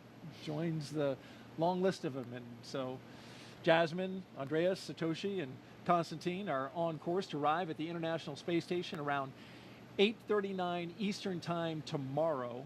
NASA TV, well, we will be wrapping up our coverage, but you can follow along with Crew-7's entire ride to the station and hear real-time audio from that space to ground, which we were listening to just then, on our mission audio stream on YouTube.